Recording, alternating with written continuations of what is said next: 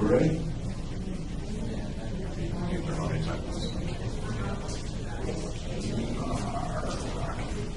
Okay.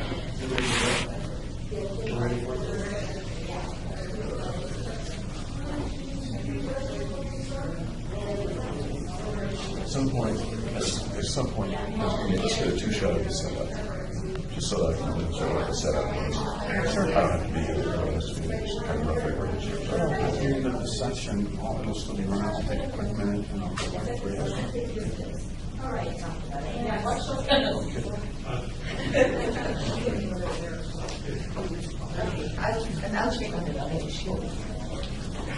Good morning, by the way. Good morning. How are you doing? I'm good. How are you? All right. Good. Good morning. Okay,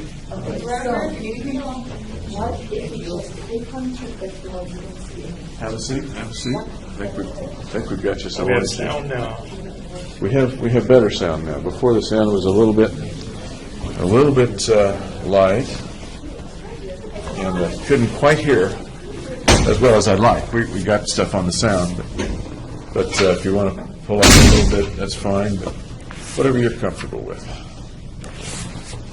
Okay. How was your night? Good.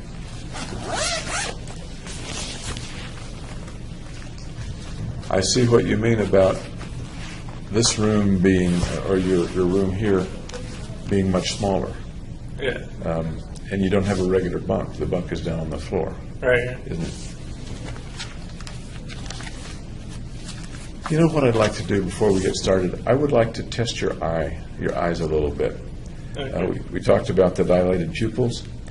I want to check the constriction of them with the flashlight, stuff like that, okay? Okay. Great.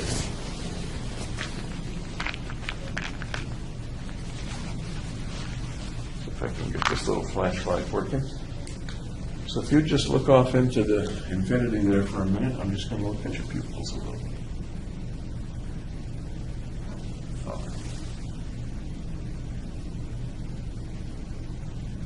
Kind of right, I guess.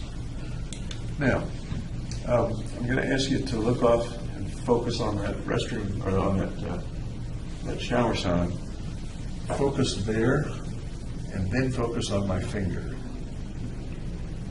And now out there. Now on my finger. Good, thank you. Everything was normal, by the way. Make a little note of it.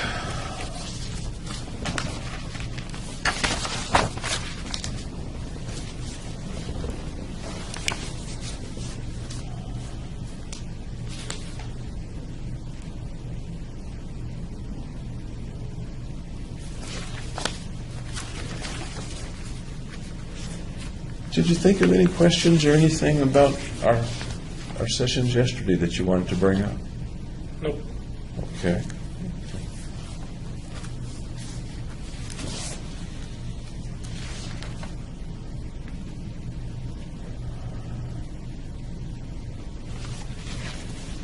Do you remember what we were talking about when we left off? No, I don't. Don't feel bad because I'm not sure either.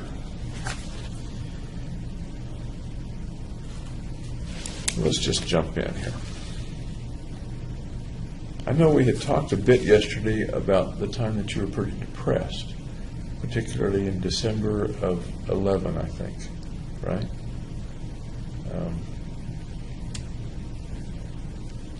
What's the time in your life that you've been absolutely the most depressed?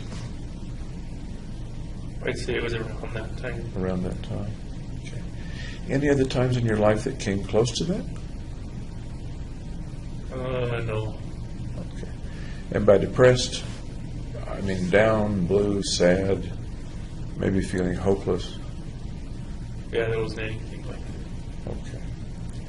How about times in your life when you've thought of killing yourself or hurting yourself? I remember asking about that yesterday, but I'm not sure if I asked at any time during your life. No, there weren't any other times. Okay. Have you ever tried to hurt yourself or kill yourself? Just parasuicide, like, I'm sorry? Parasuicide. And what do you mean by parasuicide?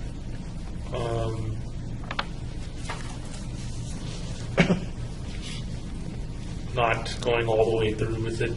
Kind of. Okay. And what was it that you did that didn't go all the way through with it? What was it that you did, may I ask? Just kind of sawed at my wrist. Okay. With what? Cardboard. How old were you?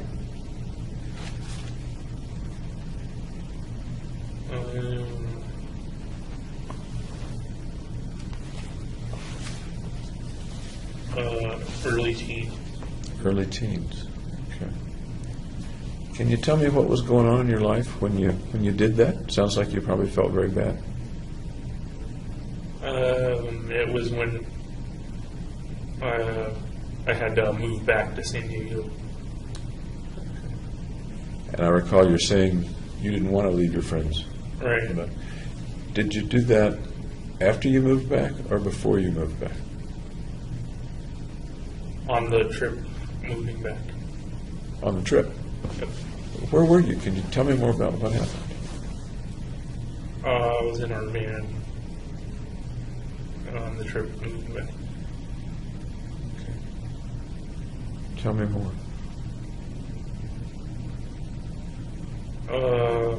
Well, I just felt ignored. Ignored in what way? In the decision to go back to San Diego. So you're in the van. Tell me the process, if you will. I don't know if there's a process to it or not, but Where were you sitting? What was going the on? very back. Okay. How did people discover what you were doing? They didn't. Nobody ever found out about it? Nope. Okay.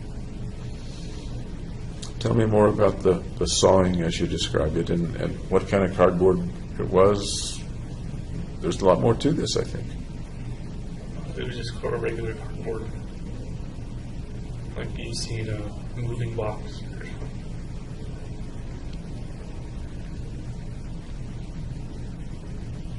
I'm not getting the whole video of it. Can you describe the video of it?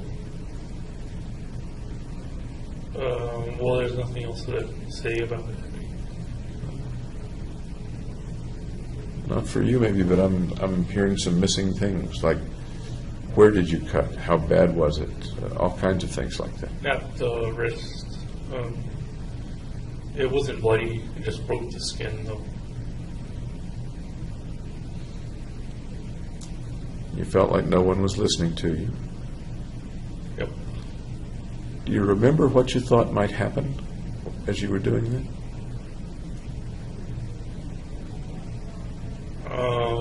No, I don't remember what I was thinking. And no one ever noticed the abrasions or the cuts or something? Well, they're at the place where the wrist bends anyway. So there's a line there that kind of masks it. So if I were to ask your mom or your dad if you'd ever done anything like that, they would probably say no. Right. Okay. Why did you not tell somebody?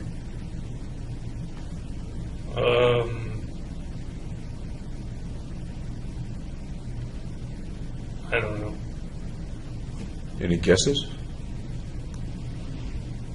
Just because I wanted to keep it private.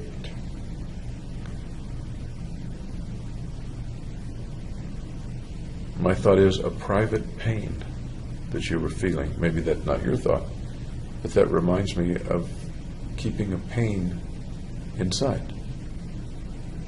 Yeah, not discussing. Did you do that with pain a lot over your life? Keep it inside and not discuss it? Yeah, I didn't see any need to discuss it. What kinds of pain have you kept inside?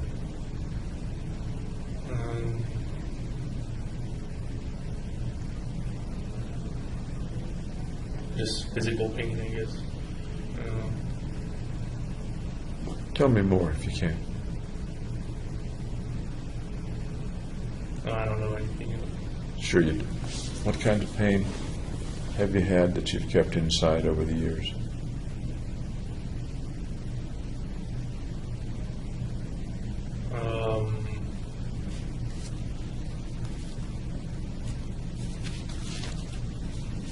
I don't recall any.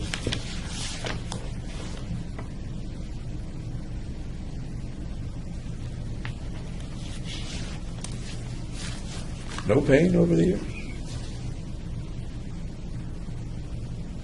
None that I recall. You've talked here about lots of things that trouble you and are painful inside. You've already talked about some of them, so I know they're there. Yeah, I didn't feel like discussing it Here or before? before. Can you discuss it here? The pain that's inside, that was inside, whether it was in school or at other times?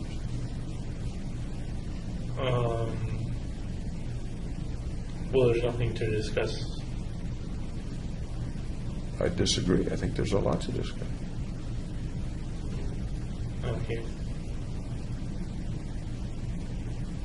What do you suppose is kind of keeping you from discussing? Well, that I've always kept it inside. Yeah.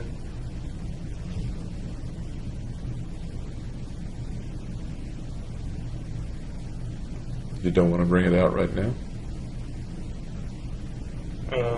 If I could recall what it is.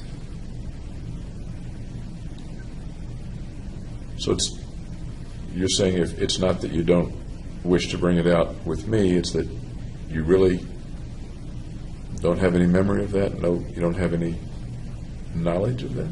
Right. Of any kind of pain that you've kept inside?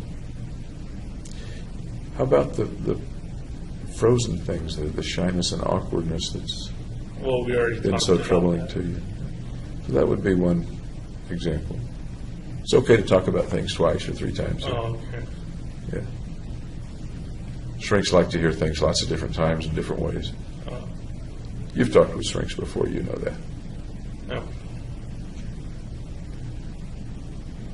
How tough is it to keep the shyness and social difficulty inside you and not talk about it?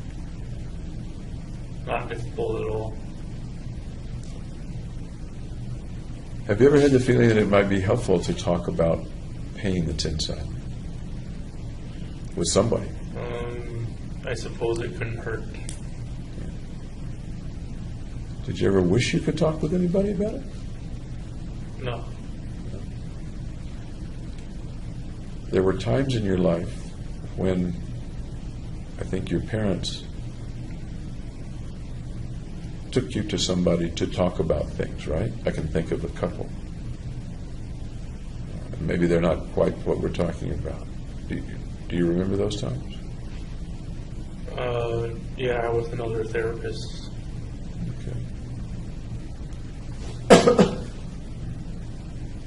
I just ended up not saying much. That's interesting. Your folks apparently thought that you were hurting inside, that there was something. I don't know if it was because of me or it was just family therapy. So what, and we're talking now about the fellow named Mel. Yeah, Mel. Yeah. What was it that got you all to see Mel? Well, I think it was my mom's decision. I don't know what made her decided to take us to family therapy. You were pretty young at that time, am I right? Teens. Oh, you were in your teens. Okay. So you likely had some idea of why she wanted the family to go see Mel. What do you suppose it was? Maybe build a stronger, more connected relationship with each other. Was there something that wasn't strong and wasn't connected in the family at that time? Not really, no. then why do you suppose she thought that needed improving? See, I don't know why she did it. When you went to see Mel, what happened in those sessions?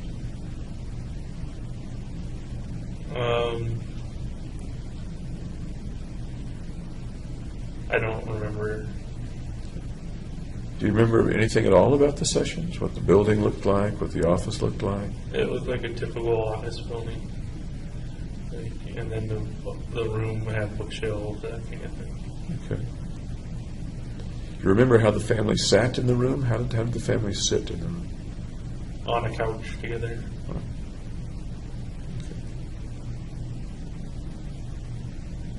What might the family have been talking about? What is it logical to speculate that they might have been talking about?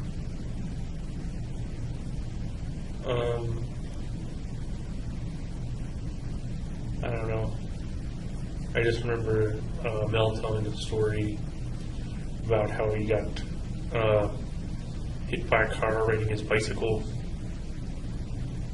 and like got all mad at the guy because he didn't apologize to him. So that was Mel's story. So I know Mel's story, and I don't know my mom's story, I guess. What do you make of the fact that you remember Mel's story, but not the more important story, and that would be your family's story? Because I guess our story never came out. Your story never came out. How many times did y'all see Mel? Like 10 times, I think. Lots of times. Yeah. That's lots of chances for the story to come out. What was it about the story that made it not want to come out?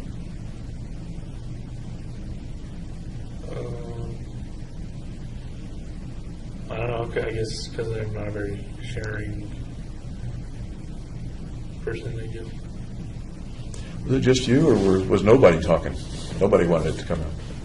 I think my mom was talking, but I don't know what she said. If you had been a sharing person, what might you have said? I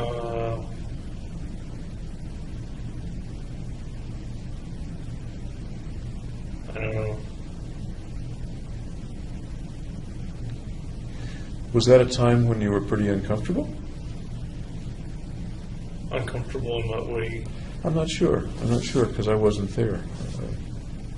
But there was something that drove your mom or suggested to your mom that going to see Mel would be a good idea, and that was pursued for 10 whole sessions. Yeah, I didn't really see the point. What was going on in your life and your mind and yourself at that time? Just same old routines. Like what? Like games, sports, that kind of thing. And refresh me, if you will, what games and what sports? Video games and soccer. That was a while after you came back to San Diego, right? Or was it just after you came back to San Diego? I don't think it was a long time after. It was kind of a medium amount after.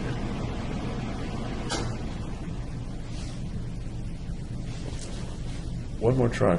What might there have been going on in your part of the family, your life in particular, that might have contributed to Mom saying, we need to get some help with this? Nothing unusual.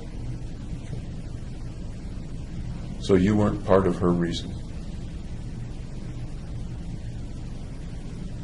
I doubt that. I think I was part of the reason. And in what way might you have been, or were you part of the reason? Well, because I'm part of the family. We're getting into kind of a tautology here. Yeah. It's getting circular.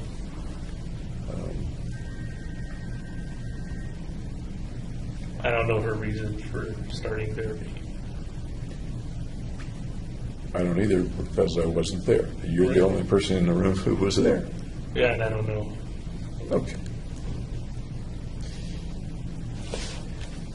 I asked you about yourself and being depressed and thoughts of hurting yourself.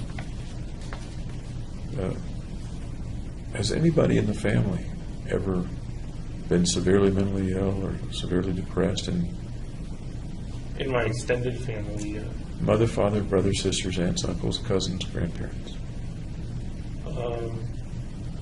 my mom's father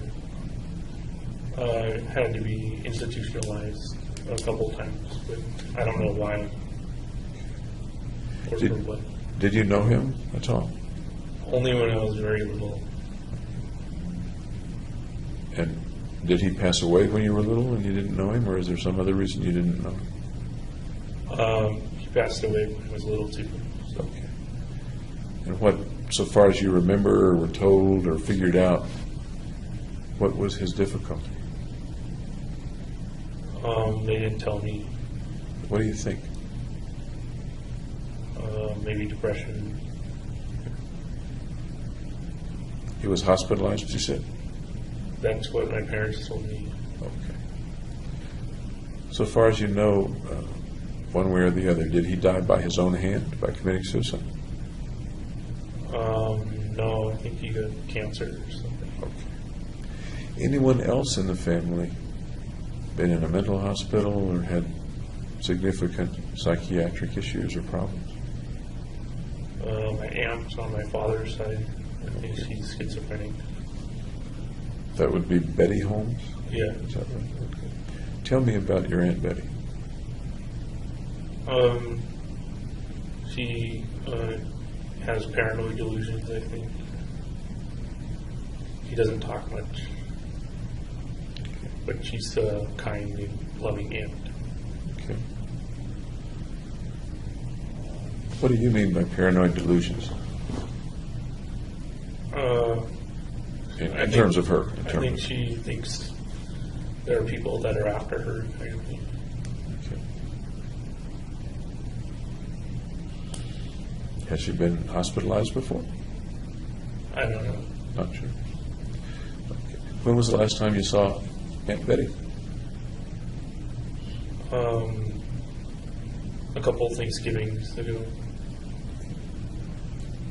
What do you remember about that meeting, that Thanksgiving?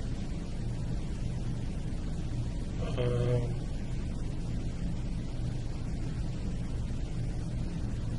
don't know, it's just a normal Thanksgiving.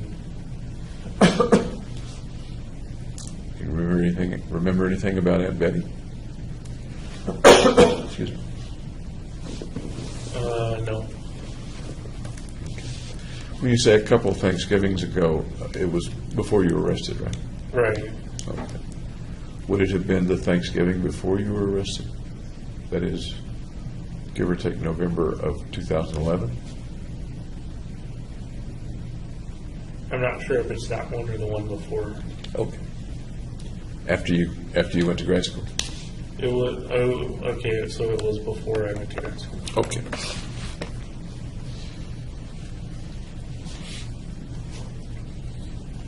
You don't know much about Granddad, but you do have memories and interactions with Aunt Betty. Are there any ways that you're similar to or quite different from Aunt Betty?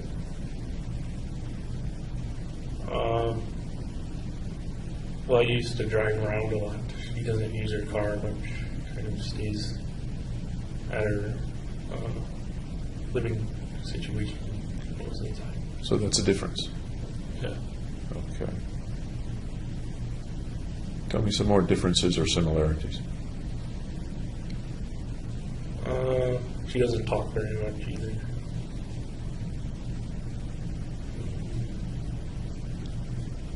She goes to bed like at 7 o'clock, which is really early.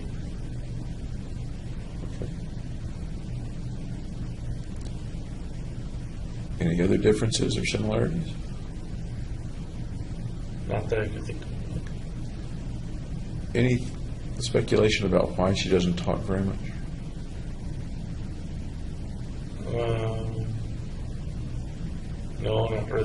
guess it's just part of who she is. Okay. You think she's a shy and awkward person? You've used those words to describe yourself.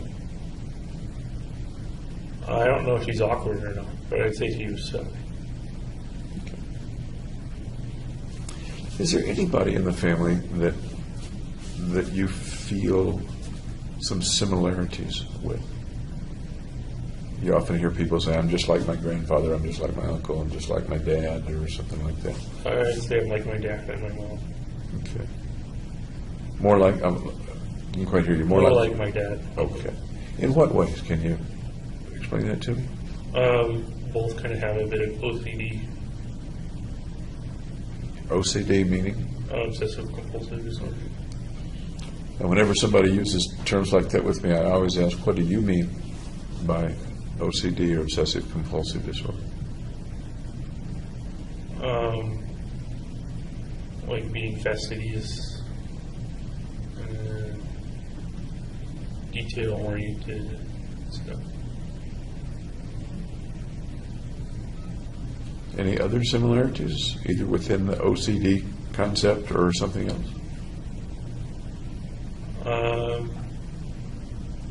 My dad's more introverted than extroverted, kind of like me too.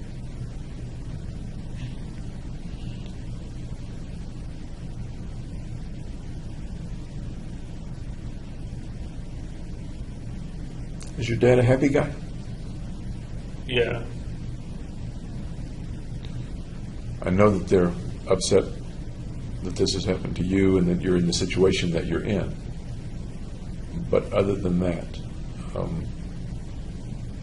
you feel he's a reasonably happy guy? Yeah, he's happy. Okay. How about differences between you and your dad?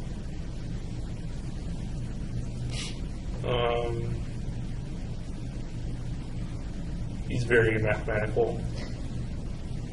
He's got like a bunch of degrees in mathematics, statistics. You're not mathematically inclined yourself, even though... Not solely mathematics. Okay. Are you a happy guy? I know the situation is very, very difficult. But Not say- right now. No. Not right now. That's fair.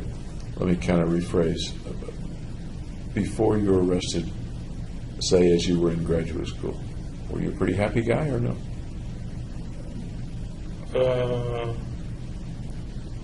No, I'd say no. And we know that you had some depressed times. In between those depressed times, were you still not happy, or were you pretty happy? I'd say I was happy in between the depressed time. Okay. How about back in college? I'd say I was happy there too. Happy with? What were the things, I'm tempted to say the differences, but what were the things that made you a happy guy back in college and a less happy guy in grad school? There was less public speaking and kind of less necessity of public speaking in college. Anything else? So public speaking brought happiness to an end for you? And that's essentially what you said. It made me kind of unhappy.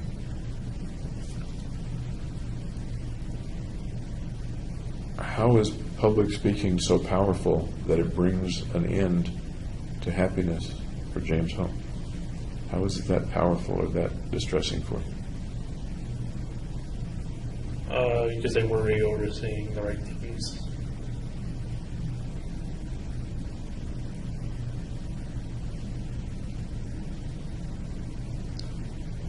Okay. Anybody else in the family that's had significant psychiatric or psychological problems as far as you know? I think my dad's father also had like OCD. And what brings you to that thought? That's just what my parents said. Because I was little and he died too. So both your grandfathers passed away when you were little. Yep. How about the grandmothers? They lived a lot longer than us.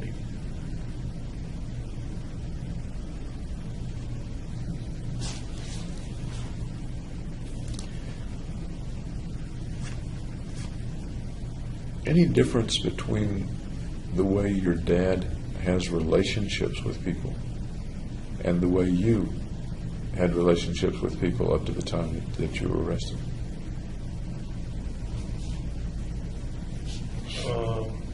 I don't know about my dad's relationships. So. What do you see in your dad vis-a-vis other people?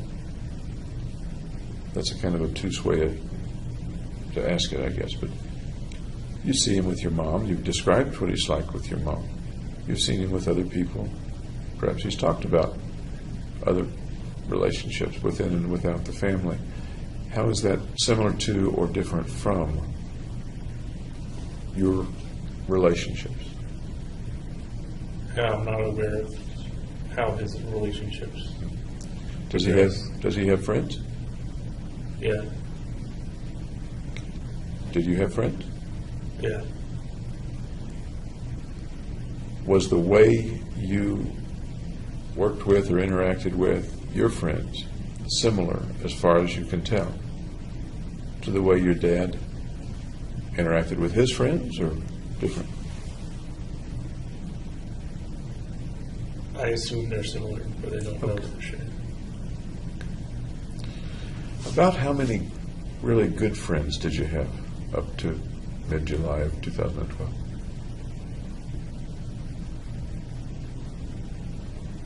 About 5. About 5.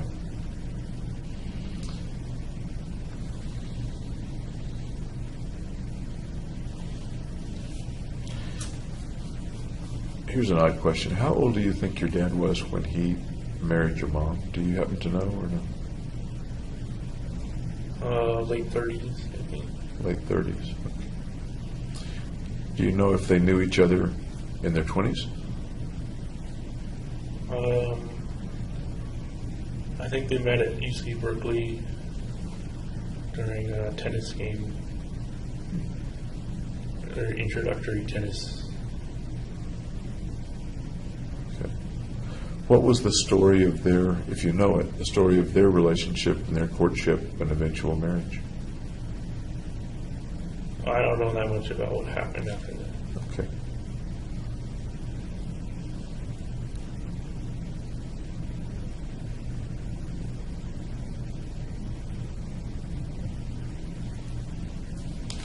Did you ever have thoughts of marrying or having a family yourself? Yeah. Tell me about those thoughts.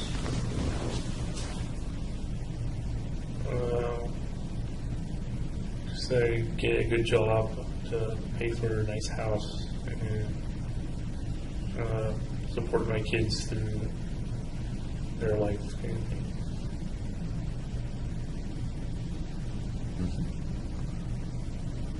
What other pictures or fantasies or thoughts did you have about a future with a wife and family?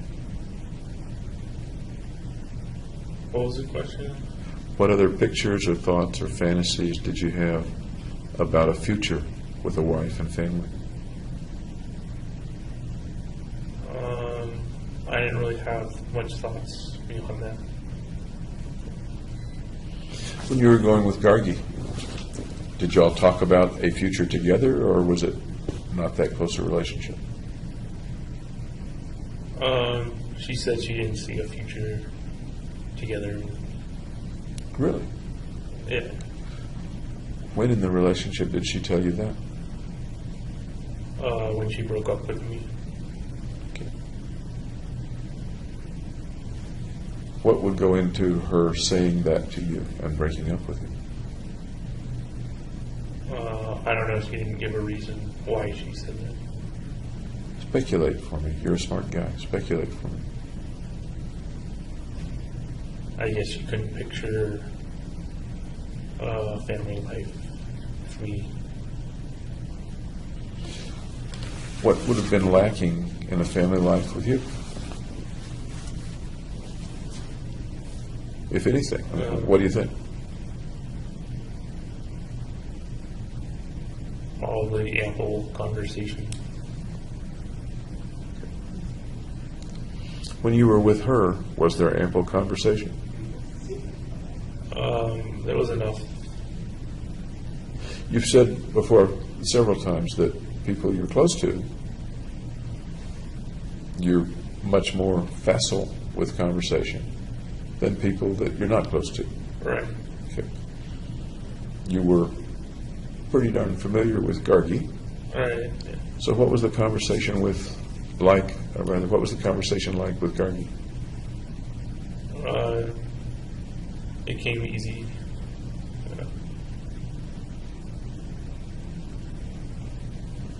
Talking with many people, you answer in few words.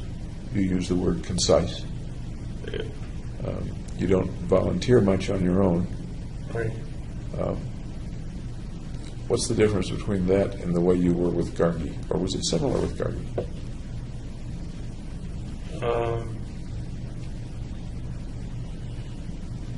I guess it was similar.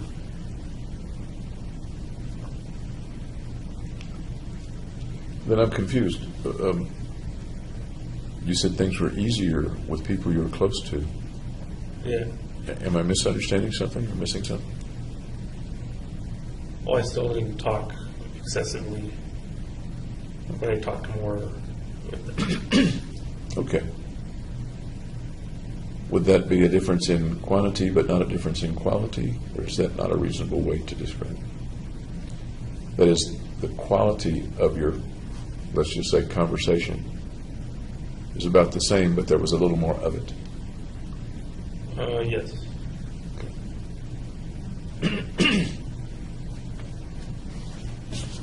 Is there anything else about you that you think might have caused Gargi to say, I don't see a future with you? Not that I know of. Did y'all ever talk about a future together at other times in your relationship? No, that was the only time.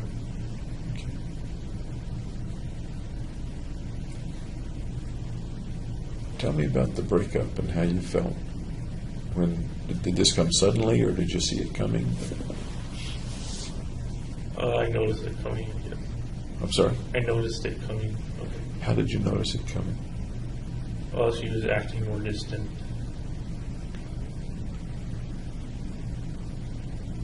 How did that make you feel?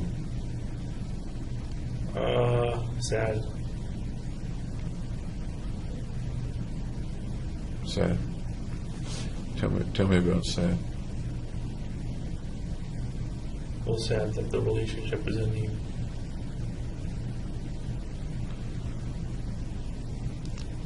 Had you ever felt that kind of sadness before? A particular kind of sadness? No.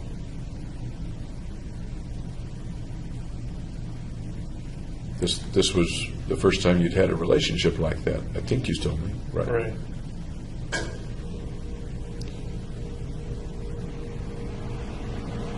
So what's the sadness that goes with that kind of breakup? What's that sadness like? Debilitating.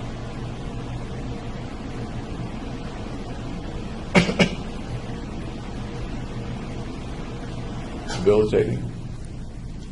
I guess I was morose then. Two big words. Can you break them down into smaller words and longer sentences?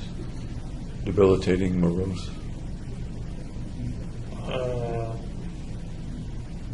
Just that I didn't feel as energetic as usual.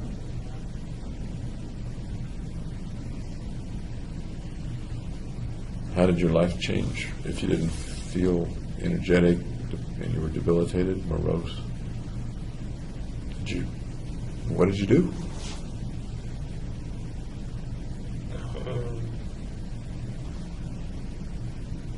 I did more escapism, watching TV, that kind of thing. Watching TV, anything else? Listening to music.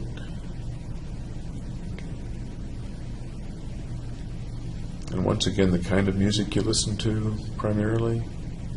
Techno, trance. Okay. And what kind of TV? Comedy. Tell me what comedies. That's interesting.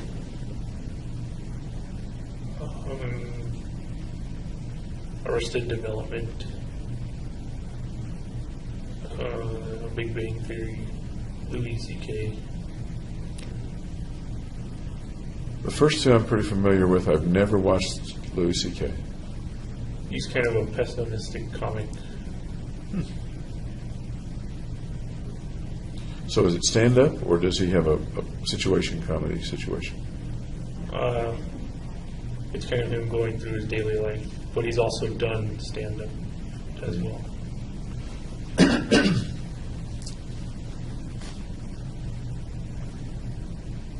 Do you think there's any significance or, excuse me, lack of coincidence about those three comedies? A pessimistic comic, Big Bang Theory, and Arrested Development. Any particular reason you think you like those three comedies? Well, they were humorous. Well, sure. Anything else? They're witty. Anything else?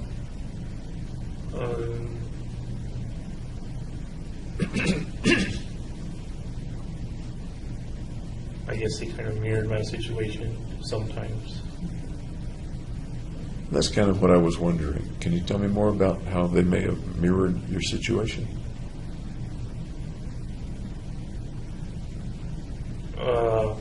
Well, the Big Bang Theory is about how this guy named Leonard interacts with Penny,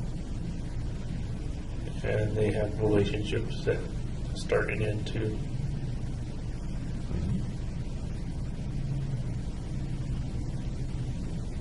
So, of the characters on Big Bang Theory, and I promise you I know them all because I watch a lot of Big Bang Theory. Oh, really? Yeah. So, the one you picked to talk about initially was Leonard and Penny. Right. Are any of those characters kind of like you, or you kind of get into a particular character? I kind of identify with Leonard the most. So, what's Leonard like on the Big Bang Theory? Suppose that I had never watched Big Bang Theory. What's Leonard like? Well, he's a strong scientist, and he's kind of socially awkward as well. What else? And then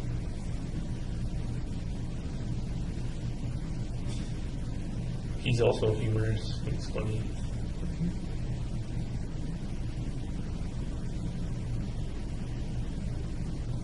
How does he get along in life on the program anyway?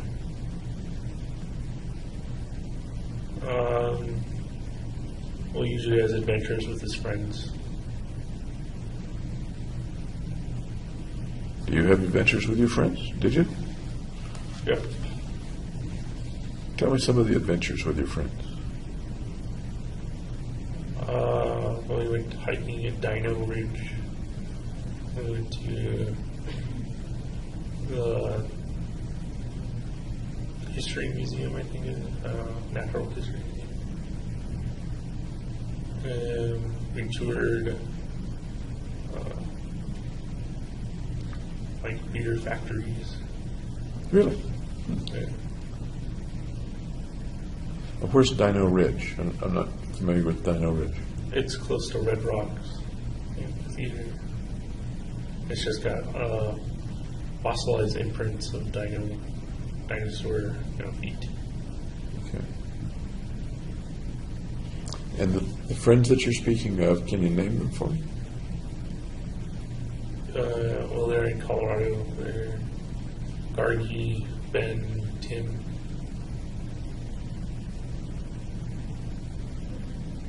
Anybody else?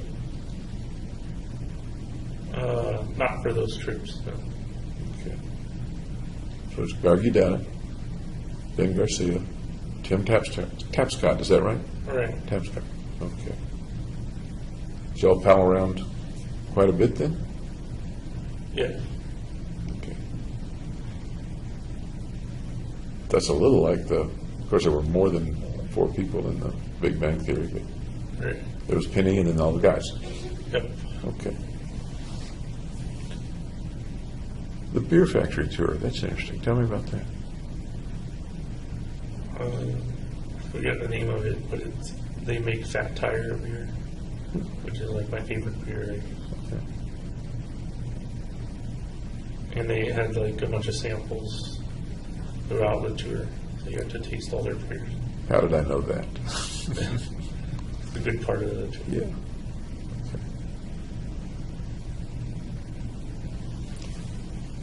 The adventures on Big Bang Theory are often social, very social adventures, going to a bar and where the folks, particularly Leonard, I guess, are not sure what it's going to be like. Does that resonate at all with the adventures and things that you do with your friends? Yeah, it sounds similar to what I do. What's the most adventurous one that you can think of right now?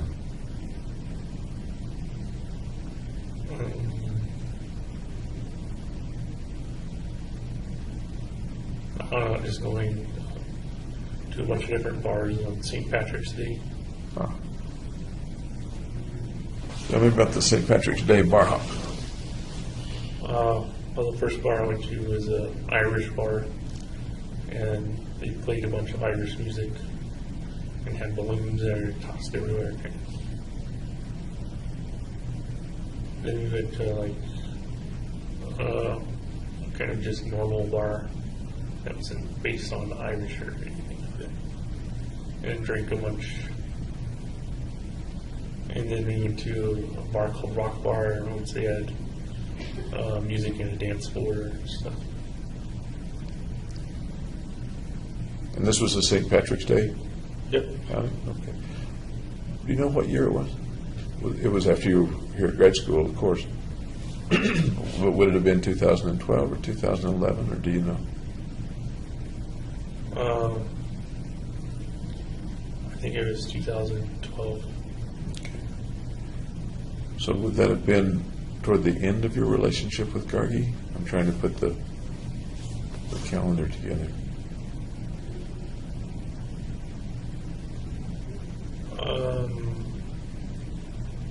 I don't remember.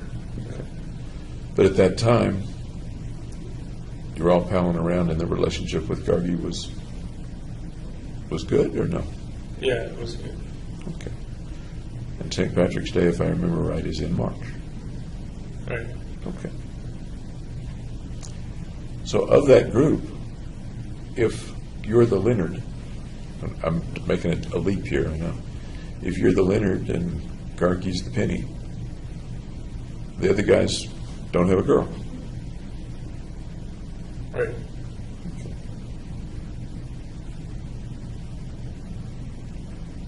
Does that bring up any thoughts? Did Ben and Tim not have a girl and James did?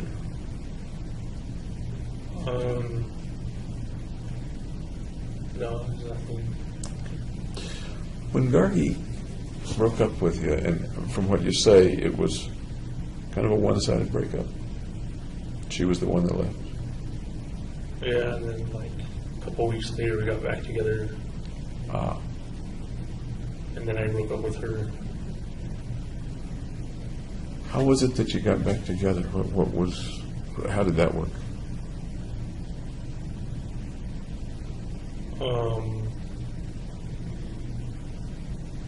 I guess she wanted a non-committal relationship.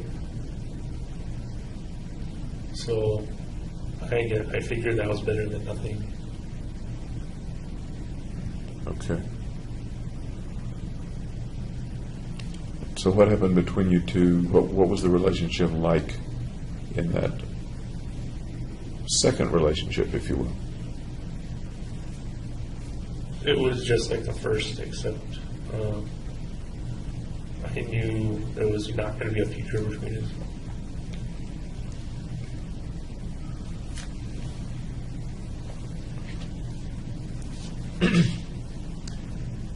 Did you pretty much know that, or did you have hopes that there would be a future? No, no hopes. Okay. Same time spent together, same intimacy or sex, same Yeah. enjoyment of each other? Yep. Okay. How long did that last? I think a couple months. Okay. So that would bring us up to roughly when?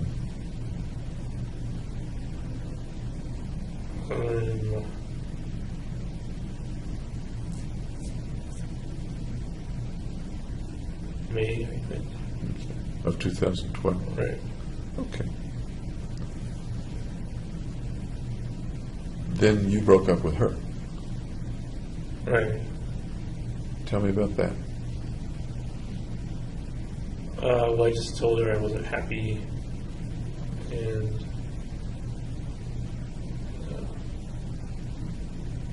I didn't want to do the relationship anymore.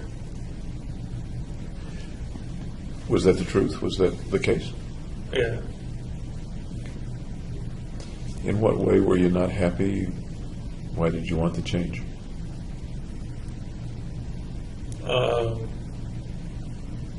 Because I wanted a committed relationship. Okay. And how did she take it? How did the breakup itself take place? She took it well, I would say.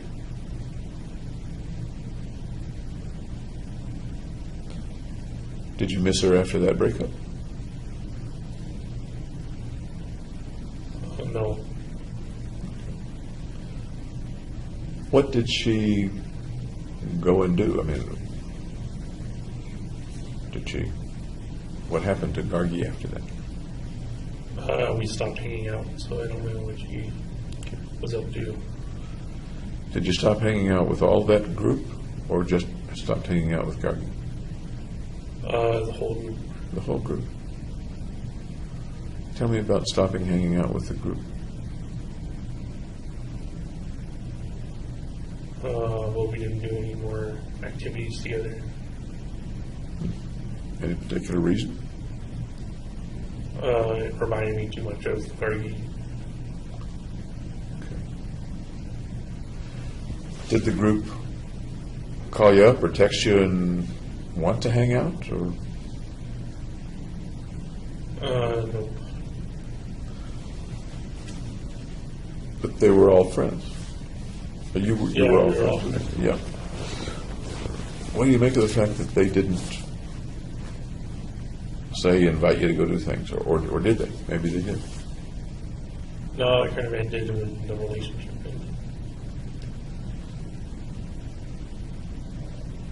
ended. That's odd to me that you have 3 friends, and the breakup with one of them cuts I things. guess Gargi was kind of the glue that kept it together. Sounds like they may have sided with Gargi in some way. Or maybe that's not the right term to use. It was more I left not participating with them anymore. So you're saying it was more you that left them than them that left you?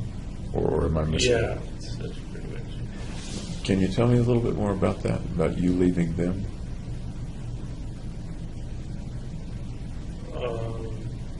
Well, I just didn't do any more stuff with them. Did you do stuff with other people besides, rather than them? Yeah. What other people? Hillary, I went on a hike with her. That's Hillary Allen? Yeah. So how did Hillary come into your life? Well, I texted her to see if she wanted to hang out. And you knew her from what? She's in the same neuroscience class. You texted Hillary, and what'd she say? Sure. So tell me about the things that you did with Hillary and what she was like. Well, it was only that one hike, so I don't know. There wasn't much else. Is there a reason there was only one hike? Only one interaction?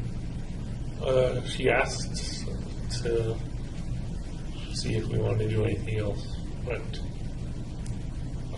by that time I had red hair. Was kind of out of it.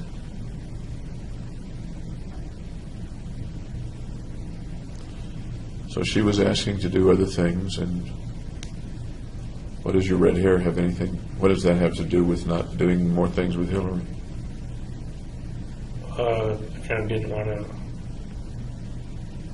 hurt her by putting her in jeopardy. You know, what kind of jeopardy? Of being like the girlfriend to a murderer. So at that point, you had decided that you were a murderer?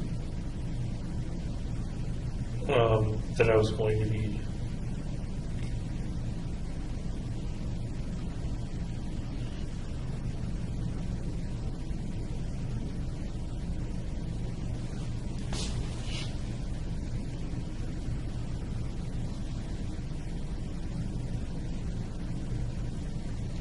Setting aside, and maybe that's the wrong thing to do, the part about you wanting to protect her, was she a pretty nice person, tough to give up? Yeah, she was nice and friendly.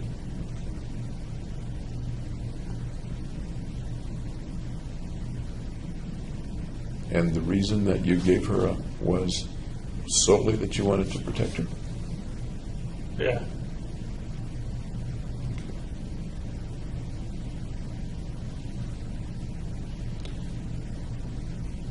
Sounds like that becoming a murderer was very important to you at that point. To give up friends, to give up the possibility of the relationship with Hillary. Yeah.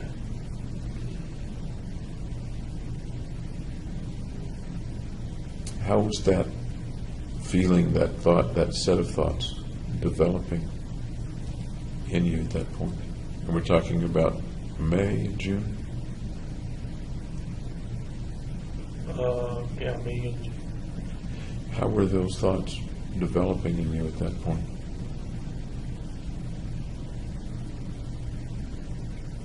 Kind of consuming me. It's an interesting word. Can you tell me what you mean, consuming you? It became the main focus.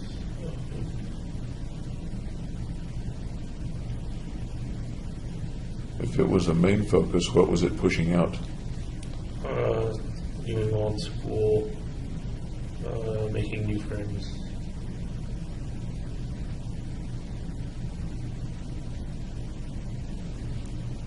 So it was pushing school away from your life. It was pushing making new friends away from your life. And again, I don't want to put words in your mouth. Is that That's what correct, yeah. Okay.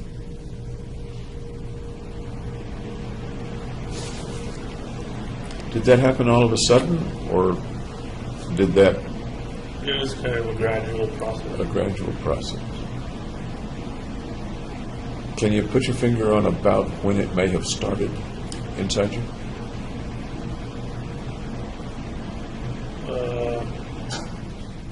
When I first bought taser, the knife. And I've got a timeline here about your buying stuff, but can you tell me about when that was? I think it was in May. I'm not positive. Let me look at the timeline.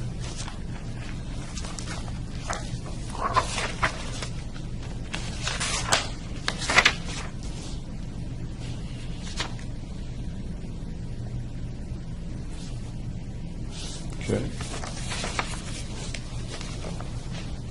So that's about when the thoughts began to fill your life? Or tell me in your Kind of words take rather than my over. words. I'm sorry. Kind of take over.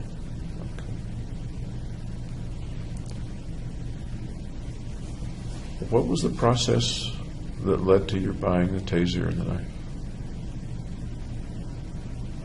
What was that like? That's what I'm asking. Initially, I rationalized it as like self-defense. Okay.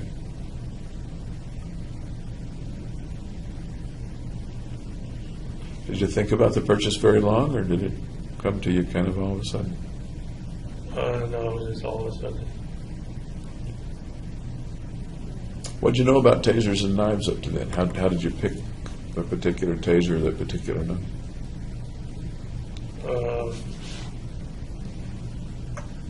I just looked at the different types and kind of chose it random.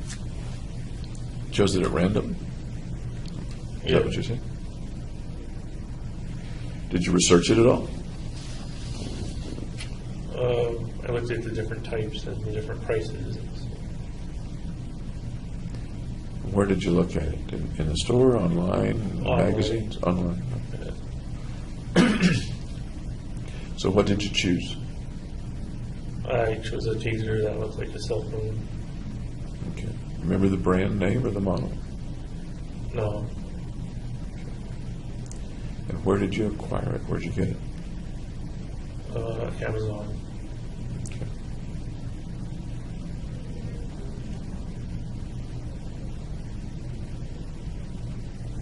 Your thoughts at that time, you used the word rationalize, but your thoughts at that time had to do with self-defense. Right, that's what it was initially. What was in your mind? What were the pictures or thoughts or fantasies in your mind about self-defense? That I would be attacked by people. What do those people look like? Thugs. Where are they? What's the circumstance? Can you expand on that a bit? Just like walking down the street and thugs and rob me. What do they take from you? What do they do?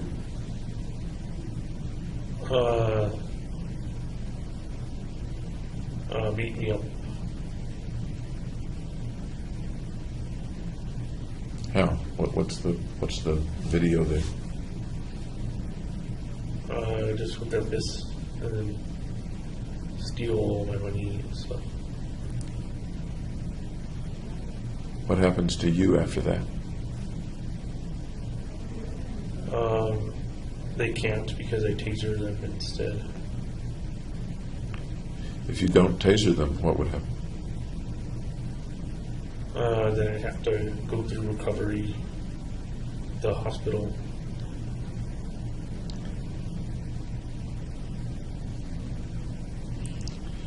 You'd been in some fights when you were a little kid, as I recall. Not serious, kind of play fights. Okay. Had you ever been beat up badly before? No, Okay. So the taser comes in a box marked Amazon, and the knife with it. What sort of knife was it? I think it was Smith & Wesson folding knife. Okay. So that comes in a box from Amazon, and what do you think? That I'm safe. Did you end up carrying them? Sometimes. Did you know how to use them? How did you figure out or assume that you would use them if the occasion arose? Well, I practice. There's like a pivot screw on the folding knife as you flip open. And the taser's just a button you press. It's a Did lot you- louder than I thought it would be. So you pressed it, you tested it how many times? The taser just twice. Okay. I assume there's a limited charge on it, or was it rechargeable? It's rechargeable. Rechargeable. How did you test it? I just pressed the button and saw the electric arc.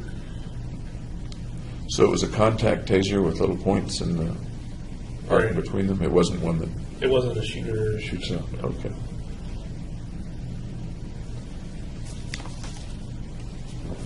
You said that the idea to purchase those things came quickly.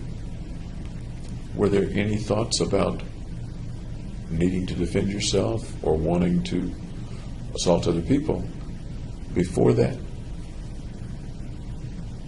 Not that I know of. Yesterday you talked about the frozen situations, neither fight nor flight, and kind of frozen in a social situation. And thoughts came to you about nuclear winter and about the saw.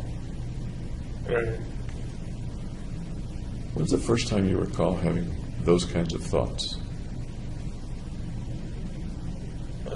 Early high school. Early high school. In early high school, was there ever anything more specific? I guess the saw is pretty specific. But ever anything about wanting to get a weapon or wanting to kill people or hurt people? No, it wasn't realistic. It was just kind of obtrusive thoughts. Okay. Was anybody particularly troublesome for you in high school or college for that matter? Somebody that picked on you or had it in for you or made you very uncomfortable? No.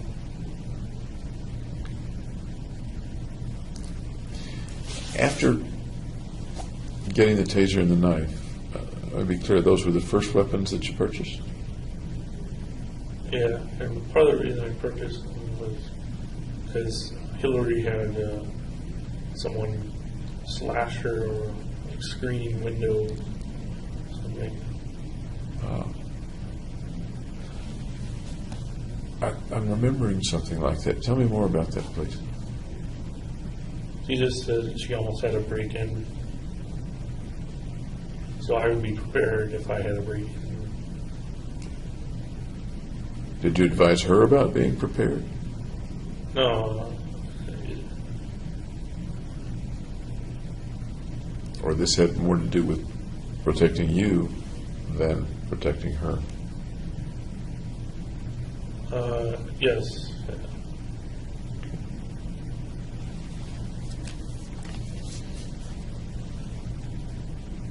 What's the next thought that you had that you can recall about getting a weapon or something like that, defensive or offensive? Then it was offensive when I got tear gas, I think. Okay. And that was about when?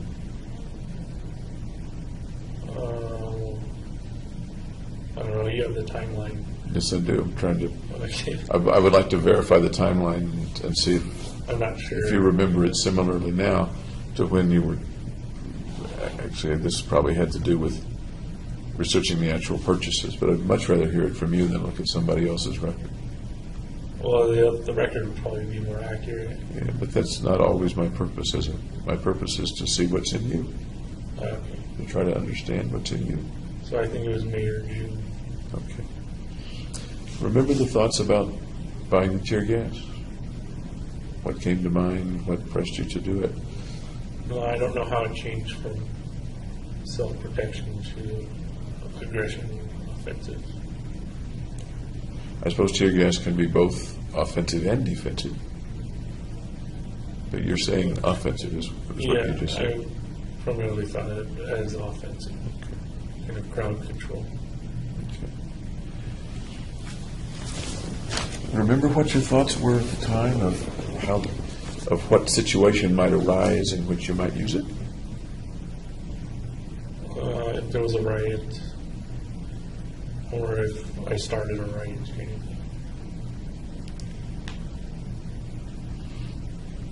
And how would tear gas come into that? It would disperse the crowd. And how is that an offensive move? Because you're forcing someone to move.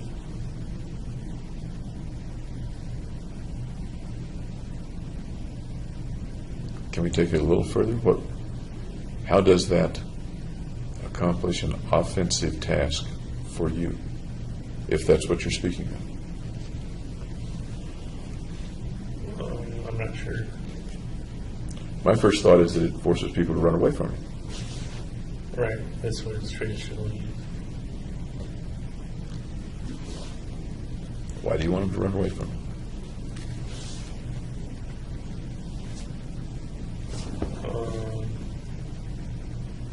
So they wouldn't attack me.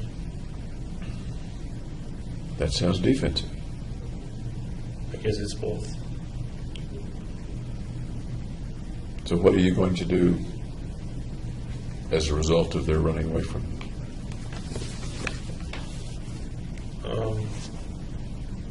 Avoid being attacked. Anything else you're going to do?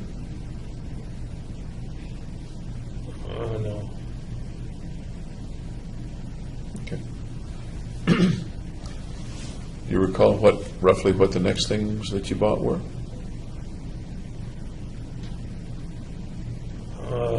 Then I think I bought the handgun. And which handgun or what handgun did you buy? Glock 22, 40 caliber. Okay. Was this also online, or did you get it at a store, or order it? I tried to buy it online because it was cheaper online, but there's firearm transfer. There's a bureaucracy to it you have to go through. So I just went to the in-store and bought it there. Okay. You remember what store you went to? Gander Mountain. They don't have Gander Mountain where I live, so tell me about Gander Mountain. What's Gander Mountain? It's basically like selling camp supplies, outdoor supplies, as in the gun section. Okay. Any particular reason you chose a Glock 40 or Glock 22 40 caliber? The 40 caliber has more stopping power than the 22 or 9mm. So that's why I chose that one. But less than a 44 or 45. Why'd you pick 40?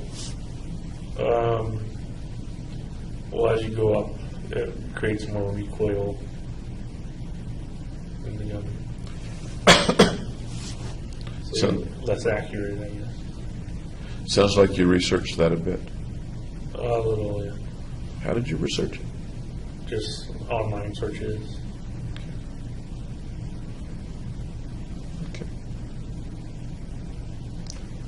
You got a Glock 40 with these characteristics.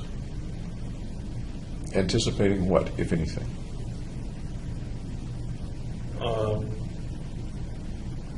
That I could use it for self-defense initially. But then it went towards other purposes. Other purposes? Yeah, offensive. Like what? Like shooting a person. At the time, if you remember, what was the picture or the thought or the fantasy in which you might use it?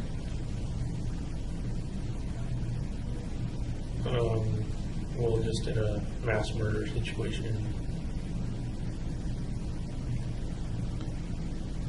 That's different, at least in my mind, from shooting an individual person, a single person who's near you or in the room with you. You said mass murder. Tell me what the thought was. Just shooting into the crowd instead of picking out people. Okay. Did you have a particular crowd in mind, a particular setting in mind at that time? No, not at that time. So, going back now over 2 years, what do you think the crowd looked like? Where was it? What were they doing? What was going on?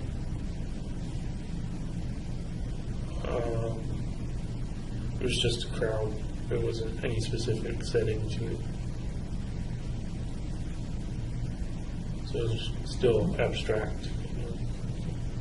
In that abstract, in general, was the crowd, for example, trying to do something to you? Or doing something else? Or they were just going about their business. okay. Was there anything frightening about these people to you? In the thoughts at that time? No, Yesterday we talked about a word that some people use to describe you inside as angry. right. Okay. As you were thinking about these things, buying a Glock, ordering a tear gas, are you angry, or what's the thought inside you at that time? Kind of that I have a mission to complete. Mission to complete. Yeah. That doesn't sound angry, but maybe it is. Is angry in there anywhere? No, there's no anger. Okay. Tell me more about the mission to complete thought.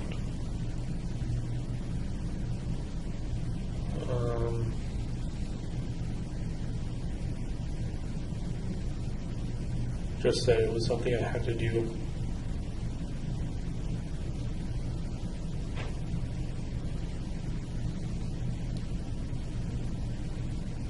Did the word mission come out of you or come from somewhere else? Not from me. From me, from you. Okay.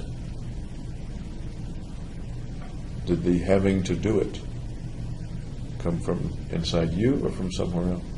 Inside me. What do you make of that? What's the something you had to do? Tell me more about what that is. It's like I was obligated to do it. In what way obligated? That there was no other alternative to doing something else compared to. And what creates a situation where there's no other alternative?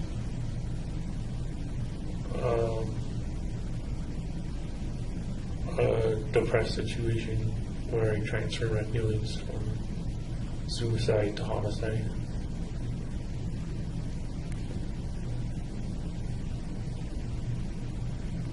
What brings you to that explanation that the obligation came from, in your words, a depressed situation where you transferred your feelings from suicide to homicide? Where does that explanation or interpretation come from? I just made it up, imagined it. Is that what you were thinking or imagining at the time, or you just made it up just now with me? No, at the time.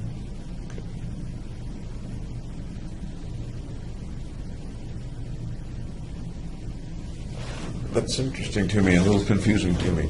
You just made it up and imagined it, that it was a transfer from the suicidal to the homicidal. Yeah, so I take my suicidal thoughts and make them go away by having homicidal thoughts. Had anyone or anything taught you that that was a possibility, or what brought you to that conclusion that my suicidal thoughts will go away if I have homicidal thoughts or do homicidal things? That's just what I figured would happen. What you figured would happen.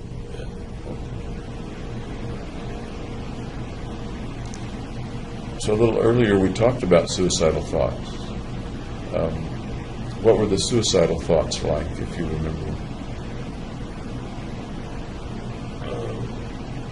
Well, I didn't have them because I transferred them. Okay. The word unconscious comes to mind. Does that come to your mind too, or not? No. Then how do you figure you had suicidal thoughts? Because I was like almost catatonic. What do you mean by catatonic? Like didn't have the drive to do anything other than the mission I made. What else how else is catatonic kind of defined in your mind at that time? or now for that matter? A lack of energy, just not willing to get up or do things that I normally do. And that's the way you felt? Yep. In May, June, I think we're talking about, of 2012. Yeah. Were you still going to classes at that time? Yeah. When did your prelims come up? When were those?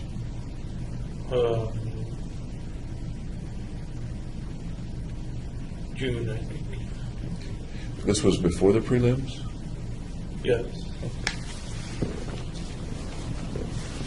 Were you staying in bed all the time, or were you actually getting it? Every opportunity I had, I would stay in bed, but if I had to go to class, I would get up. At this point, you weren't seeing your friends anymore, is that right? Right. Were you interacting with them by text or email or IM or anything like that? No, I deleted their numbers. Really? Yeah. And why'd you delete their numbers? Because I kind of figured our friendship was over. Any reason not to keep them in your phone, even if the friendship is over? Deleting numbers sounds to me like an active disconnection on your part. Yeah. And I'm wondering what was the logic of that as contrasted with just ignoring them? Well, in a way, it was ignoring them. But you did something active. You deleted their numbers. Right. Of course, you could have called them anyway or texted them anyway.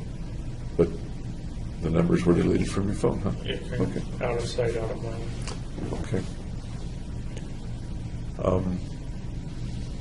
Did they reach out to you or try to contact you or ask you to do things? Or? No. No.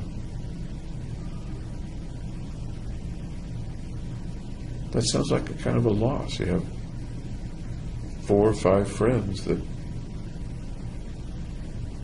then you don't have them all in the course of a couple of weeks. Right. Did you feel a loss or a sadness with that or no? Yeah, I felt sad and depressed.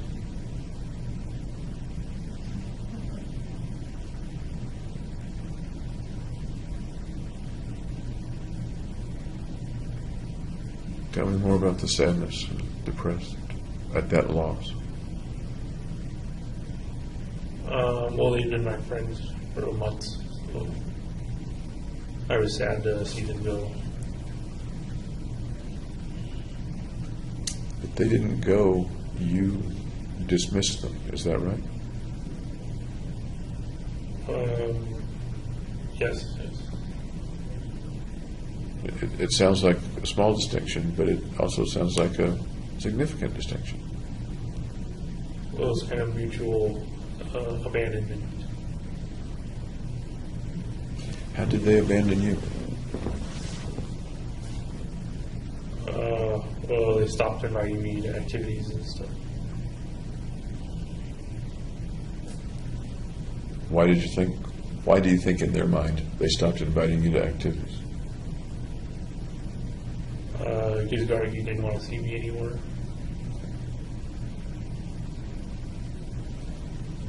So the group included Gargi, and because you broke up with Gargi, it no longer included you? Right. Did Ben continue to text you or call you or contact you? I don't think so. Did you try to keep in contact or get in contact with any of them? No, I avoided contact and deleted their numbers, so I wouldn't contact them. What else were you doing with your time around that time? What was going on, for example, with the video games? Well, I was playing them. Online versions or Online, yeah. Okay. How much were you doing, give or take, hours per day? Maybe like 8 hours per day, a lot. That is a lot. Yeah. What do you make of that? I really like video games. Any other reason? That I was using them to kind of escape. Any other reason? Not that I know of. Of the proportion, weighing the proportions between I really like video games and I need the escape. Of that 8 hours, what portion was I really like video games versus I want to escape? What do you think? I think the escape was unconscious, so the really liking video games, 99%. 99% of the conscious? Yeah, If you include the unconscious? How much of maybe it? 50-50. Do you remember the opponents or colleagues online that you, They're usually just random people, so there wasn't a particular nemesis or something. log-on name or something like that that would come up that you would interact with in the games? No. Is it the rule, and I don't play online games, so you'll have to educate me a little bit. Is that the rule that there are so many people out there playing the game that you don't notice the the players appear random?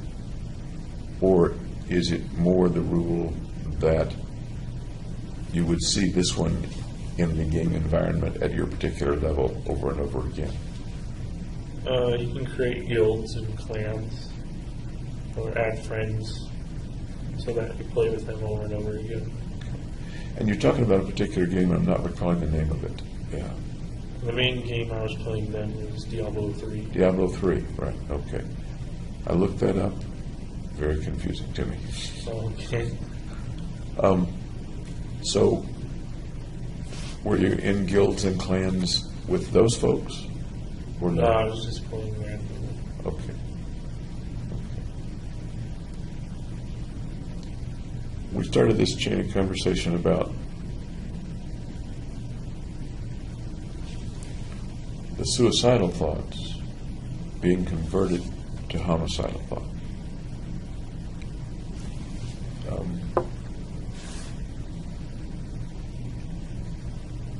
But as I talked with you, correct me if I'm wrong, you weren't aware of the suicidal thoughts.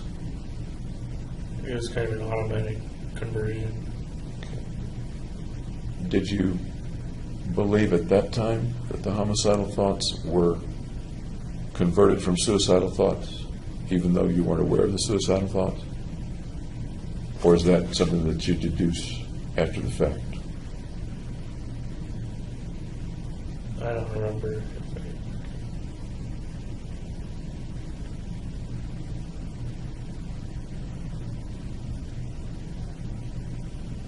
I guess it goes to the question of where's the mission coming from?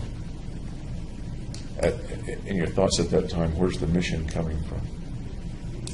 As a kind of coping mechanism.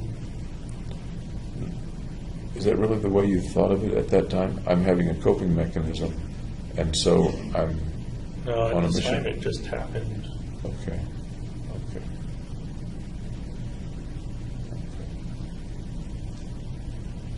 Did you spend much time trying to figure out where the mission might be coming from, or did you just kind of, Accepted. here's the mission, and, I'm sorry, Kind of just accepted the mission. pretty serious mission to just accept. Oh, What do you make of the fact that you just accepted a mission of that seriousness?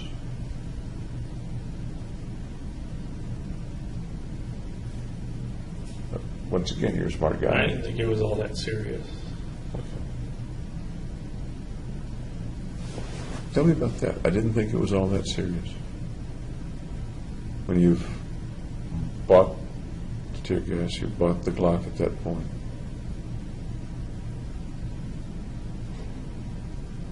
And, yeah, I didn't think of the consequences through. Of which consequences? Of completing the mission.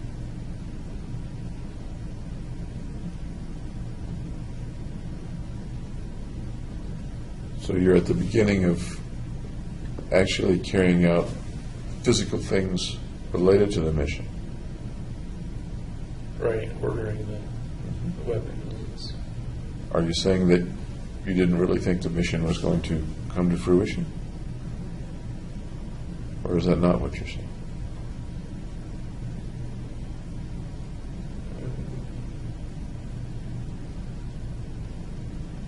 I just didn't know. I was preparing for it. Okay. As you got items, did you have any particular feeling or experience once the item was gotten? Well, I formed an attachment to it, learning how it worked, practicing with it. Okay. And I guess I'm asking, it sounds like you're saying there was a pressure or a pretty strong, maybe impulse is not the right word, to get the tear gas canisters, to get the Glock. After you had gotten it, was there any change in that pressure or that push? No, it just kept escalating to get more and more weapons. Okay. So getting the weapon didn't satisfy the, let me say, thought. Correct. Okay. And I'm not sure I'm conveying that very well, but let me just ask you, what do you think I'm asking, so we kind of get on the same page? Were the weapons kind of fulfilling the mission on their own?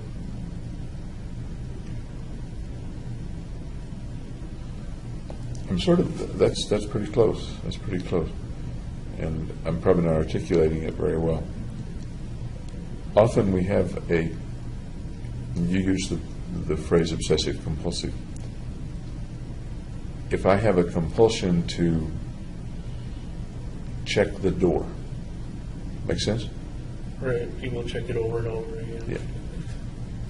Once I check it, the strength of the compulsion goes down for a little while. Does that make sense? I've satisfied the compulsion. You don't need to check it for a while. Okay.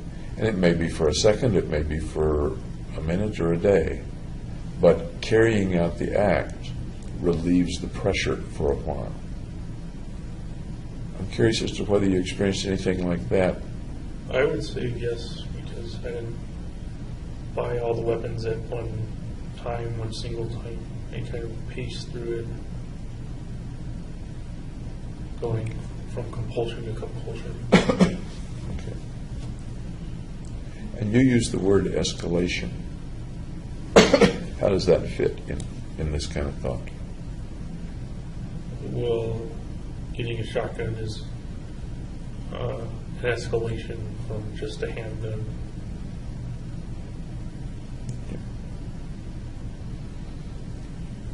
As you got more of the equipment, and you mentioned, you didn't use the word fascination, I don't think, but attachment, that's the word you used. Tell me about the attachment. Well, as I got familiar to the gun, I became attached to it. How did you get familiar with it? What was that process like? Just taking it apart and assembling it again, seeing So- how it worked. So you did that Yeah, with each of the things that you got, or in certain particular ones? most was with the handgun. Okay. I guess there are different levels of stripping a gun. Right, I wouldn't like take it down to the factory kind of assembly part, but I would just do the basic assembly system. Did you get pretty good at it? Well, there was no reason really to get very good at it, but I could take it apart and put it back together again. Not many people can do that, particularly people that aren't familiar with weapons. Well, I wasn't disassembling it to its like base state or anything. Okay. Okay. Do you recall what the next things that you bought were? I think it was a shotgun. Okay. And where did you get that? Locally or online? I ended up getting everything locally. It was at like Bass Pro Shops, I think. Was there any problem acquiring those different kinds of firearms and ammunition, etc.? Any problem? They had it listed on their like kind of checkoffs list that people who are mentally ill can't buy them. I guess you have to be committed to like an asylum or something to be termed mentally ill in their words. That wouldn't have presented a problem for you, right? I thought it might be a problem. In what way did you think it might be a problem if you'd never been in a... I thought that Fenton and Feinstein may have diagnosed me as mentally ill, and then I wouldn't be able to buy the guns. Ah. And the first time you went to see Fenton or Fenton, first it was Roth. And then Right. Fenton, what was the earliest you saw them? I don't remember the month. It was before I started buying the weapon. Okay. And you thought maybe you were in some database or some record or something like that? Right, it was a possibility. Did it turn out to be a problem? No. So I could order the gun and get it basically an hour later. How much ammunition did you buy at the time? I buy it in bulk, so like thousands and thousands Mostly local or mostly online? online. Okay. Was that ever a problem, ordering bulk ammunition? Nope. Okay.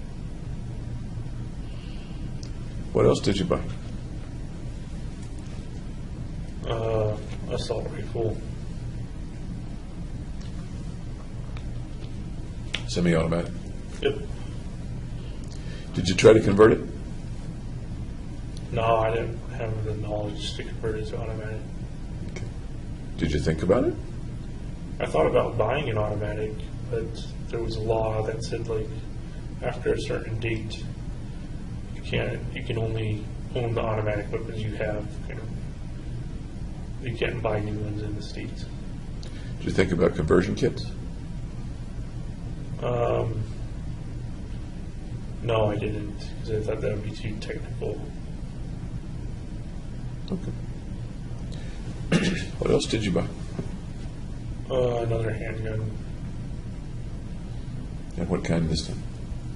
Glock 23, also 40 caliber, Okay.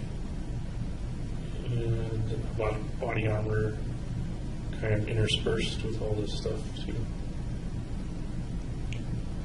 So you have two Glock 23s. I misspoke earlier. I said 22, but No, the first one was a Glock 22, the first one was a Glock 22. and the second one was a Glock 23. What's the difference between a 23 and a 22 for the same caliber? The 23 is a shorter barrel, I think. So they're almost essentially the same. At around that time, did you have any picture in your mind of what you would look like using those weapons? Yes. And when I took a picture of me holding the weapon, wearing the body armor. Tell me about that. I don't know why I took them. I just took them. Just to be remembered or something. To be remembered. Yeah. What were the pictures like? Typical camera phone selfie pictures. To be remembered.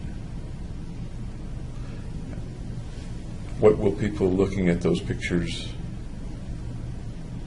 think or see when they see those pictures? You'd have to ask them. No, what do you think? What do I think? Yeah. Okay.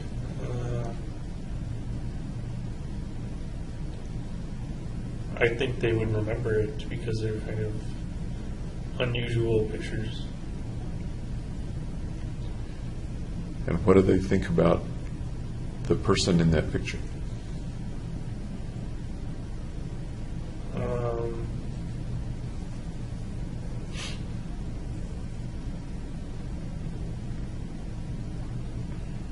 That they're familiar in the ways of weaponry and body armor. Familiar in the ways of weaponry and Body armor. body armor, okay. Anything else that they infer from the picture? Not that I can think of. What might they infer from the picture?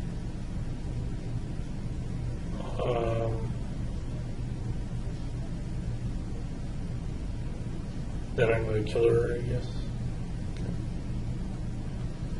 So we started out with being remembered, and some of the inferences are, this is a person who knows how to use it, and this is a person who's a killer. Any other inferences from the pictures that a person might have? No. I just happen to have the pictures.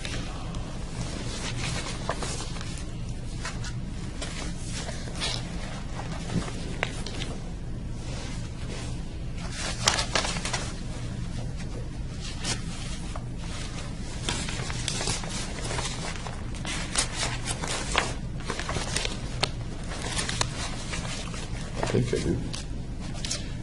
And what I'm going to ask you is, what do you infer from the picture?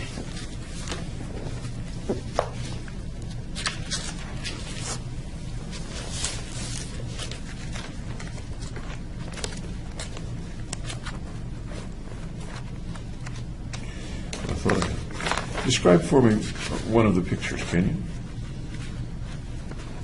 I'm wearing the bulletproof coat with the tactical vest over it.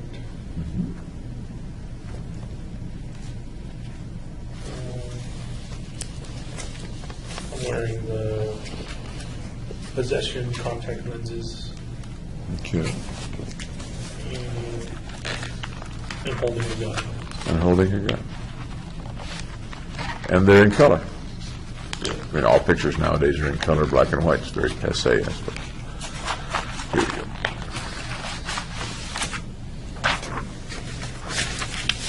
See if I've got the one you're referring to.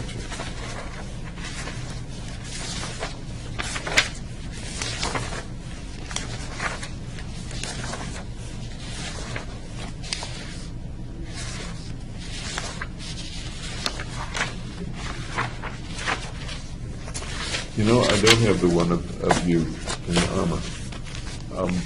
Tell me again things that you infer from the picture of you in the armor. With which weapon is it that you're holding? I don't think I was holding one. Or if I was, it was the assault rifle. Tell me again what you just said about the inferences you would make when you see that picture. Well, they're the same as inferences I think other people would make. And they are? This is a guy who's familiar with these things. And this is a killer, what a killer looks like. At the time you took the pictures, was that a guy who was familiar with these things? I would say basic knowledge-wise, yeah. At the time you took the pictures, was this a killer? This is what a killer looks like. Is that what that was? That's what I thought. Tell me more about thinking of James Holmes as a killer Who knows what he's doing? What else is there to tell? How does it feel to be that person when you took the picture? Not today, but when you took the picture, how did it feel to be that person? Or were you trying to convey that and didn't really feel it? I don't know. I didn't feel anything. It was just taking a picture.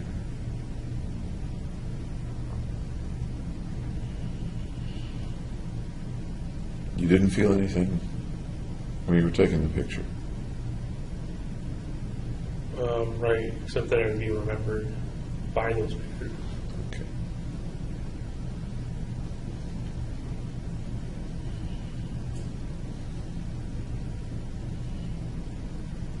There's a little disconnect. Do you feel a disconnect about, I didn't feel those things, but I wanted to convey, but I knew that those things would be conveyed? Does that make sense? A little bit. Okay. What might it have been about the way you were then that you wanted to convey that, even though you didn't feel it? I'm not sure how to answer that. It might have been a bad question. Thank you.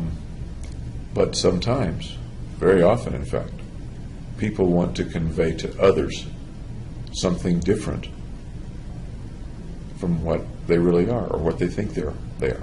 People want to look better, they want to sound better. They spin up a tale to tell strangers on a bus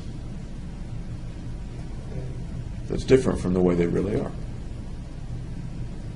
You ever do that? I'm sorry. So I don't think that's like an accurate depiction of who I am.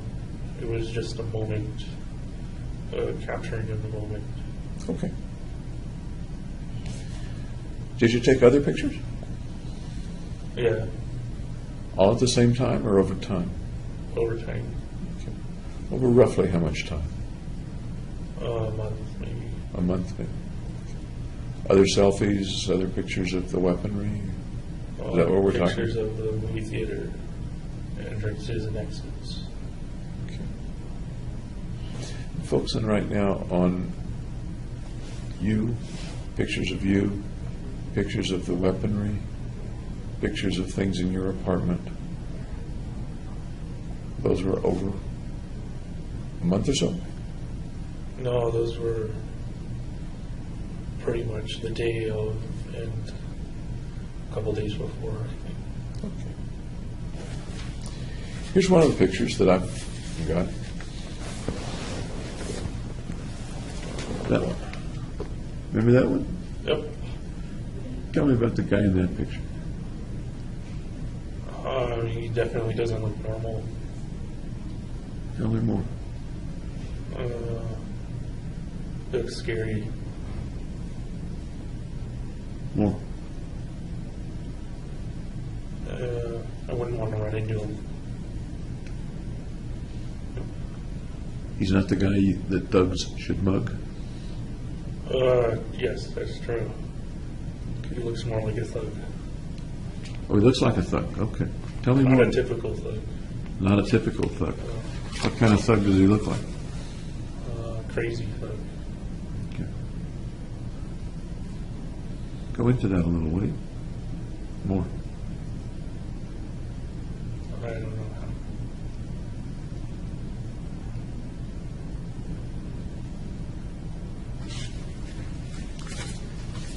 Okay, it's a guy, you're holding one of the Glocks. You don't have a beard. Yeah, clean shaven before I got to jail because they don't have good razors in jail. Is that why you started growing the beard? That's why I grow the beard, yeah, because they can't shave. Not as convenient to shave. The shaving doesn't work. Tell me about the red hair on the guy. I'd had that for a while. It's artificial. Any particular reason that you dyed your hair a while before that? People dye their hair all the time, sure. I think to stand out, I guess. To stand out in what way? What's the thought? To stand beside normal to see, to be like, exotic, I guess. Ben had dyed his hair around that time, as I recall, right? I think so. This wasn't quite as exaggerated as. Okay. Had you ever dyed your hair before? No. Why'd you pick red?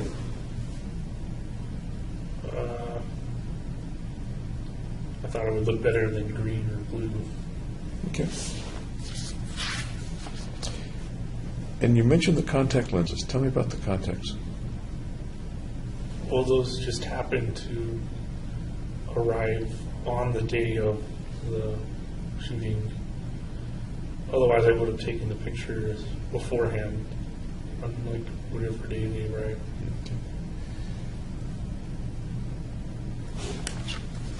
I've never noticed it before. Are those contacts tinted a little red, or are they black? They're solid black. They're solid- Cover solid. the sclera with black. Okay. How well can you see through those? Not at all, because my contacts, my normal contacts are prescription. Okay. How opaque are they, or translucent, or transparent?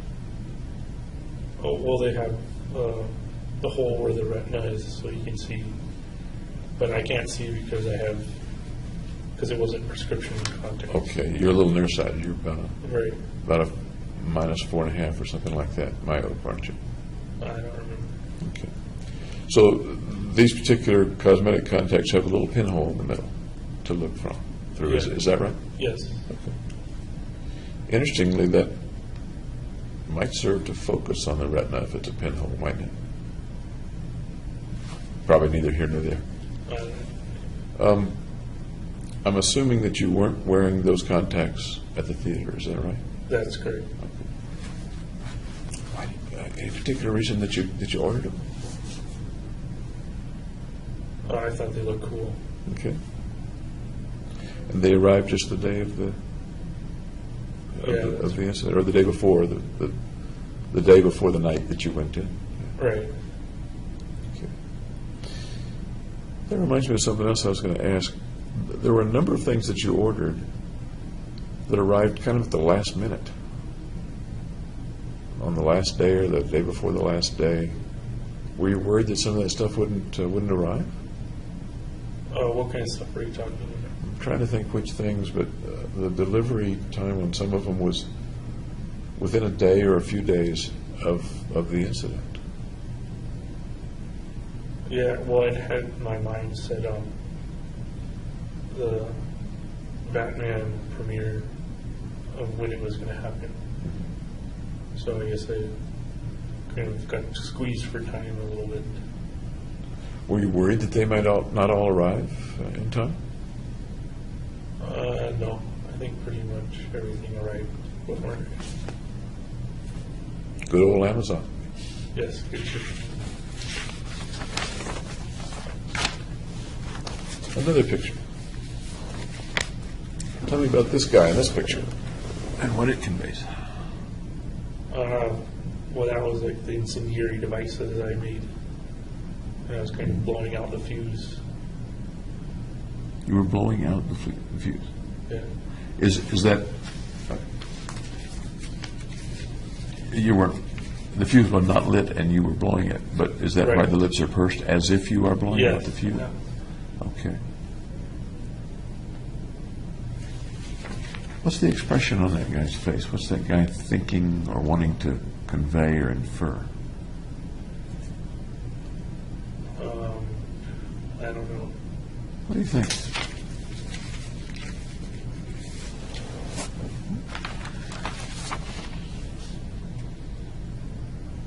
And I get a similar feeling myself in here from this one as well. What's that? What feeling are you getting? I don't know. Yeah. What feeling are you getting?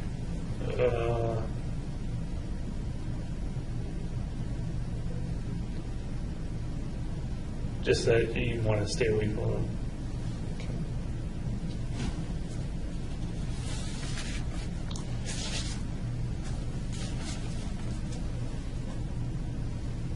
one of the things that comes to my mind, maybe I'm just odd, is impish. Impish? Impish. What does that mean? As an imp, there's a certain dangerous quality, but a light-hearted dangerousness. A smiling. That's not a good way to put it.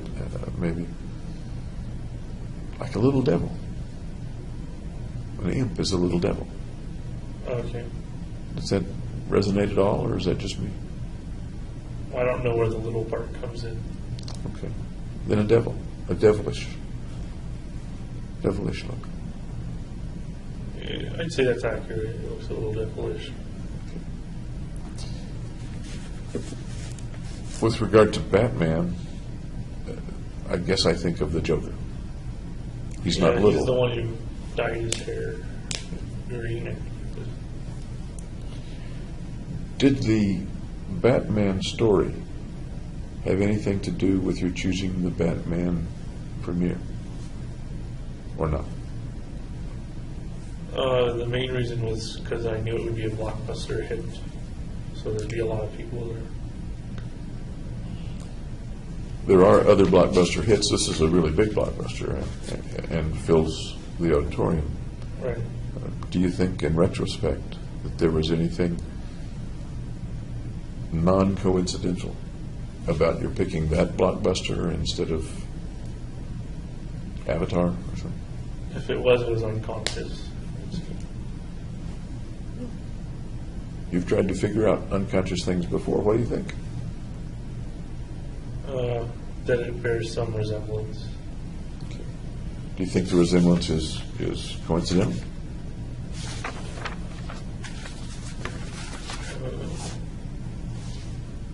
I'm not sure. There's a similar selfie. That might be the one I'm thinking of. That's this one.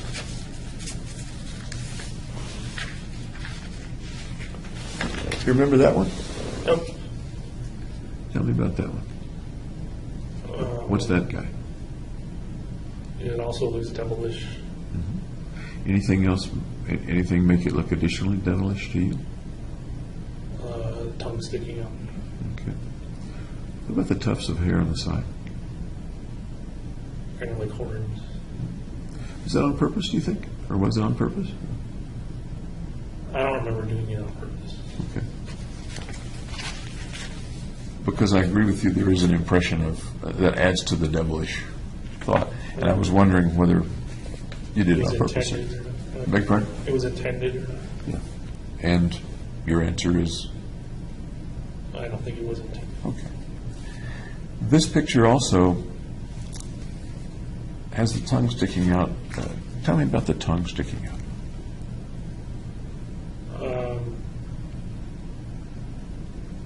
I don't know. People stick out their tongues. They do? How about that tongue? Anything interesting about that tongue? Just that it's my tongue. It's your tongue. Anything interesting or unusual about your tongue? No, it's a perfectly normal tongue. Are you familiar with the Bible? Oh. Yeah. Okay. Anything about tongues in the Bible that comes to mind that might be relevant to that picture? No, nothing. There's a part of the Bible, and tell me if this starts to resonate with something that you know, and it may not, that talks about the shape of certain people's tongues. There are some people who can, I think the biblical phrase has something to do with lap water like a dog, and other people who can't. Dogs lap water because they can cup the end of their tongue. Or that's the My way. tongue was cupped in. Yes, and any. Is that I didn't know any of the Bible stuff about it. okay? So as far as you recall, that's not part of. You didn't look at your tongue in a mirror and say, "Gee, I'm part of the group that the Bible speaks of who can lap water like dogs." No. Okay. And by the way, I don't think there's anything inherently good or bad about that. By the way, my tongue does the same thing. Okay. You took pictures here. How about that one? Tell me about this one.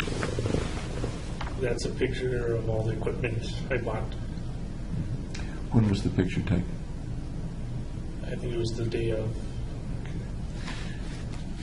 Tell me about the thought and the purpose in that picture. That was just to show that I could buy all that stuff and nobody would notice. Anything else about that picture that a person looking at it might infer or feel? That it's dangerous.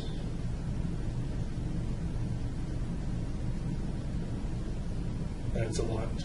It's almost like overkill.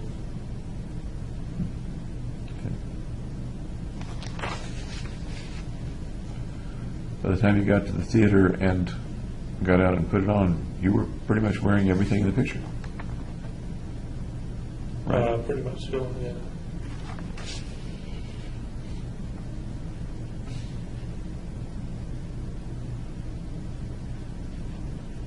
Okay.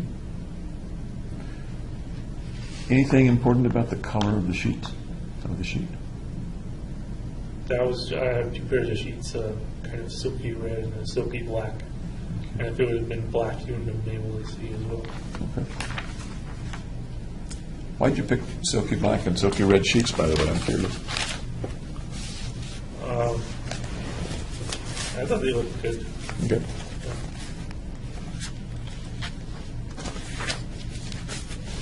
Tell me about, these were in your apartment. That reminds me to kind of ask, tell me about your apartment. Was 800 square feet, I think. Complete kitchen. I don't know, it was a good apartment. It was close. It was right next to the Anschutz Medical Campus. And that's where your classes and labs were? Yeah. On the Anschutz Medical Campus. Okay. So you didn't have to drive? Right, You I could could walk. just walk or ride my bike. You did ride a bike sometimes. Did you ride the bike a lot? Or? I would ride it every day to work and back. Okay. Bring it up to the apartment at night? Yeah. Okay. Pretty good bike, or? I've had it for years and years. Okay. As a place to live, in your apartment's a personal place. Where people live is a personal place. What was it? How was it personal to you? Or how did you make it personal to you?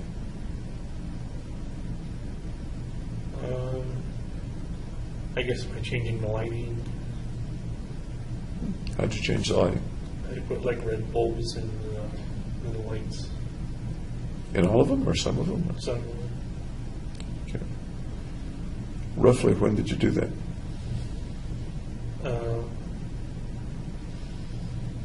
Towards the end of graduate school, I guess. We're talking Like May? June, I think. In June, okay. Any particular reason that you personalized it with red light bulbs? Other than I just thought it looked nice. Okay. At that time, did you know or anticipate or plan that the police would be coming to your apartment? I figured they would go to the apartment on a noise complaint. Did the red light bulbs have anything to do with what people might find when they No, that open the didn't door? have Okay. I'm curious, which outlets were or which lights were the red light bulbs in? just the lamp, I think. A lamp, okay. Well, how else did you personalize your apartment? I have my own plant. Water that every day.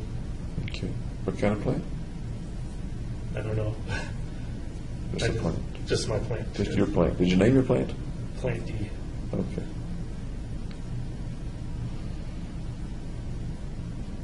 How else did your apartment look while you were living in it over the months or couple of years? Clean. You kept it clean, okay. What else? Messy too, because I kind of kept all my clothes on a section of the floor. Okay. On a section of the floor. Yeah, so it had its own spot. Because I would use all the drawers for other things. For other stuff. Yeah. So this is the section for shirts or something like that. Or just laundry. Okay. Yeah. You said you use the drawers for other things, like what? Storing papers, notebooks and stuff. Did you have anything on the walls? Yeah, I had posters. What were the posters of? I had a Pulp Fiction poster, Samuel Jackson, and what's his name? I don't remember. Oh, John Travolta. Which poster was? Pulp Fiction, I can picture the content, but you might tell me, what was the content of the Pulp Fiction poster? It was in the scene where they busted the drug runner guys, and the guy had shot at them like 20 times and missed every single time. And then they pointed their guns at him. And what did he do when they pointed their guns at him? Well, he got shot. How about the Samuel Jackson poster? What was the content of that? That is the poster. Oh, that's the same, I'm sorry, the same scene. What other things did you have on the walls? I had one of those motivational posters that said, like, challenge, take your shot. It's a shot of whiskey or something. Okay. Probably not a good alcoholics poster. What else did you have on the wall? I had a movie poster of Anchorman. Okay. I like that movie. Yeah, the comedy. I had a Zombie Brains poster. Okay. Anything else? I think I had a poster of a model on the wall. Tell me about the model poster. Well, she was scantily clad, How scantily, and what was the model doing? lying there kind of teasingly. Okay, what else? I had a poster of why guys always leave beer on the bottom shelf of the fridge. It had a girl bending down to get the beer. That poster was actually on the door to the fridge, wasn't it? Yeah, that's what Okay. I kept it there. Okay. Did you keep much alcohol in the apartment? Yeah. So I will supply that. How much, say, was in the apartment in July? I think there was like a case of Coors Light and 2 bottles of liquor. Okay. How much would you drink in general over the months? I usually drink socially, and so I bring some of the beer with me. Okay. Different people mean different things when they say socially. Over dinner with friends. And we talked, I think, about drinking yesterday a little bit. Drink very much when you were by yourself in the apartment? No, not really. As you were getting ready for this event, to the July 20 event, did you drink very much? No. Okay. What else is in the apartment? My computer.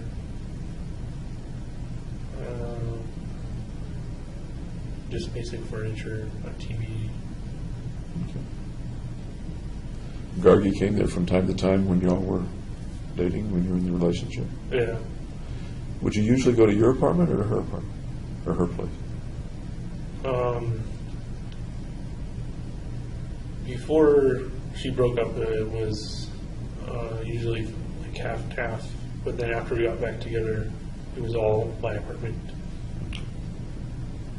What was her place like? A little messier than mine. Apartment or house? She shared an apartment with another gal. Nearby? No. Yeah, it was nearby. But not the same building? Like, it was like 5-minute drive. Okay. You were in an apartment building. Yeah. Who else lived in the apartment building? Did you Other No. students and nurses, Primarily or exclusively? Or? primarily. I didn't get to know them like at all, basically. Did you see them coming in and out, Yeah, doing laundry and things like that? and I saw them in passing. At the time, did you know their names, any of their names? No, There wasn't a single person who lived there whose name you knew? well, they had their names on the mailboxes, but I didn't memorize them or get to know them or anything. Were you ever in anyone else's apartment in your building?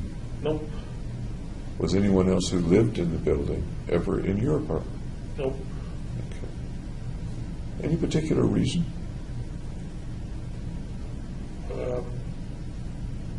No, not really. It wasn't a very social apartment. Kind of everybody had their own rooms. Okay. You mentioned the posters on the walls and the scantily clad young woman. There's another selfie that was on your phone of you with a woman right behind you. Do you remember that one, that picture? That's the scantily clad one. Was that the scantily clad Yeah. poster? Okay. I got to tell you, the first time I saw it, I didn't know It was a poster. that it was a poster. Okay.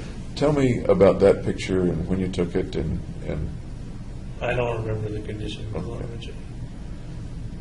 So far as you know, roughly when was it in the course of all this? I think it was June as well. If I were, I don't have a copy of it here. If I were to show it to you, what would you say about the guy in that picture? I wouldn't be noticing the guy. I would be noticing the gal. Okay. When you took the picture, it looks very much like you meant to have it look a certain way, with her resting a head on your shoulder or looking over your shoulder close to you. Looks like it was purposely framed that way. Is that fair to say? Yeah, that's what he said. Okay. Was the picture manipulated at all, or were you just standing by the poster? I think I was just standing in front of him. Okay. That doesn't say much about my powers of observation, does it? No. So, if the picture was framed that way on purpose, what does that convey to, what does that framing convey to somebody or imply to somebody who's looking at the picture? That I'm desirable. Can you say more about that? No, not really.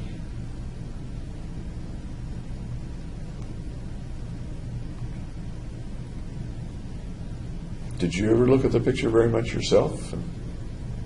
No, I kind of took it that one time and then forgot about it. What might you have been thinking when you took it? Speculating, I know.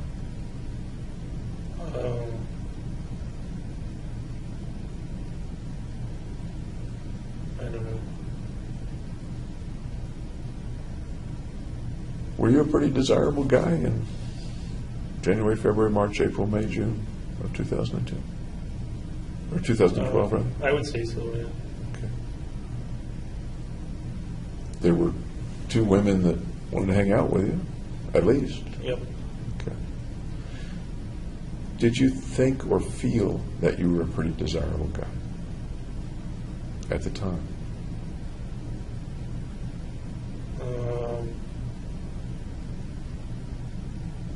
No, I kind of felt that would make me more desirable, seeing you with someone like that. You think you wanted to feel more desirable yourself? Probably, yeah. I don't want to just feed you answers, because then I just get back what I get from a mirror. Yep. But I'm wondering whether you needed some help feeling desirable or good or competent or positive things about yourself. I don't know if you can surmise all that from the one picture, but I was trying to feel desirable. What's going on inside your mind that you are trying to feel desire?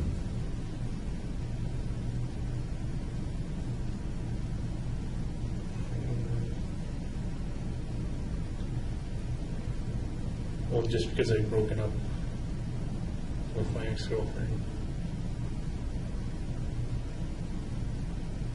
But around that time, and we're not sure exactly when the picture was taken, I guess, around that time, you had rebuffed her, and you had rebuffed Hillary. Right.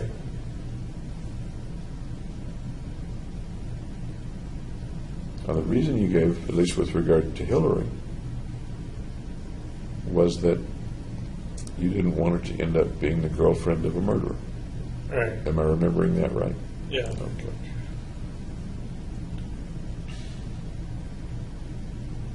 Tell me about wanting to be desirable after that. Well, not wanting to be alone. Wanting to start another relationship. Were you a pretty lonely guy? No, I feel best when I'm alone. Anyways.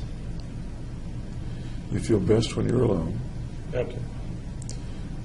But a few minutes ago, you said that there were times when you didn't want to feel alone. Or didn't want to be alone or feel alone, one or the other. Right. And by the way, these aren't black and white things. They can blend and they can come and go. At times, were you a pretty lonely guy? No, because I don't usually feel lonely when I'm alone. Since you've been arrested, have you felt lonely? Yes, just because of the sheer amount of being alone for 2 years.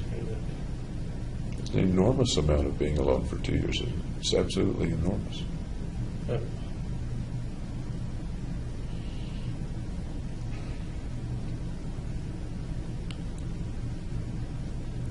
Has your sister deserted you? nope. She and I are both kind of living separate lives, but she still cares about me.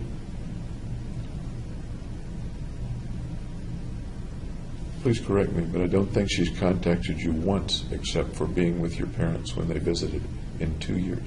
Is that accurate? I can't remember if she wrote a letter or not, but she certainly doesn't do it like every week or month. Think she's written you any letters? I don't remember if she has. Let me ask it again. Has your sister deserted you? Abandoned you? Nope. Where's the evidence that she hasn't abandoned you? She came with my parents on the visit. Does that strike you as pretty scant evidence for 24 months? Well, my parents only were allowed to visit twice, so that being one of the times, And that's not their fault. They were only allowed those visits. That's my understanding. But they've written you scores of times.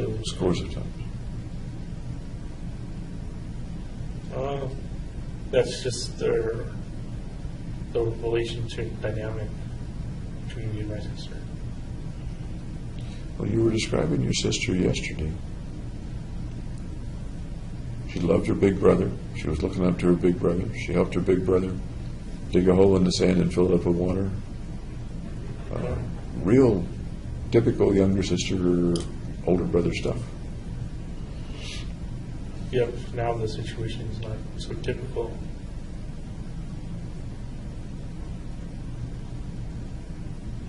There are people who don't even know you who write to you and send you pictures.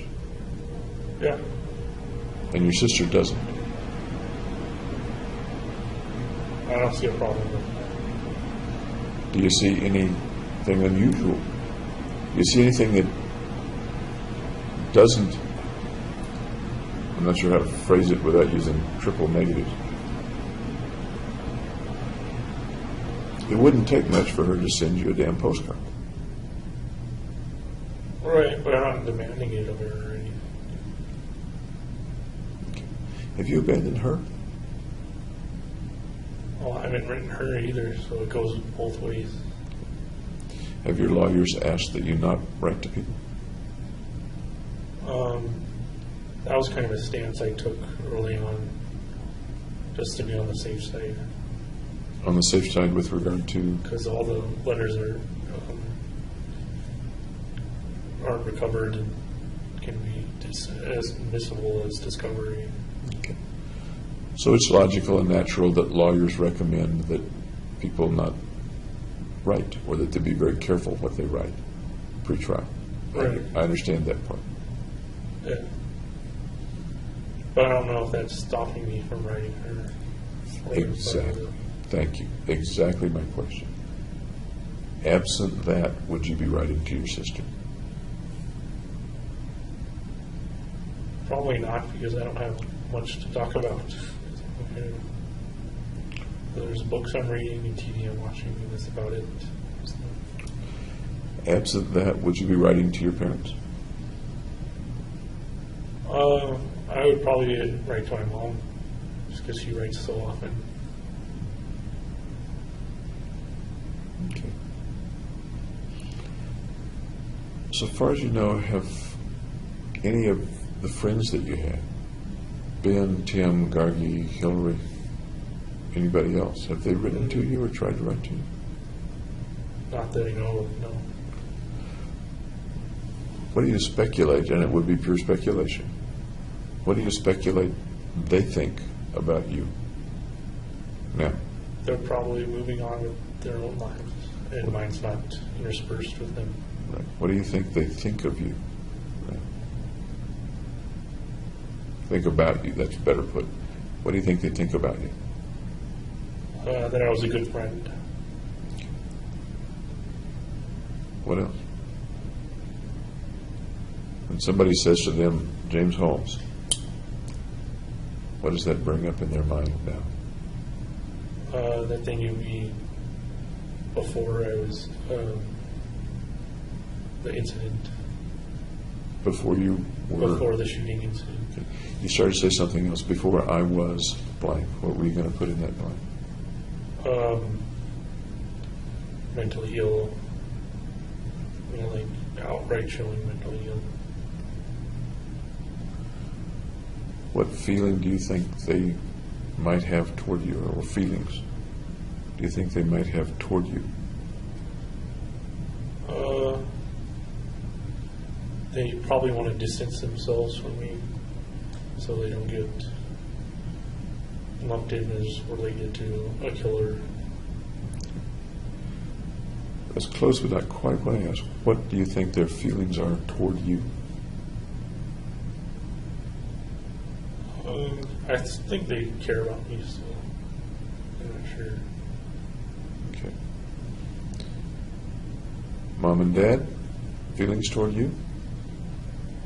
Warm feelings. Okay. Sister, feelings toward you?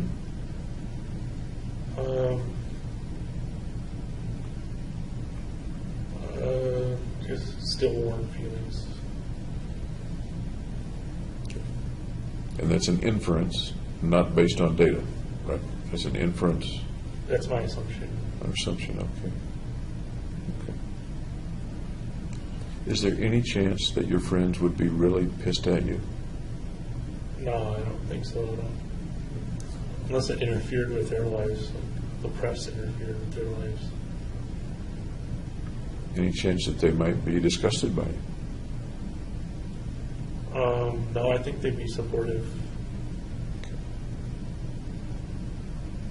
How about Sis? Any chance that she might be disgusted or repulsed or angry or have any real negative?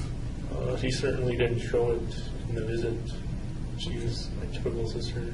Okay. What do you think the public feels? And they don't know you. They know the incident based on the media. That's all they know. What do you think their feeling is? Or feelings? dislike, I would say. Anything else? Misunderstood. How do you mean that? Tell me more about misunderstood. Well, they don't have the full picture of my life and what's happened.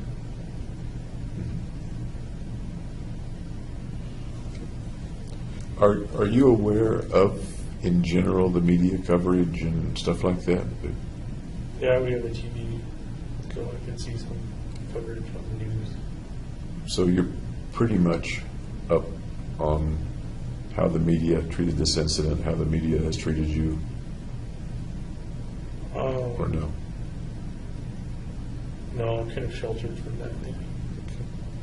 Who shelters you? Just not having computer access or internet access. Does you have TV access? The lawyers talk with you frequently. Do they talk about public reaction at all? No, not really. Does anybody at the jail, the custody people, mention public reaction at all? Like guards? Or? Yeah. No, not at all. But occasionally inmates Yeah. call things out, as you said yesterday. Yeah. Yeah, that's primarily negative. Some are supportive, but it's definitely on the fewer side. Did you see any TV coverage? Of course, the most coverage comes in the first week or two, doesn't it? Right. But you did have out time when you had access to TV. Do you recall any TV coverage at that time? They're memorializing the victims. Did any of the coverage refer to you? Well, those just refer to me as the theater gunman or whatever. Is that the guy in these pictures? Yeah, basically. Okay. Is the theater gunman similar to the guy that you see in these pictures, or different from the guy you see in these pictures? Akin to those in the picture. Okay. So your access to news on TV is not particularly filtered. I'm sure they choose the channel or choose certain I channels. usually don't choose to watch the news. The news. After the event, do you remember choosing to watch the news? That was a long time ago, but I saw some news on it. Was it of interest to you? Do you remember or not? Yeah, I found it interesting to just see the different perspective. Do you remember how you felt as you watched the various news stories? Mainly that they get a bunch of stuff wrong and everything. Or biased. What sorts of things in general would they get wrong, or would they be unduly biased about? I'm not sure. Speculate for me. What? I know it was 2 years ago, but it was a real big day in your life, a real big week in your life. Yep. So you just said they got stuff wrong and they were biased. I'm asking what's in general that they got wrong or what they might have been biased about. Well, they didn't take it from my perspective, right? On the mentally ill perspective. If they had, what would they have been reporting? What would they have been saying? Kind of psychological reasons for why it happened the way it did and everything. Anything else? Maybe that relates to your word misunderstood. Anything else about misunderstood? No, not really.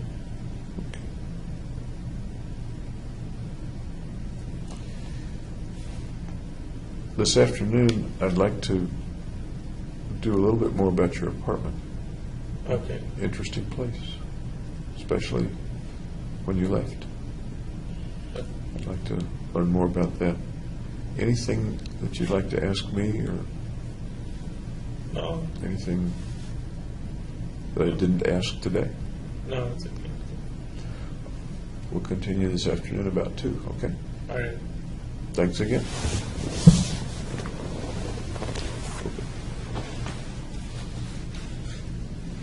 There we go.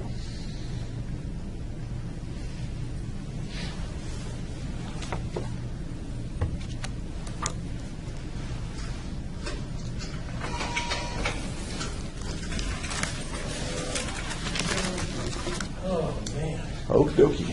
We're tired. Yeah, okay. Okay, I'll come back about 2 o'clock. We'll need a little bit of setup time. Okay. Okay, thank you. Be ready to go. Okay.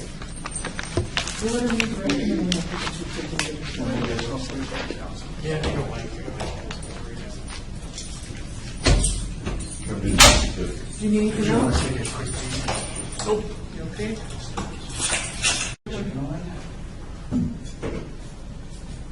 Okay. You looked a little like you were leading a parade out there. Okay, did you have lunch? Yep. Good.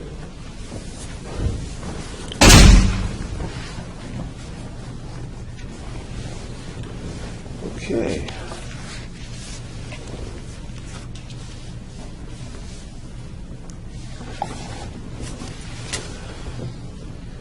Let's see, you remember where we were when we left off this morning? Your memory's probably better than mine. You want to talk about the apartment?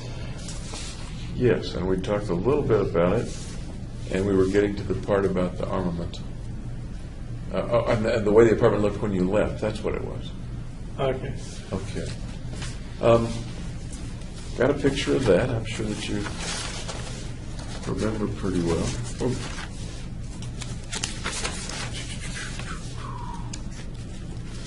I don't think this is a picture that you took.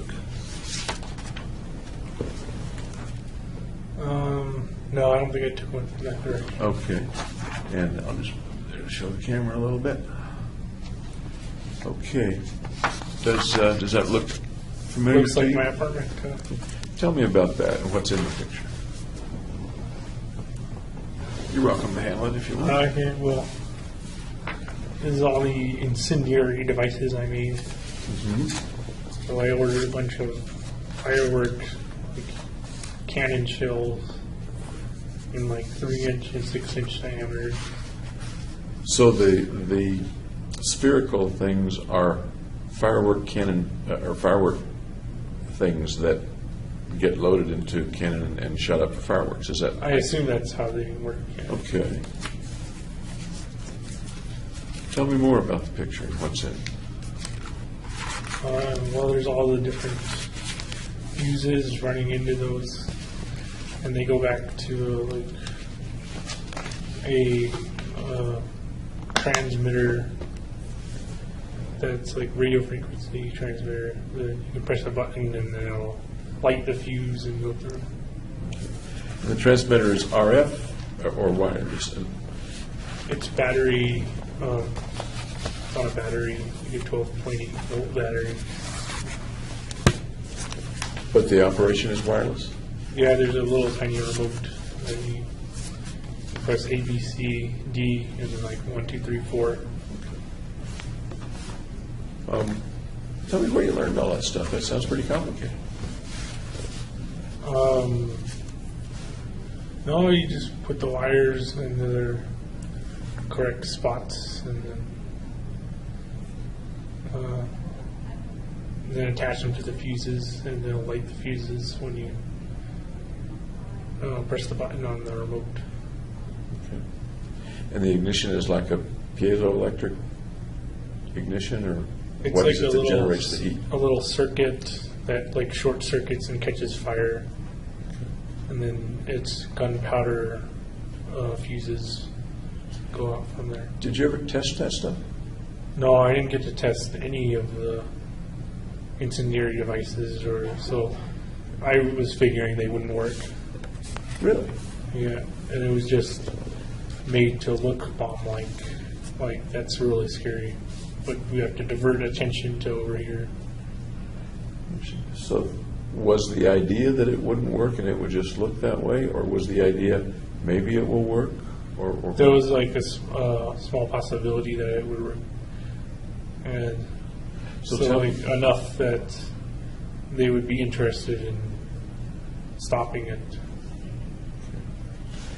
and what was your thought about a purpose, a reason that you would want them to be interested, or something you would want them to do? To get them away from the theater, so kind of divert their forces over to the apartment. Did you think, and it sounds like one possibility is that they would be diverted to the apartment before the shootings began. Yeah, that's the plan. That was the plan. And how were you planning to accomplish that? Through a noise complaint from the neighbors to bring them there. I heard about the noise complaint idea. I didn't realize that you meant prior to the shooting. And how was that set up? That was just set up to my computer where loud music would play after 15 minutes of silence. So it was like, there was just silence on the timer. So you left, the computer was on, and 15 minutes later the loud music was supposed to start, is that right? Yes. How did you set that up with the 15 minutes of silence? What sort of track was that then? Well, there was like an application I had that you could connect different songs together and copy paste minutes of silence in.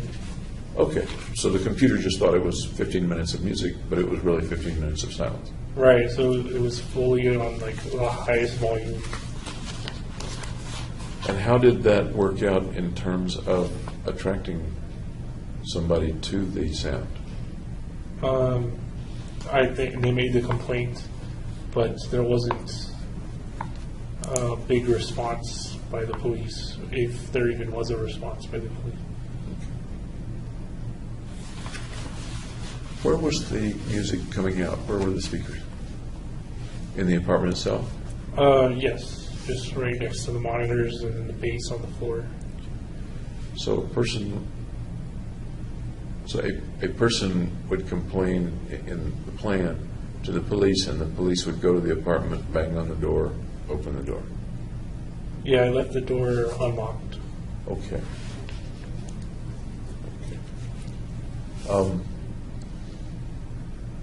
As you were thinking about that, did you consider the possibility that a person might have come to the door, that is a non-police person, might have come to the door?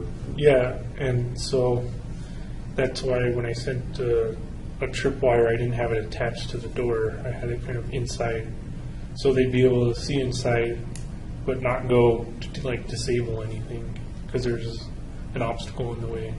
Okay. So if the person who opens the door could see what was there, Then they definitely call the police. they would call the cops.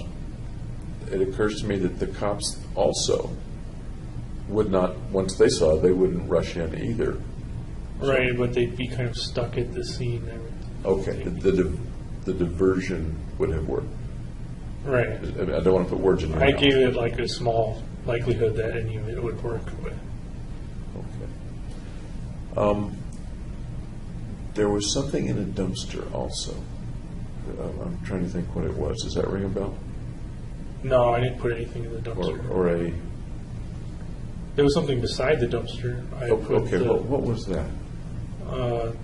the boom box, also with the timer on it, on a CD. And I put the remote for triggering the transmitter thing, so a random person outside could be able to trigger the fuses. That was just like a random factoring into the equation. So that would have been another possible way to set off some or all of the incendiary devices. Is that what you're saying? Yeah. Do you know what happened in the end to those things? They got taken away the next day.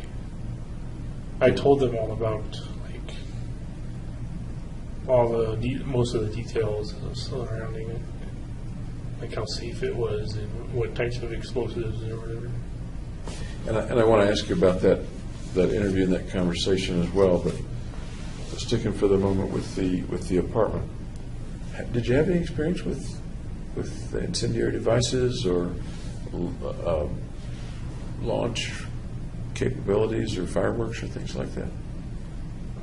Just your like most very basic fireworks, like the fuse and step back. But Okay.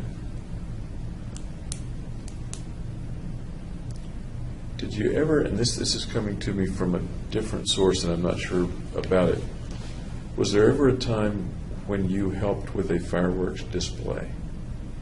no, Okay. Doesn't ring a bell that family or somebody was lighting fireworks and you were there or helping other than black cats and cherry bombs? Things like rockets and stuff like that. no rockets. Okay, thank you for clearing that up a little bit. Okay.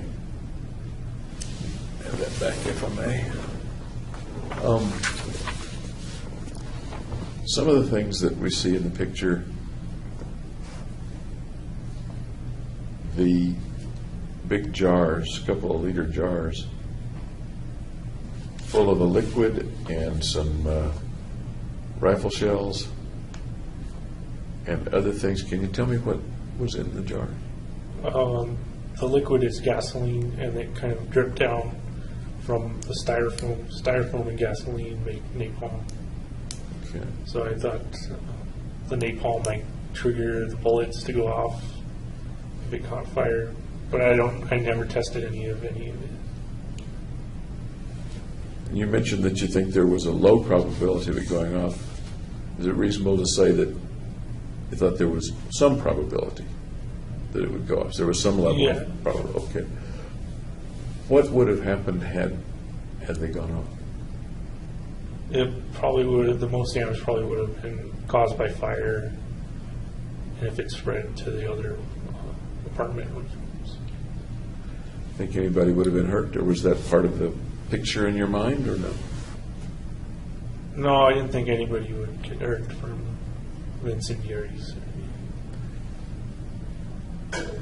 The situation at the theater, as I'm understanding, you had to do with a plan and thoughts of killing people.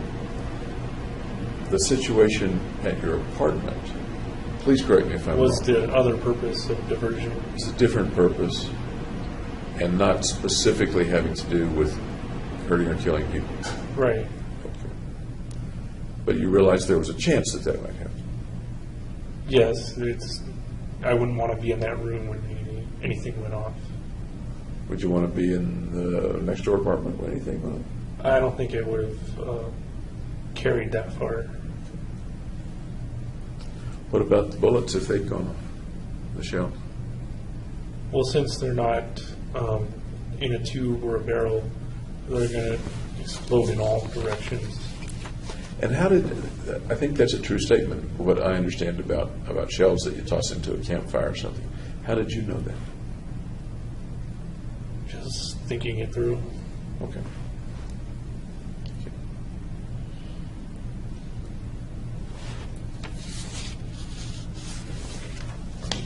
Just a minute. Looking at all these pictures and see if there's anything else before I dismiss the pictures.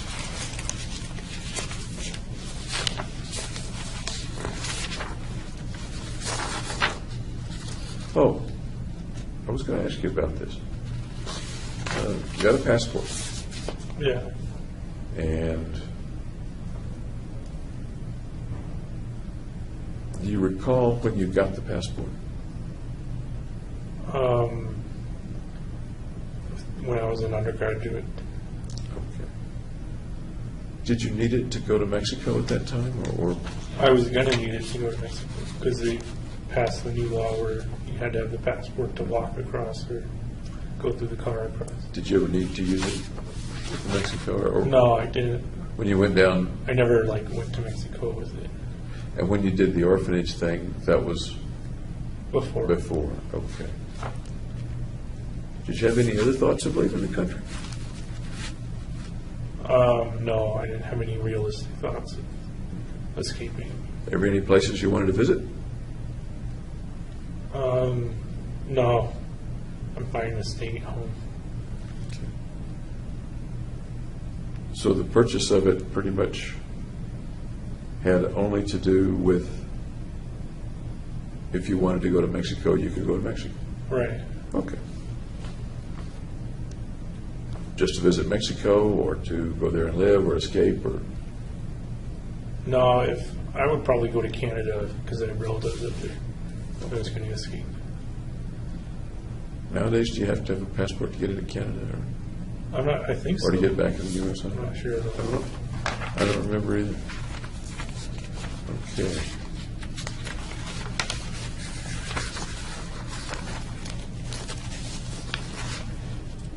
You mentioned that you didn't test things. Did you ever test the flammability of some of the things? Not necessarily the device, but just to be sure the gunpowder burned or the napalm worked or something like that? Yeah, I like cut a piece of the fuse off and kind of lit it over the bathtub. That was like the safest place. As you're doing those things, what thoughts went through your mind? Do you remember what fantasies or thoughts might have gone through your mind? When you're building this stuff, when you're setting it up, when you're testing the fuse? Just getting it done.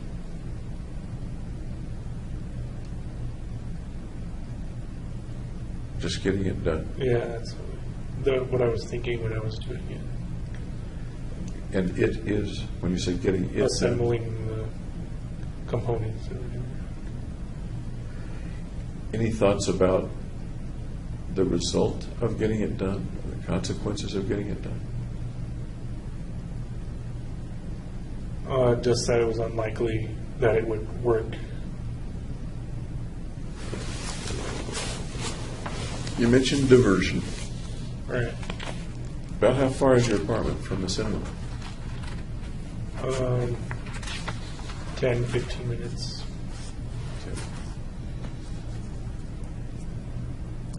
As far as you know, it was in the same jurisdiction as the police. Of course, I guess. the whole One city. was Adams County, the other was Arapahoe County. Okay.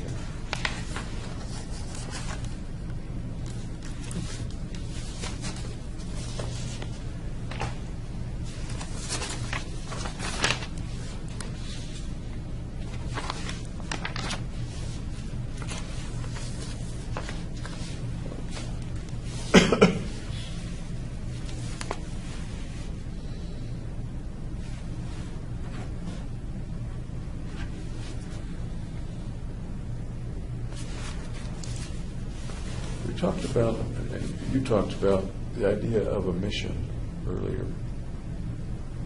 And if I'm remembering right, the mission came from within you, not from some other place outside you. Is that accurate? Yeah. Okay. Tell me more about the mission and what the mission might accomplish, what it might do.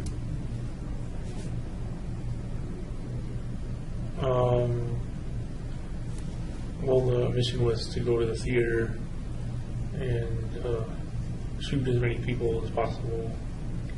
And that was the thought at the time, back in May, June, July Yeah. of 2012. That's one level of mission. Was that designed to further some larger mission or additional mission?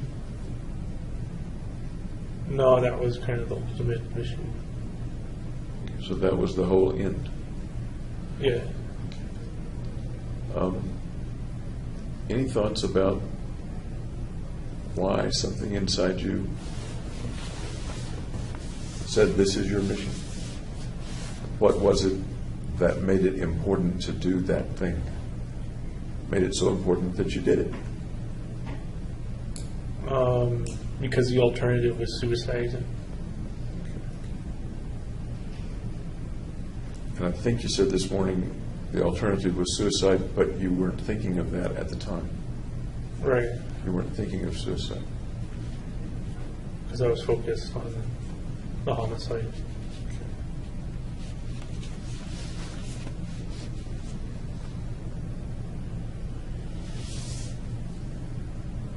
that's a concise answer of the thousands of possibilities of the reasons for things of all for anything. You quickly went to the alternative was suicide. What you sound very sure about that, and I'm wondering why you sound so sure about that when one might say the alternative was X or Y or Z. You've been now several times very clear and concise. The alternative was suicide. What leads you to that? What's the reasoning that leads you to that?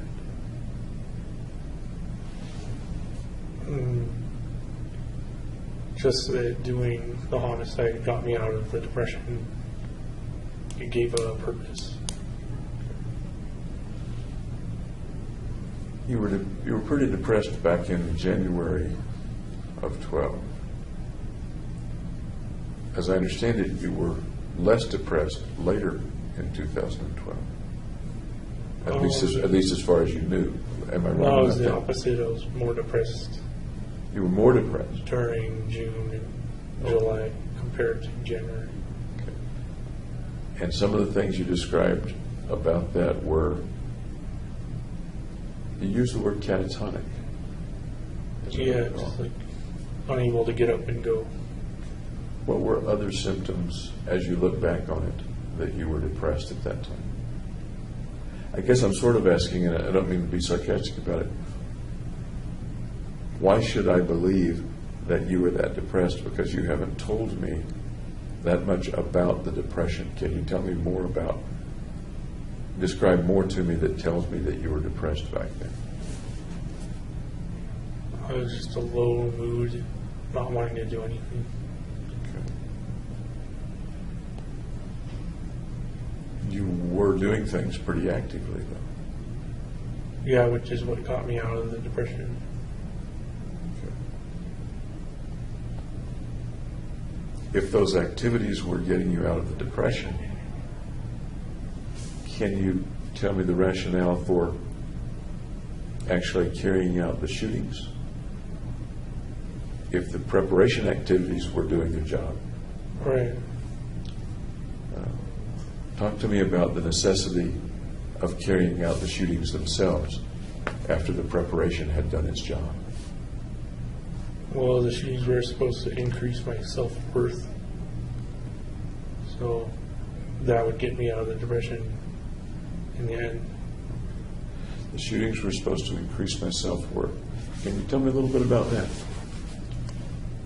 I think it was in a text message I sent to Gargi about human capital. How you can kind of place a value on a life. And if you take lives away, that kind of adds to your own value.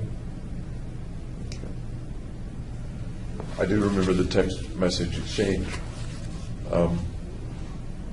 Is that an accurate rendition of the way you were feeling at that time? Or is there anything more to that you can explain to me? I don't think there's anything else to it. That's a pretty concisely encapsulated theory, if you will. There's Okay. got to be more to it than that. Why is there got to be more to it? In what way did you think of taking other people's lives as enhancing yours? Tell me about the logic of that. Just that anything they would have done or like pursued gets canceled out and given to me. Okay. Starting today and looking back, does that still make sense to you? Yeah. Okay. So the premise that you're describing 2 years ago, you would still Agree with it. agree with that premise today? Yeah. Okay. Tell me more about the premise, would you?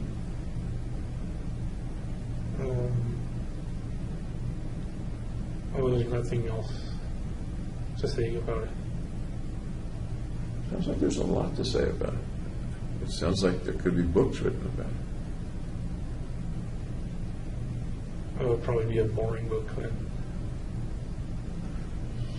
Does it appear in any of your readings, or how did you come upon that premise?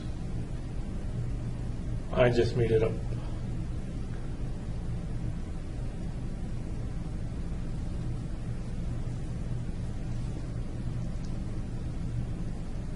I don't see a rational side to that. I might be able to see an irrational side to that, but I don't see any data, if you will, or information that would lead to the veracity of that premise. I'm not saying you didn't believe that premise. I don't know, because I'm not inside you. Right. I certainly wasn't inside you 2 years ago. Okay. What makes that a logical premise? Or is it? Or is it an irrational premise? It's not based on logic. It just is the way it is.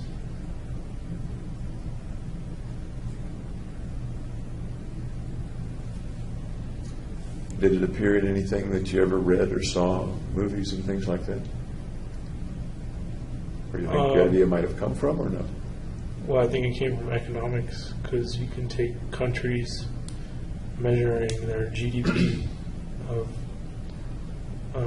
a given population and kind of say this is a value which we place on our nation's output. And you can do the same to individual people and say this person has a value and does this output or would do this output, but then it goes to me afterwards, after killing him. Let's use your country analogy for a minute and see how long the analogy holds up, okay? Okay. A country has goods and services and output and value and potential value for the future. How might you, person or another country, acquire the value that you see in the first country? You conquer the country through like a war, and then you receive its economic benefits. Okay. Are there any circumstances under which, when you conquer it, you wouldn't receive all those economic benefits?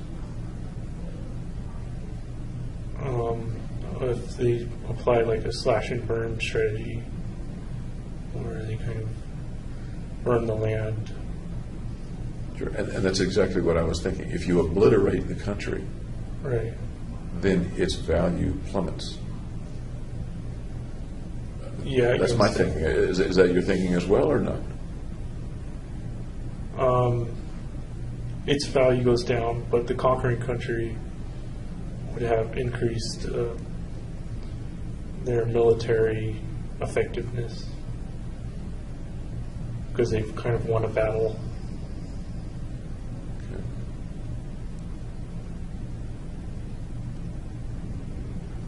They've won a battle and they get to put a mark on the big scoreboard in the sky, I guess, in the win column, so to Right. speak. Is that what you mean? Yeah. And Because I don't see much other advantage to conquering the country. they get to reap the rewards of the land. So even after the slash and burn, the land is still there. Yeah. They've expanded their borders, if you will. Right. But in the situation of killing the individual, it seems to me that that's akin to obliterating the country, not just slash and burn, but obliterating the country and its borders, and there's nothing left to bring to the conquering country. Does that make sense, or does that not make sense as an analogy? Does the analogy break down, or no? No, because essentially you win the war by killing them. So you're no longer in a state of war. Some of the other folks that you've talked with have referred to some writings that you did, some references to Nietzsche, things like that, right? I simply said I've heard of Nietzsche to my psychiatrist, Fenton. Okay. What is Nietzsche and his writings have to do with all this, if anything? He believed he was God, I think, and then he went crazy. And that's like the main points that I took away from Nietzsche. Okay. And once again, I'm talking with you in the here and now, and I'm trying to refer to how you felt and how you were 2 years ago. And we both understand that, right? Yeah, those were the feelings 2 years ago. Nietzsche thought he was God, then he went crazy. How does that relate to you and what you were thinking or planning or feeling? I never related it to that. Okay. This is something they connected the dots with. So it sounds like what you're saying is that they may have connected some dots, but the connection's not really there. Is that I never made a connection. okay? Looking back intellectually at it, do you think there was a connection there that you just didn't realize? No, I don't think so. Okay. Highlander comes up in some of the interviews or writings or something. Yeah, another made-up connection. I said, like, there can be only one in a text message, and then they got interested in Highlander from that. If you recall, is that kind of what you were referring to in the text message? The famous quote from Highlander? I don't remember any of the surrounding information. Do you remember the text message itself? No. Can you picture that? No. Okay. So, as we're sitting here, we don't know. Let's assume there was such a text message, and there was. But as we're sitting here, we don't know what you were thinking when you wrote the text message. Is that accurate or not? That's correct. Yeah. Okay. Have you seen Highlander? Yes. Okay. Series, the movie, both? Movie. What do you think of it? It's an interesting concept. Do you think that concept is akin to your concept? No, because the main thing in Highlander was they're trying to become mortals, and they have to kill other immortals, behead them, and then the very last one, it becomes immortal, a mortal. I didn't remember that. Is that right? I didn't remember that the last one became mortal. Yeah, I believe that's how it went. Interesting. I didn't remember that. Okay. And they were specifically killing each other rather than random civilians, if you will. Yeah, they That's were what I remember. beheading each other with swords. Yeah.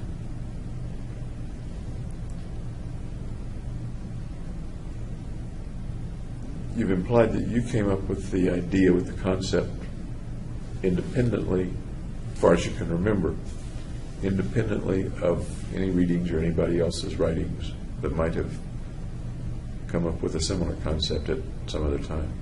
Does that make sense? Are you talking about the Highlander concept? The Highlander or Nietzsche or anybody else. What I think you've said, and again, I don't want to put words in your mouth, is that wherever the concept of assimilating others' powers or value, looking back on it, you believe that that came solely from within you and not from any suggestions outside you. Well, there's always going to be suggestions outside of you that influence you. So I wouldn't say it was a fair statement to say it was solely me, because I interact with my environment. Okay. Fair enough.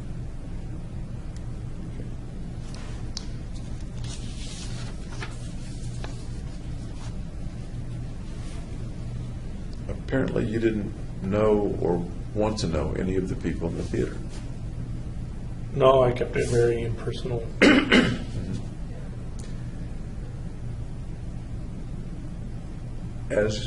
As you were carrying out the shootings, you were wearing a gas mask the whole time? Yes. Okay. How well could you see out of the mask? Not well, because there were lights behind the theater, which were actually brighter than in the theater. So I had to go from a brightly lit area to a darkly lit area. it had the gas mask with scratches in it. I tried to remove the scratches, but they weren't coming out. Was it a used mask? No, it was a new mask, but there were still scratches on the visor. That you tried to remove to be able to see better? Yeah. Was the movie still playing when you were shooting? Yes. I wasn't watching it though. I understand. Did that throw light on the audience that you were shooting at? No. It threw light at the very front where there were no people sitting. I want to get more to the theater, but I don't want to get ahead of myself. Okay.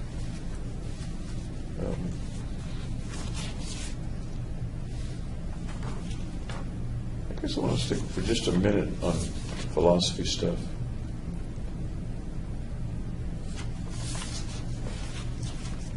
Is there anybody that you can think of that came to a similar conclusion? You may have been independent of it or not. Other people, for example, who have killed lots of people or injured lots of people. Anybody that you particularly recall thinking about? No. Ted Kaczynski comes to mind. The Unabomber? What about him? What did you know about Kaczynski at the time? I said I heard of him to Fenton, and I guess he was anti-corporations or something, anti-technology maybe. I don't remember. Was he at all relevant to what your mission was and what you were thinking was? The only relevance is he had like a purpose in mind and carried it out in a similar way.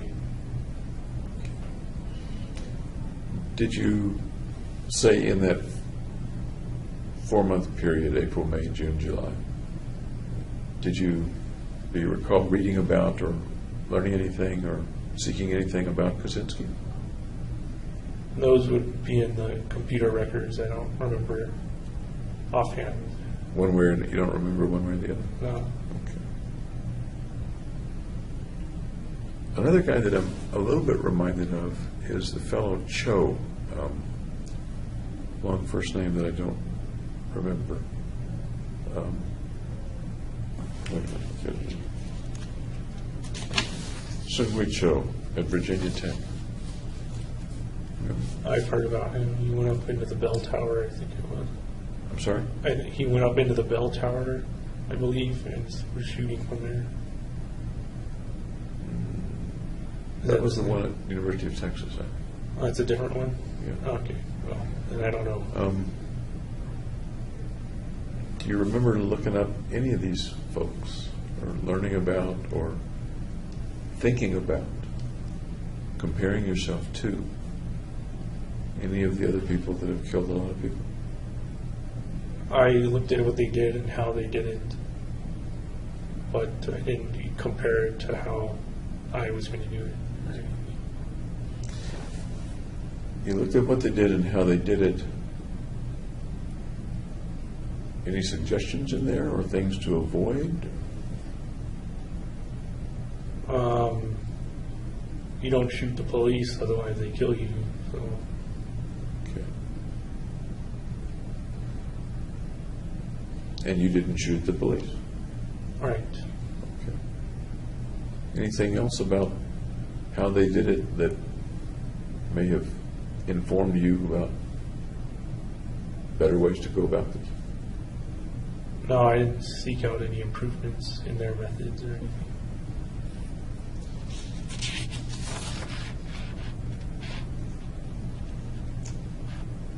Did you see any similarities?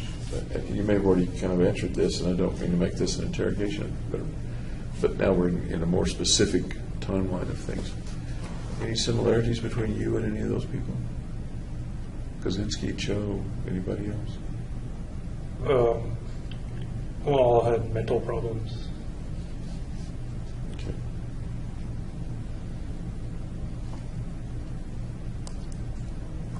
Is that speaking today, or speaking, would you have said the same thing 2 years ago? That's speaking today. What would you have said 2 years ago? Or 2 years and a month ago, in June? We all had violent delusions. Was there anything attractive about them or repulsive about them? No, they're just people. Anything attractive or repulsive about the end result of what they did? No, not that I can think of. Or about what happened to them afterward? No, pretty much what's expected to happen. And what is that? What's expected to happen? They got either locked up or they died. The selfies of you with the Glock and the AR remind me a little bit of a picture that Joe took of himself. I never saw any pictures of Joe. Never did. Let me show you the picture.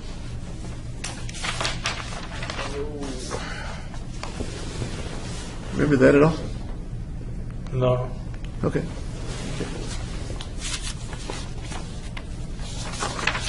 I suppose selfies are pretty common. Yeah, everybody selfies. takes them.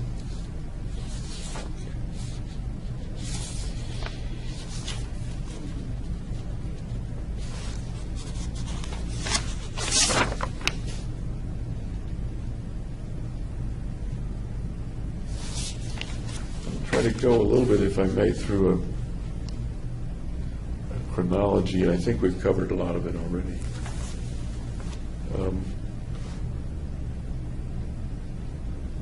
We talked about the trip in December of 2011 to Arizona, spent Christmas with your uncle. Yep. I have down that you went to Woodside to see some friends from Riverside. Is that not true, or a different trip, or same trip?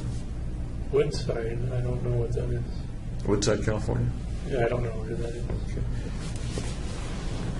Did you take any other trips from grad school around then back to California?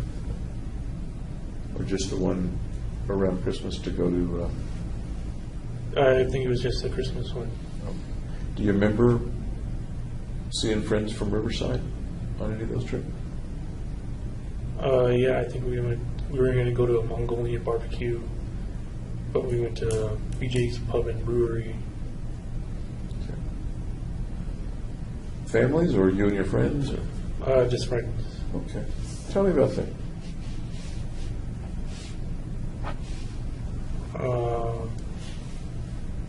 We drove up to LA, carpooled, and just had dinner together. So you're getting together with people that you knew you hadn't seen for a while. What was that like? Kind of like a reunion. Tell me more. What did you guys talk about? What to do? I don't know. We didn't talk about just normal stuff, I guess. Nothing stands out. How long did you spend together? Hours, days? The day. Okay. And how did you hook up with them? How did you meet up with them? Text messaging. Okay.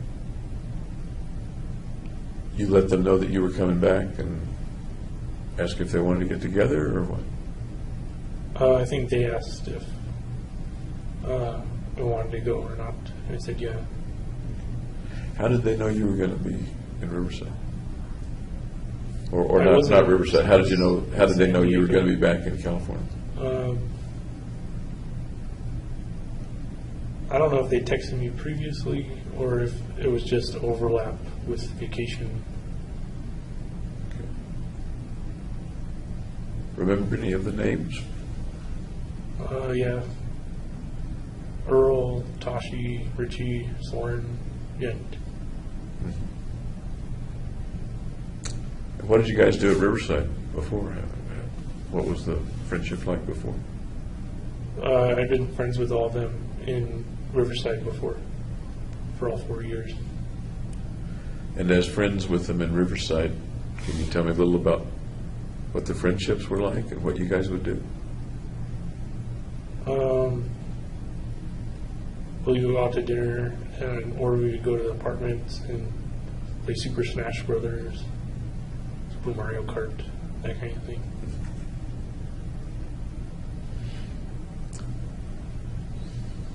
Over 4 years, that's it?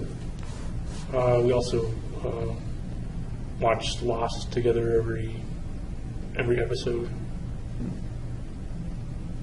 Okay. Did they know that you were in Colorado, or did you let them know you were in Colorado? How'd they know where you were to text you? Which you may have had It the doesn't same, matter where you are. you may have had the same phone number, sure. Yeah, I had the same phone number. I'm with you. I'm just too old for that concept to get into my brain. Okay. But to actually meet up, they need to know that you're going to be in California. And I'm kind of wondering, I think I told them, but I don't remember exactly. okay. So you went out and you, what did you do again? You hit a bar or No, What just is a restaurant. restaurant? Okay.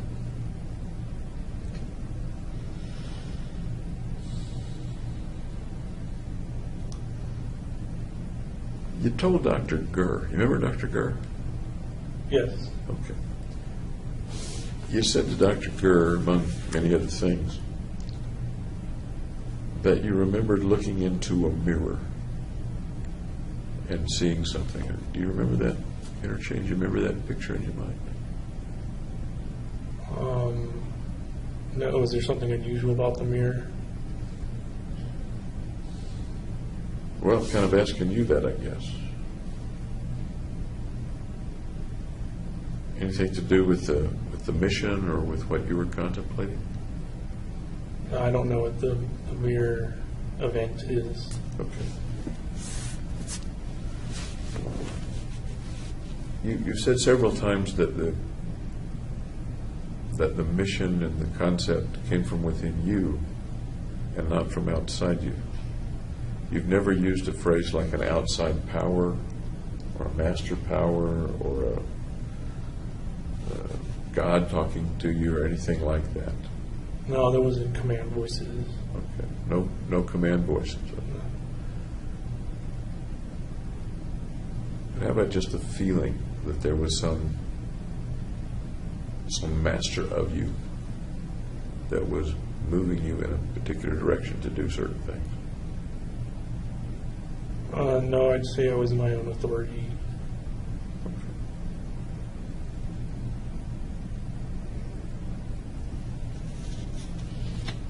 Tell me about the shooting range. It was 2 hours away. It's an unsupervised range, but the owners, or I guess the caretakers, dropped by like every day anyway. How many times did you go? I'm assuming it was up because everything in Colorado is uphill from. It was off the 40. I think. It was maybe 5 times I went And what did you do up there? while shooting. There are lots of ways to shoot, but Right. how did you do it? Well, they have different kind of range areas. So one was for rifles, others handgun, and one shotgun. So I would just go and practice in each designated area. Were other people up there when you went? Would it be likely that there would be other people shooting as well? Sometimes there were other people, yeah. Cost anything? Nope, it's free. Free. Except the cost of your ammunition, I suppose. Yeah, ammunition and gas to get up there. So how long would you stay when you went up? Until the ammunition run out of my magazines. Okay. Do you recall when the last time you went was? The last time before the July 20th? No, I don't recall like what I did each specific time. I mean, the timing, was the last time just before July 20th, or 2 weeks before, or a month before? There's probably a record of that somewhere. I because imagine of so. the cell phone. What do you say? A week maybe before. Did you get to be a better shot from the beginning? No, I to stayed the a end? terrible shot. Stayed a terrible shot. Yeah. Okay. And one of those times up there was when you saw the FBI SUV go by. Yeah. Okay. Okay.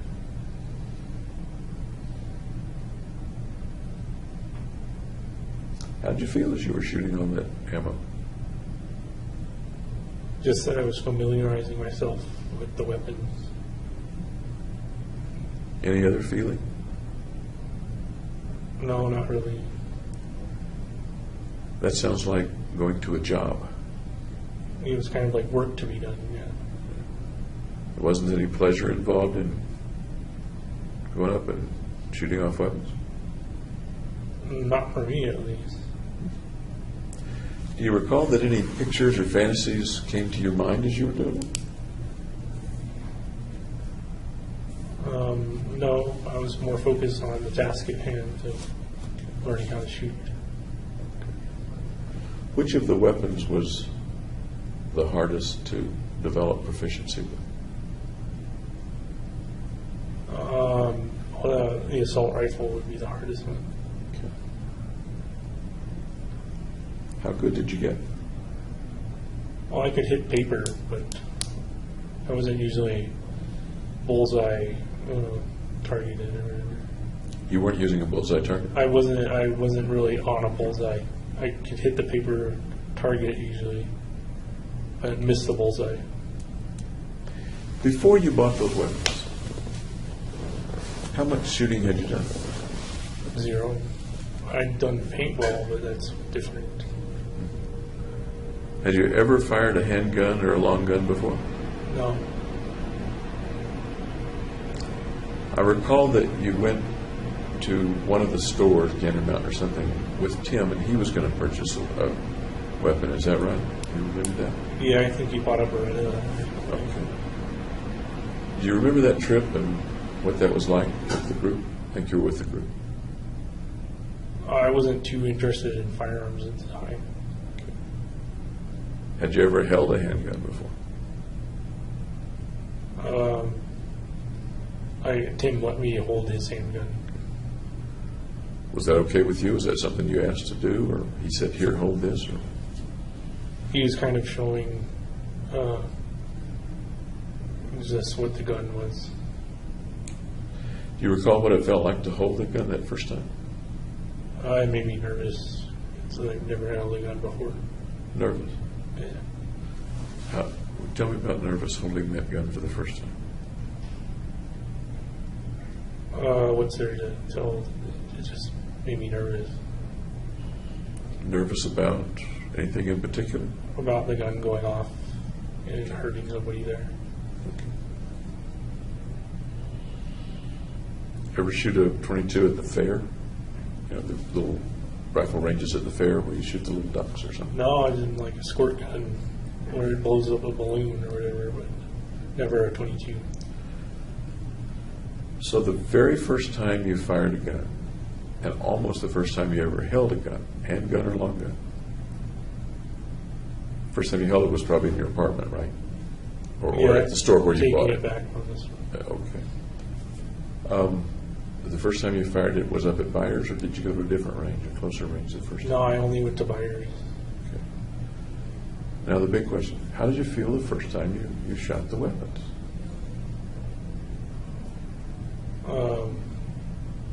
I didn't feel anything special. I just thought it was harder than it looked.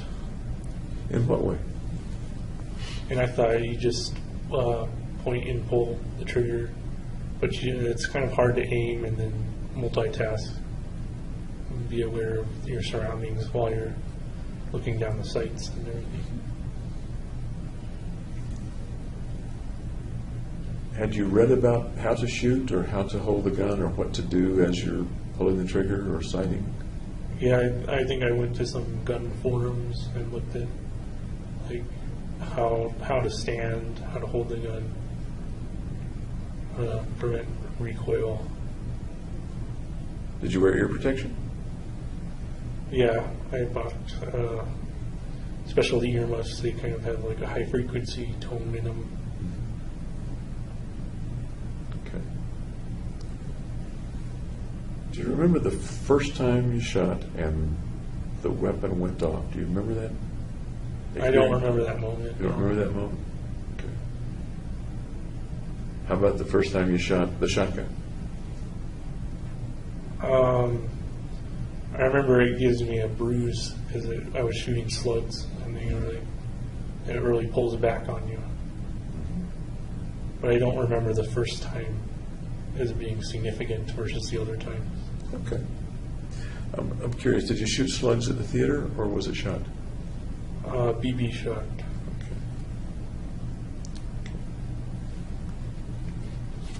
Did you maintain your guns after you left the range, clean them, things like that? Yeah, I had to look up how to clean them, and then I bought the cleaning kind of toolkit. Did you get pretty proficient at that? You mentioned taking them down, stripping them, and I putting them back. cleaned them in. once or twice. Yeah. Okay. At the range, do you recall whether or not you emptied clips, or would you shoot for a while and stop? Or? I'd shoot till the magazine was empty. Okay. Would you then practice replacing the clip, replacing the magazine? Well, yeah, to shoot again because I had multiple magazines. Tell you what I'm referring to is in the theater, apparently some of the magazines were overfull and jammed. Right. Was that a surprise to you, or had you experienced that or planned when you were shooting at the range? Did that ever happen? Ever happen? Yeah, there were misfires. Like it didn't spring all the way up. Okay. I forgot to take your pulse earlier. May I take your pulse? Sure. Thank you. That's fine.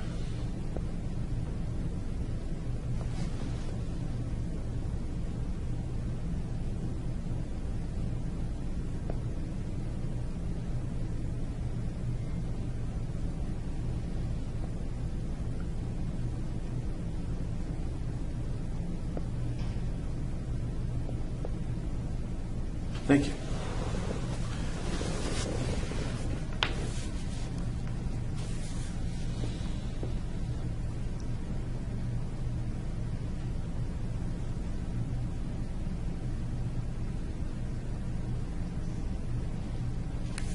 The stuff that you got, it cost a lot of money.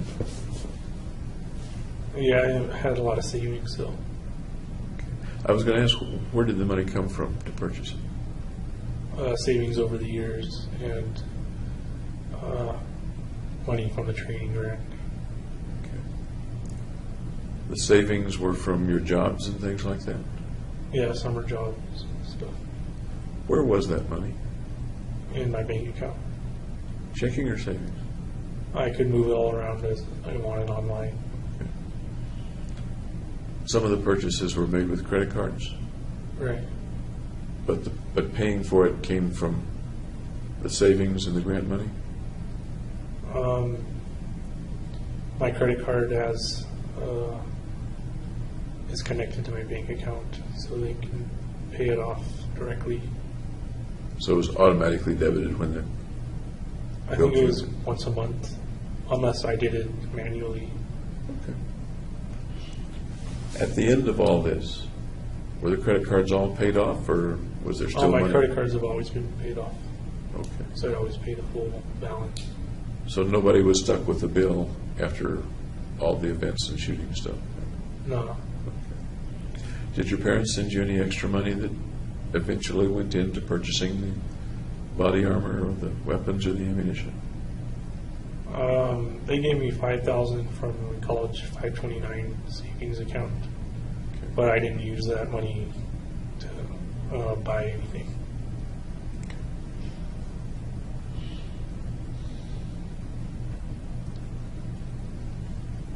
As you were buying stuff, did you pay any attention to the cost, or that wasn't a factor in what you were purchasing? Well, it was a little bit, but not too much. So I wouldn't buy like the most expensive thing. How about the body protection, the body armor stuff? How did you choose that?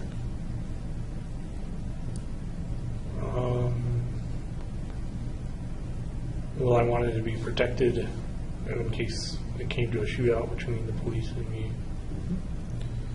And there are different levels of that, different grades. Right. I usually got ballistic 3A, Okay. which is like protection from handguns.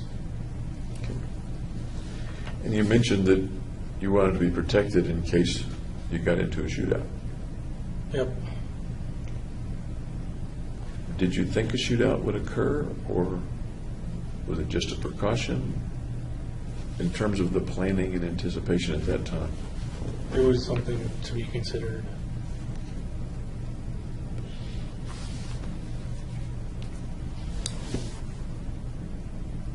Did you put it on at the apartment before? I think you did. Put it on at the apartment to try it on or something like that? I tested it first, Okay. yeah. Okay. In what way did you test it? Attention in the facility, we will have patient movement from their units to AA. Patient movement from their units to AA. How did you go about testing? What do you mean testing? Just wearing it with all the magazines in their places and everything. And the gun slings on and on. Roughly how many times did you do that? Just once for all of it. And when in the course of the chronology did you do that? After I'd received all the body armor. How'd you feel putting it all on? Hot. It gets like sweaty. How else? Encumbered, so you can't like move around very fast. Anything else? No, not really. Did you look at yourself in the mirror, see what it looked like? Yeah, And what did you see in the mirror? I saw myself in body armor. What else would a person seeing you in the mirror or in a photograph see besides a person in body armor? Somewhat dangerous. Okay. Anything else? Nope. Sounds like that and the selfie with the Glock, etc. Appearing dangerous was important to you at that time. Yeah, because you don't want 400 people rushing you. And it's clear easy they could have overwhelmed me. Okay. So part of it was if I appear dangerous, they're less likely to rush me. Is that accurate or not? That's accurate, yeah. Okay. You also bought some handcuffs. Right. Tell me about the handcuffs. How do they fit into all this? Well, there's these double doors in the theater, and you could lock them by having the handcuffs connected to each handle. It was something I didn't wind up doing, though. Okay. You bought some Road Stars. That was in case I had to do a getaway pursuit or whatever. And some field dressing and first aid equipment. That's if I got shot.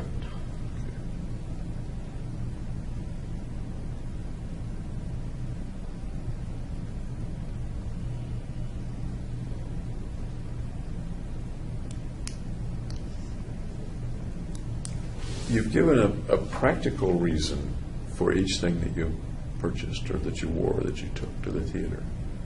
Was any of it, particularly back at the apartment, was any of it more for show than anything else? No, it was function over form.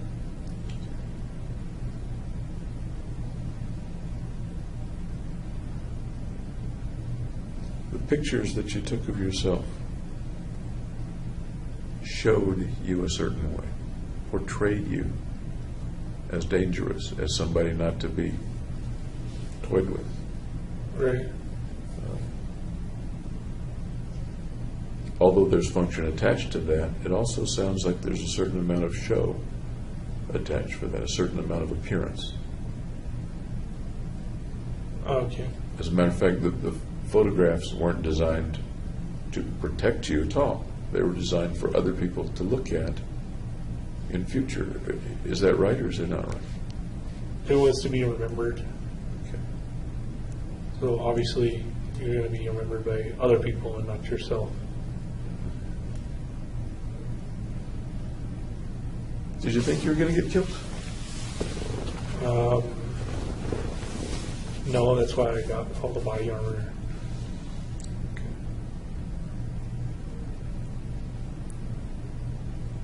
You knew that lots of police would show up. And very quickly, too.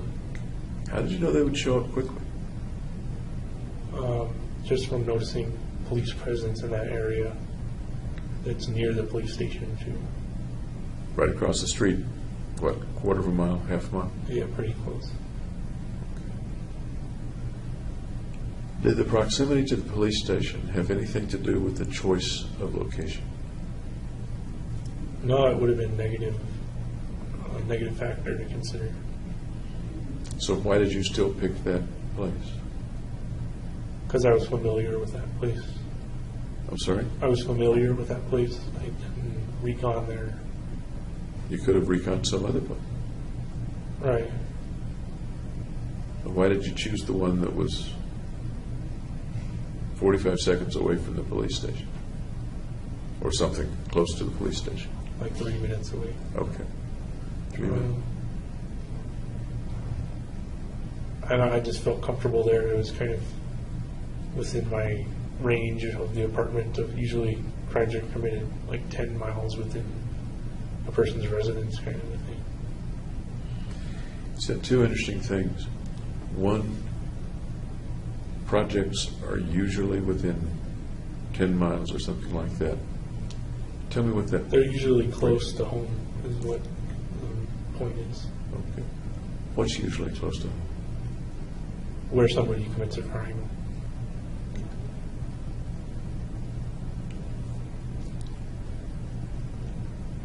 You say that as if that's a governing factor for committing crimes, or one governing factor for committing crimes, is to do it close to home. Yeah, that's what I don't know the source or the data from it, though. Why would that apply particularly to you? You could shoot people any place within a 100-mile radius without much trouble. Right, but I had to keep it impersonal. And, 100 miles away, it would be less personal. 100 miles away, it's harder to kind of scout that. Then you said that the police station was, you corrected me, not 45 seconds, but 3 minutes. Did you time it in some way? No, that was just my estimation. Your estimation from before the shootings or after the shootings? Before, I think I wrote in the notebook somewhere.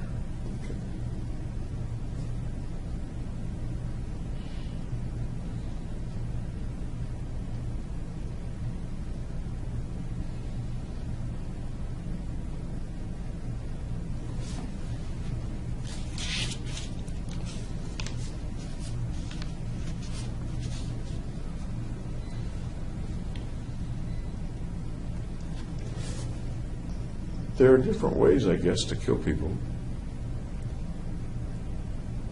You chose shooting them yourself, as contrasted with a bomb or something like that. Make sense? Yeah, that was like the easiest way, I figured. What to you at the time made that, quote, the easiest way? Well, I don't have much like technical knowledge about bombs, so I'd probably wind up blowing myself up. By the way, did you ever think you might blow yourself up as you're setting up all this gasoline and stuff? No, I was pretty careful. You're not a smoker, I take it. No. have a gas stove in the apartment? Electric, I think. Electric. Pilot light on the hot water heater?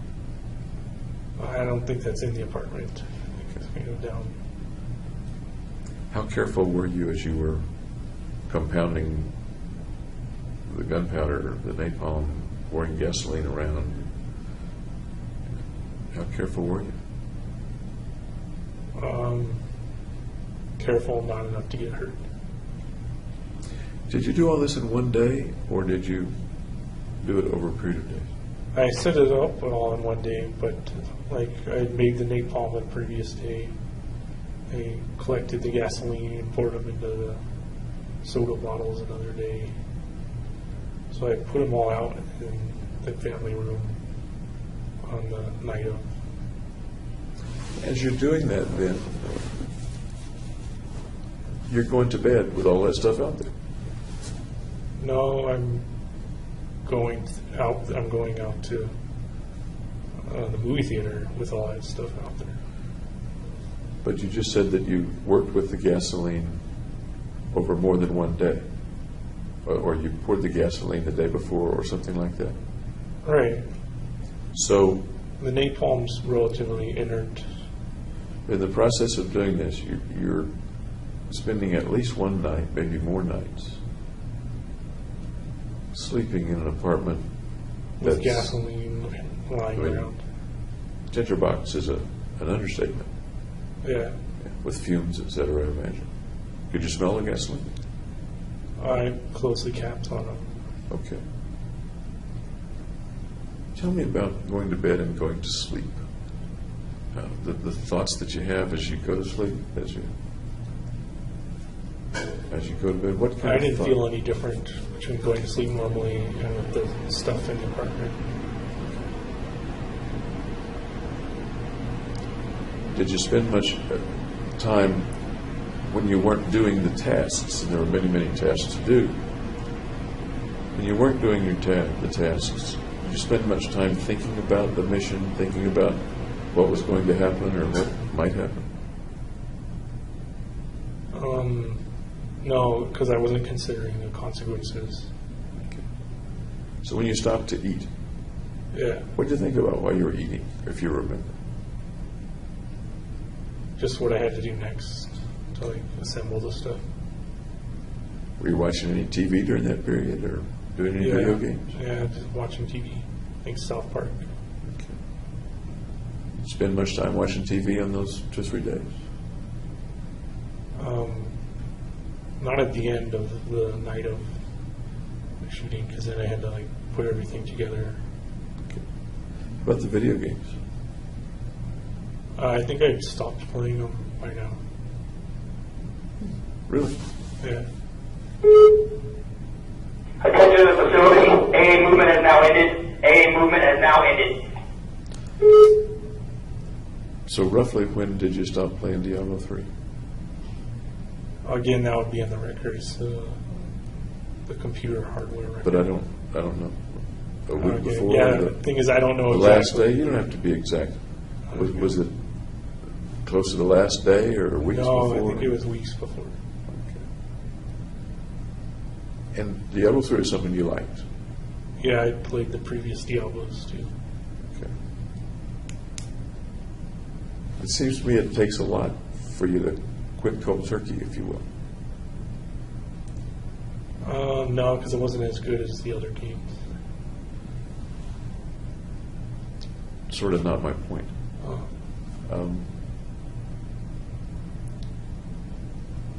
Something was relatively quickly more important than something you used to do 8 hours a day. Right, because I suddenly attached no importance to Diablo 3. And was the time completely filled with planning the shootings? No, there was eating, going to the gym. Okay.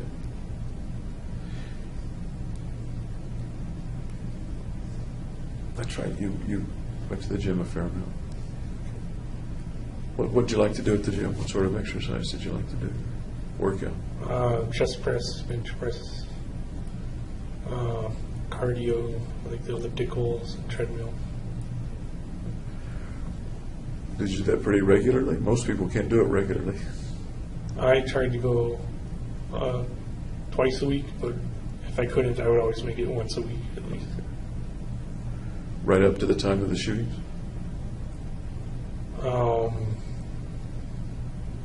I don't recall the end of the last time I went. Roughly right up to the time of the shooting? Yeah, I don't remember. We were talking about you're stopping the video games that used to take up 8 hours a day. And you said other things filled that time, including eating, going to the gym. Yeah. I'm wondering how much of that time between stopping the video games and the shooting, during how much of that time, roughly, did you still go to the gym? No more than twice a week. Okay. And did that roughly twice a week or once a week continue up until the time of the shooting? That I don't remember. I'd have to check the logs.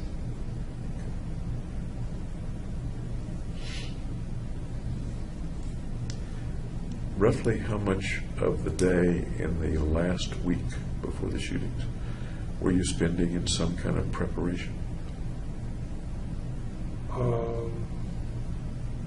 Probably around 4 hours a day.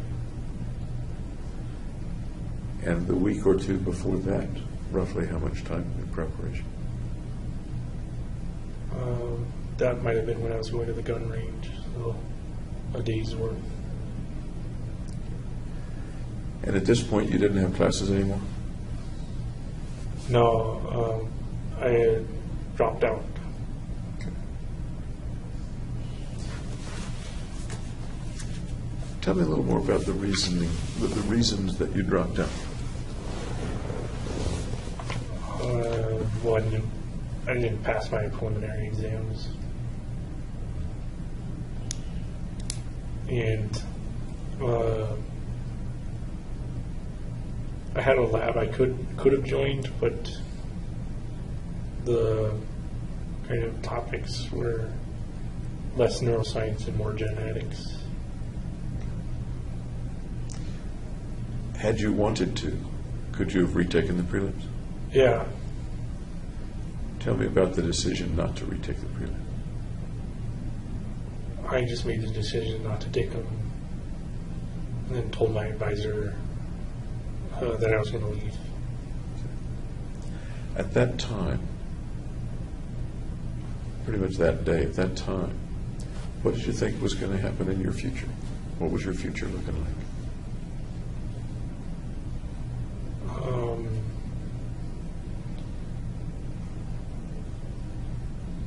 It was looking busy, I guess. I was busy with putting things together. Busy with putting preparations for the shootings? Are you talking about or putting other things together? I'm ordering stuff for the shootings. What else did you picture as being in your future at that time, at the time that you quit?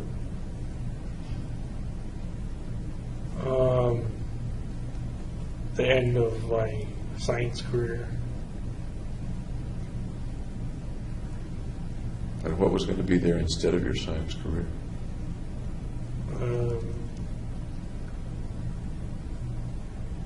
I didn't think about it. Not at all. As far as you remember? Yep.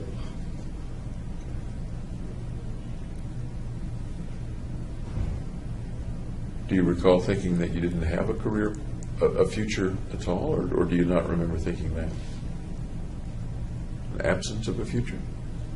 No, I still had a future. I just didn't think about what I would do in the future. Okay. Months before. Okay. Tell me about your thoughts about the future then. What was the thought about the future months before that? leave it up to kind of fate to decide. And what might fate decide for you? What would be the possibilities and probabilities? That I would either continue graduate neuroscience program or quit. That's a pretty dichotomous set of possibilities. Any other possibility? Anything, if I quit, then that opens up the following possibilities. If I stay, it opens up other possibilities. If I quit, then I could move back to California and live with my uncle. Because it was like a 2-story house, and he only needed 1 floor. Is this the uncle that was sick, or? This is the other uncle. Okay. Uncle Jimmy. So that was one of the possibilities, going back to California. All right. Okay. Any other possibilities? Staying in Colorado and looking for another job. I instead of looking for a job though, I looked for welfare, and I was ineligible. I'm sorry, I didn't quite understand. You were knowledgeable about welfare? Ineligible. Ineligible. Yeah. Okay. So had you gone back to California, Uncle Jimmy, what might you have ended up doing 5 years hence? Maybe looking for a lab research position, maybe a lab tech or a lab research associate. Okay. Had you stayed in Colorado, what might have happened 5 years hence? The same thing.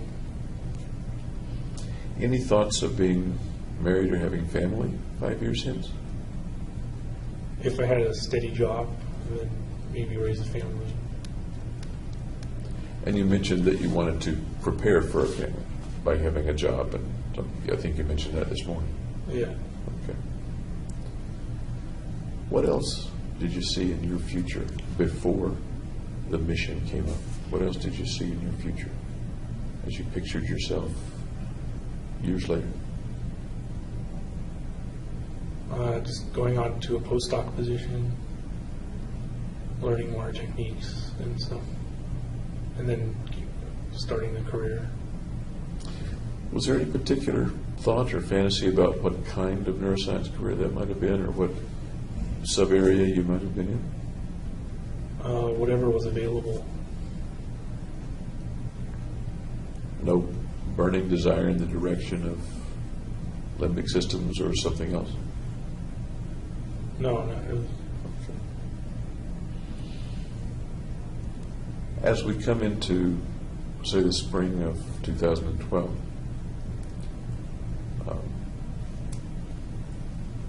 when does that future picture start to change? How does it start to change?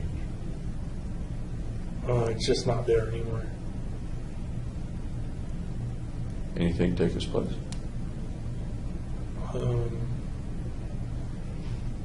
No, it's kind of up in the air.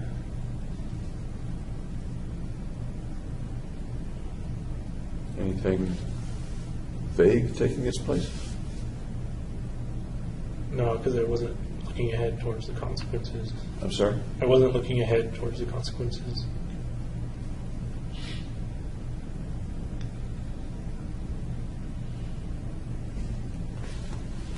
Can you estimate what the earliest point was at which you began to think about these killings? When I bought the shotgun, I think. The shotgun. So that was the second gun that you purchased, am I right? Yeah. Okay. Okay. Do you remember roughly when the earliest point was that you ever thought about killing anybody? Teens, in the teens. Tell me about those thoughts, if you would. They would just pop up. Tell me about the thoughts, if you would.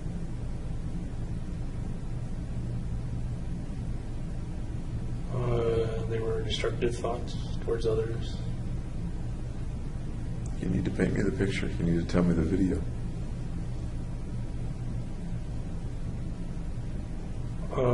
It was kind of that in an abstract way.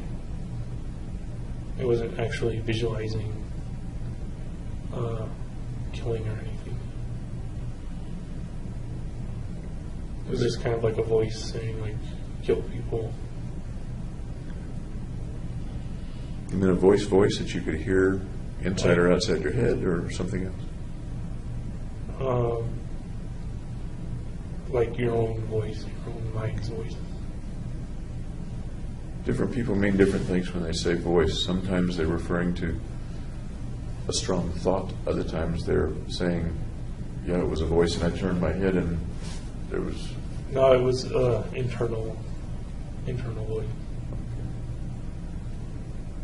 I'm sorry to push it so hard. Was it an internal voice that you heard as if it were coming through your ears, or an internal thought that you realized was a thought, not an auditory phenomenon? It was kind of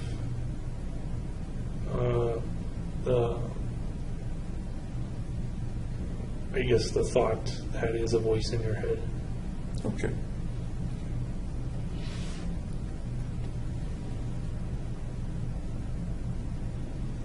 Even though you mentioned it was abstract, you did say that it would pop into your head and that there were thoughts of killing people. At least that's what I asked about. Can you be any more specific about what would pop into your head? Just a desire to kill people. How, who, under what circumstance? It's like an impersonal form of a person.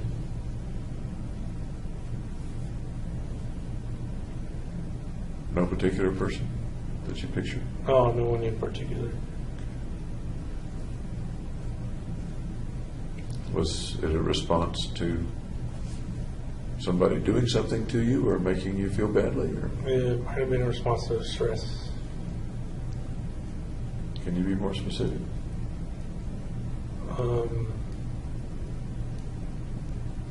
I don't know what stressors exactly triggered it.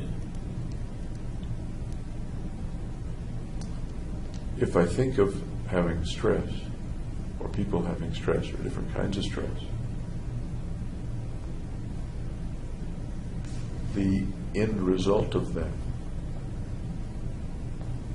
doesn't appear to me to be killing something. Can you make the connection for me? That stress Stress, then, leads to thoughts of killing a person? yeah, that's it. Can you make that connection for me? That is the connection. The stressor just leads to the thoughts of killing people. No, it's not the connection. It's 2 points. Stress is 1 point, killing somebody is the next. What's in between the 2 points? Well, stress is the trigger.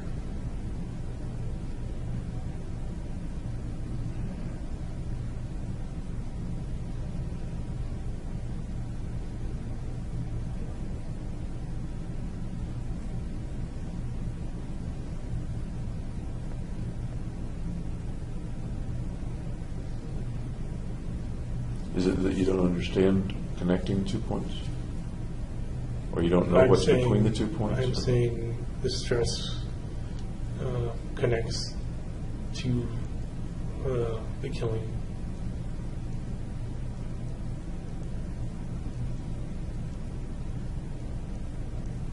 That doesn't make sense to me. Okay.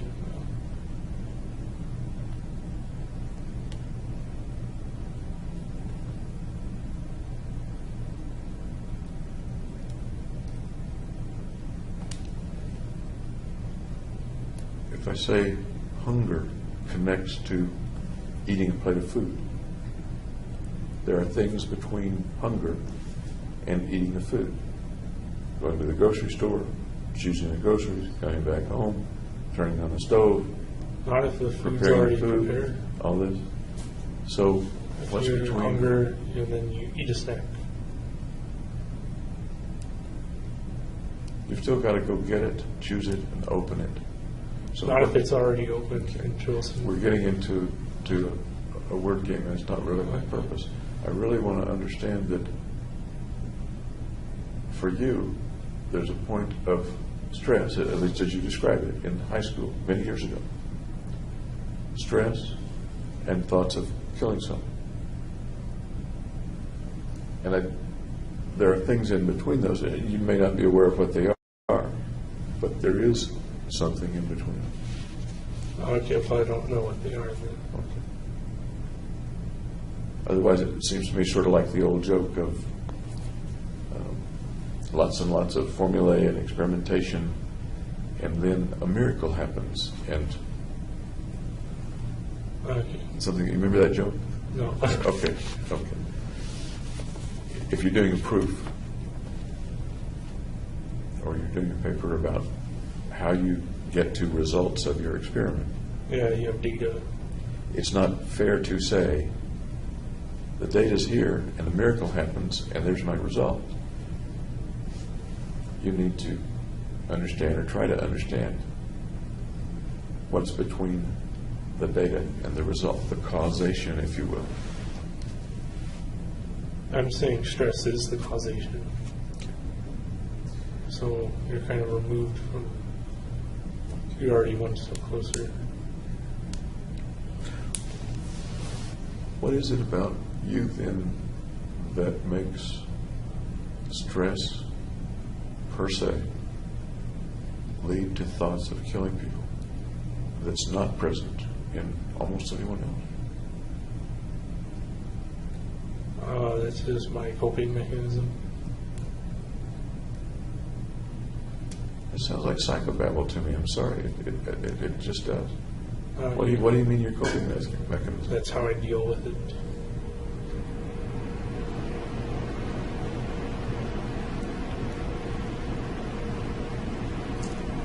Coming into the pictures of what comes up in your mind, quickly comes to your mind. What was that? I know there's noise back behind me. Let's come back to the image that comes to your mind about killing someone. Once again, is there any clearer picture of that you can see? Can you fiddle with the focus knob? Well, there's and kind of two clarify? pictures. One Okay. is with when I'm with someone, I have a picture of killing them, and then the other is an abstract. I get this image of just a formless person who I can't really make out, and I'm killing them. Okay. Let's go to the one that you mentioned when you're with someone. What might be a circumstance in which you would think about killing a person that you were with at that time? If they're being very annoying. Can you draw me a hypothetical situation?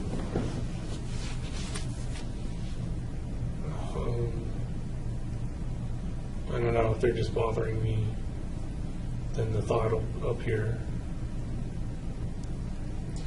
How might they be bothering you in this hypothetical situation for the thought to appear?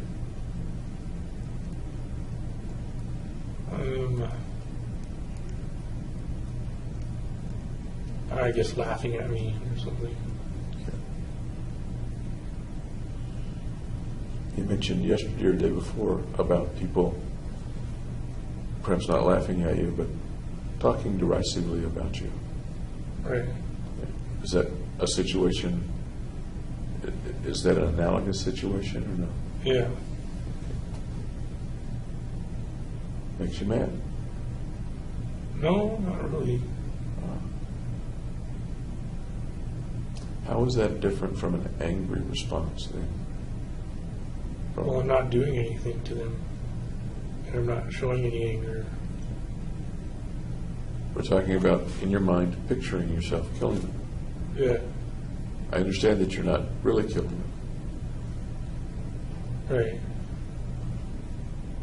Can we make the leap to, if you visualize in your mind that you're killing somebody that laughed at you, that it's logical to think that they ticked you off? That you were angry with them? I was using annoyed, but Yes, you were. I'm not sure. I don't have like outbursts or anger outbursts or anything. I'm talking about inside you. I'm talking about what comes to mind And that's what I think you just described. Okay. Something that often comes before anger is hurt.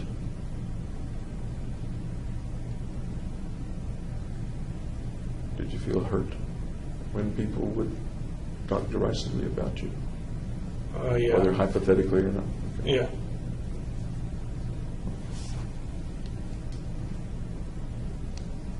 Is that one of the situations where the fantasy might appear or no?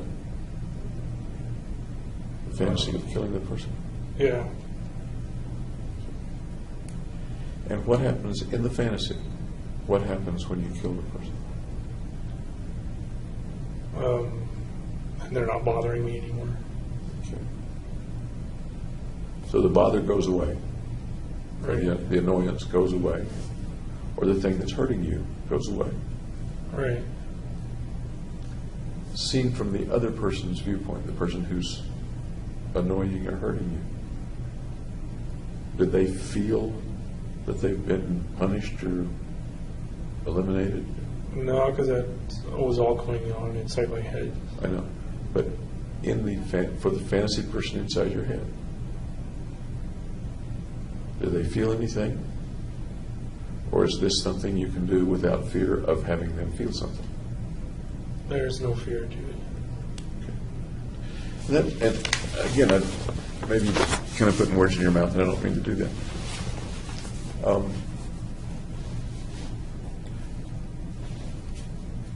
Some people who are being hurt don't want to truly hurt the other person. And sometimes that's the reason they don't retaliate Right. or call them on it. Yeah. Because for one reason or another, they don't want to escalate the situation or they don't want to hurt the other person. One can do that in his mind without hurting the other person. Does that thought resonate with what you're talking about? Yeah, I don't intentionally want to hurt them. I just have the thought of hurting them. Okay.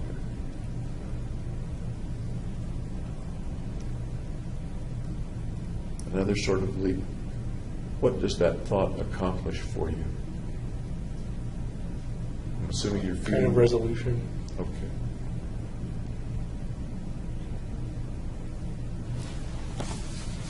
Is there any relationship between that fantasy situation in which you've already said you don't want to actually do damage to the other person? Is there any relationship of that situation with the situation in which you did grave damage to people at the theater?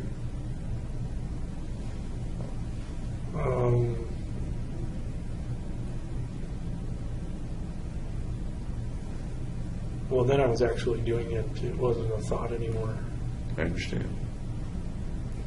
Do you see any connection or relationship or analogy of the real with the thoughts of many years ago? No, because they hadn't annoyed me in any way. They were kind of the formless kind of person there. I'm thinking, and please tell me if my thinking is correct or not correct, that there are two kind of categories. One in which someone is doing something to you or in some way making you uncomfortable or annoying you, making you feel badly, and you deal with that in fantasy. Another is a situation such as the shootings, in which the people are not doing anything to you, but you wish to take something from them and assimilate it into yourself, their value. Yeah. They're two separate things. Tell me what's right or wrong with that interpretation of things. Is it 100% right, 50% right, 10% right? And correct the things that aren't right, can you?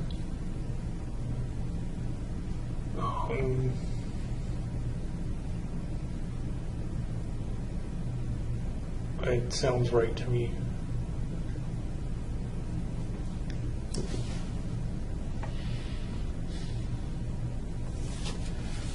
was your first experience with people dying? Someone dying? I never had close contact with somebody dying. Really? No. Ever been to a funeral? Yeah. Tell me about it. Whose funeral? My grandma Helen's. How It wasn't old? a casket or anything. It wasn't an open casket or a body anywhere. So is a memorial service as contrasted with a funeral where there's a casket? Right. How well did you know your grandmother? Pretty well, yeah. You were or were not around her as she became infirm or became ill and approached death? I wasn't around her.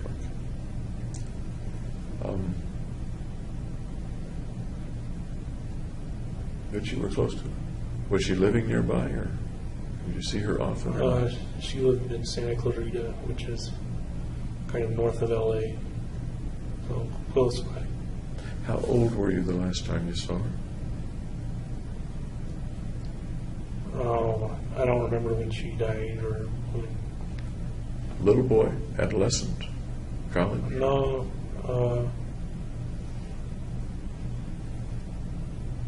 I think it was undergraduate. Okay. Had anybody close to you, friend, schoolmate, died before that? Nope. Had you lost any pets? Well, natural causes, basically. Tell me about that. What was that? Had a Labrador named Zuby, and I think a Scottish Terrier named Wimby. Zumbi? Zuby? Zuby and Wimby? Yeah. Zuby and Wimby. Okay. Tell me about the dogs. They're very loyal dogs. They like to play fetch.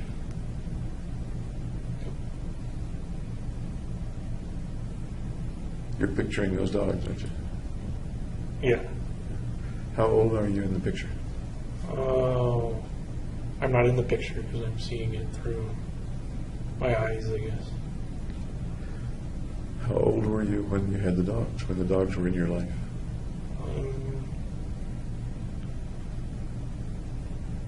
I guess like 7 or 8. And how did they leave you? How did they die? Well, Zuby couldn't get up anymore because he had like bad hips, so we had the vet put him down. And then Wimby, I guess, got sick.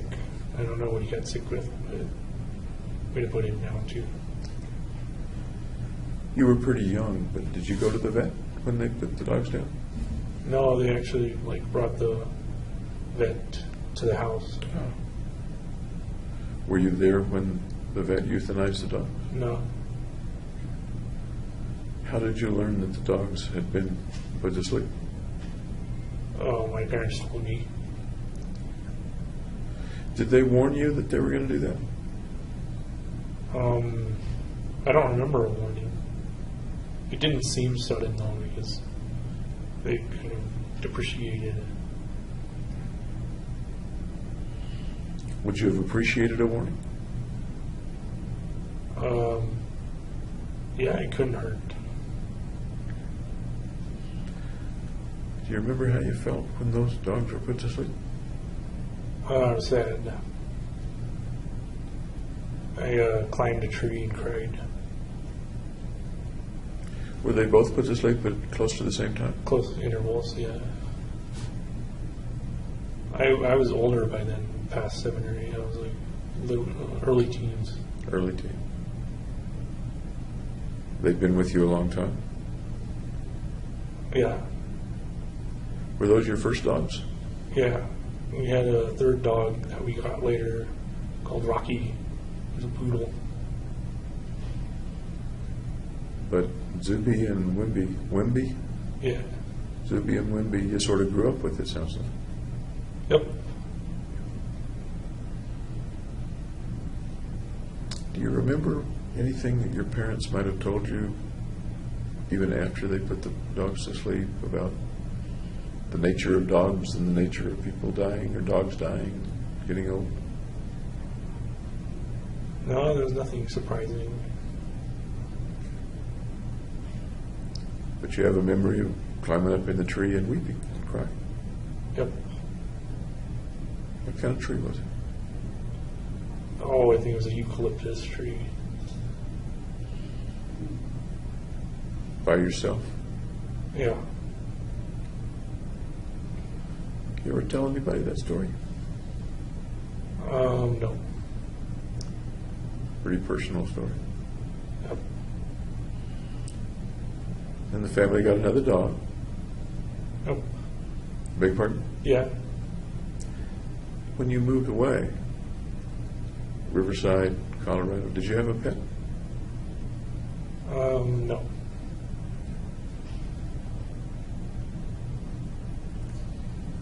Any other experiences with death, animals or people? Well, my other grandma died too. How close to her dying were you? I was in San Diego and she was in Carmel, so like 8 hours away. About how old were you?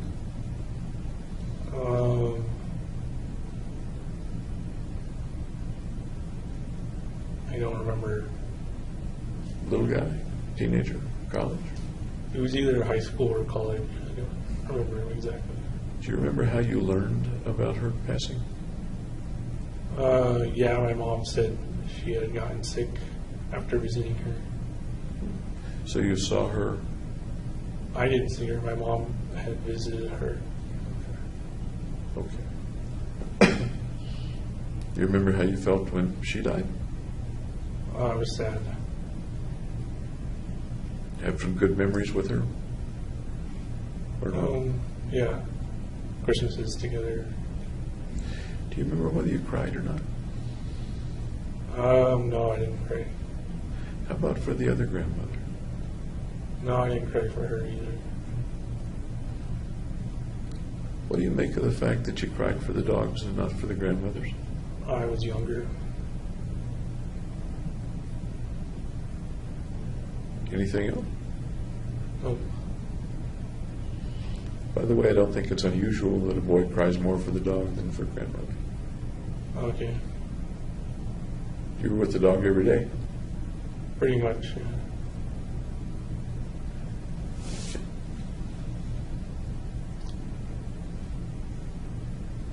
Do you have a view? Well, let me go back some years in when you were younger, high school, college, or at the time that these people and the pets died. Did you have a view then about what happened after they died? What happens after death? Just a dreamless sleep. A dreamless sleep. Yeah. Did that apply to both the dogs and the grandmothers? Yeah. Where did you get that feeling of the dreamless sleep? Where do you suppose that idea came from?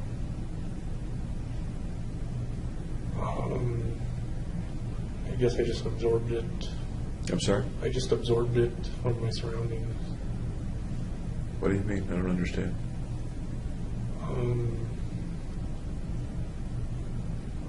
I just thought that was the way things would work. You don't recall it being something that Mom said or Dad said? No, I think I came up with it on my own. Did you ever have any thoughts about an afterlife for the dogs or for the grandmothers? No, I don't believe in afterlife. How about when you were a little kid? Well, I knew about heaven and hell, and stuff, but I didn't think it would apply. Apply to? That it wasn't the way things worked. And how about now? I still believe in the dreamless sleep. Do you think much about it? No, not really.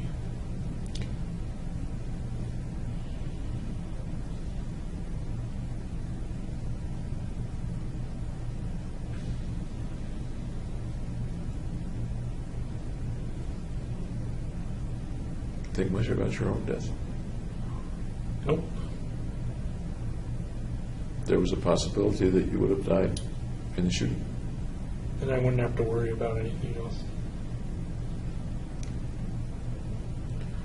When the officers drove up, you remember what their names are? Did anybody ever tell you what their names were? I forget what their names are.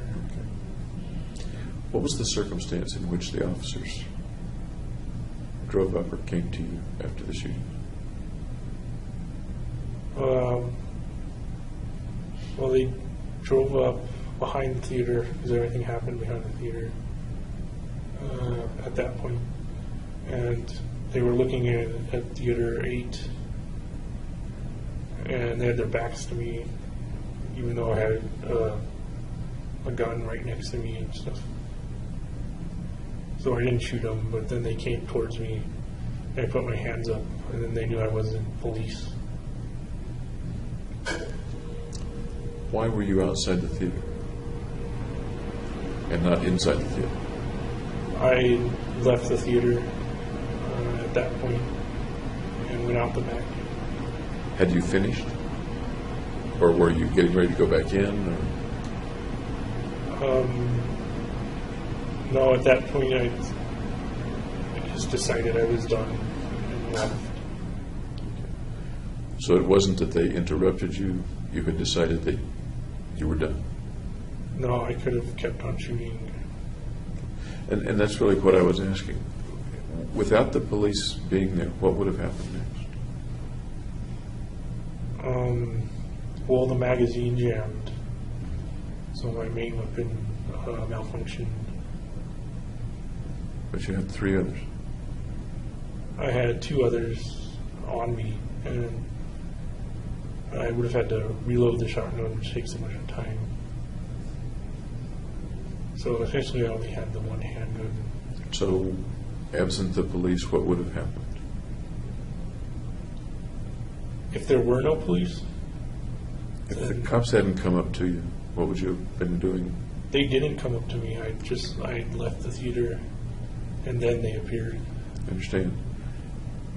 You have left the theater, you're outside the theater door, and the police Aren't present. don't see you, aren't present. They are present. No, but if they were not, what would have happened next?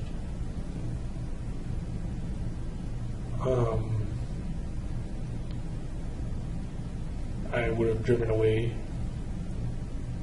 Okay, I don't know where I would have driven though. okay, so you were, I didn't have a plan exactly. either way, you were finished with the inside of the theater. You weren't Going to go back. going to in. go back in. Okay, okay. You would have somehow driven away. You didn't have a plan. After shooting in the theater, I didn't have a plan of whether to die or not, or to drive away, or where I would go. I kind of left that all up to the spur of the moment. What do you make of that? And here's what I mean. The planning for what went on in the theater was very, Meticulous. I'm sorry? Meticulous. Meticulous, good word. The planning for what would happen afterward, Was absent, completely absent. non-existent. It's like life stops with the theater. Yep. And that was definitely a possibility. A possibility, but only a possibility, not a sure thing. Certainty. So what I'm asking is, looking back, what do you think about the fact that all planning ended with the shooting at the theater? Didn't even include getting the car and driving away, except that you had some road stars and some first aid stuff. Right. What do you think about that?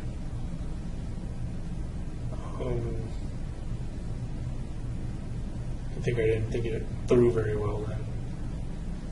But you're A, a smart guy, and B, an extreme planner. Right. It seems illogical that you wouldn't think it through. And yet, I believe you when you say you didn't think it through. So, what is it that causes a smart guy, an extreme planner, not to think it through beyond the shootings? Because I kind of figured my life would end at the shootings.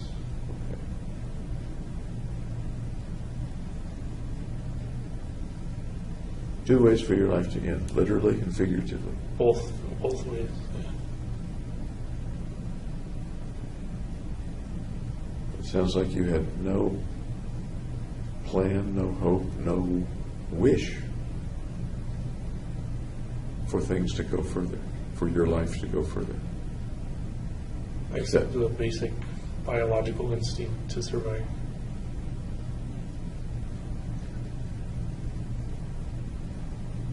But in your planning,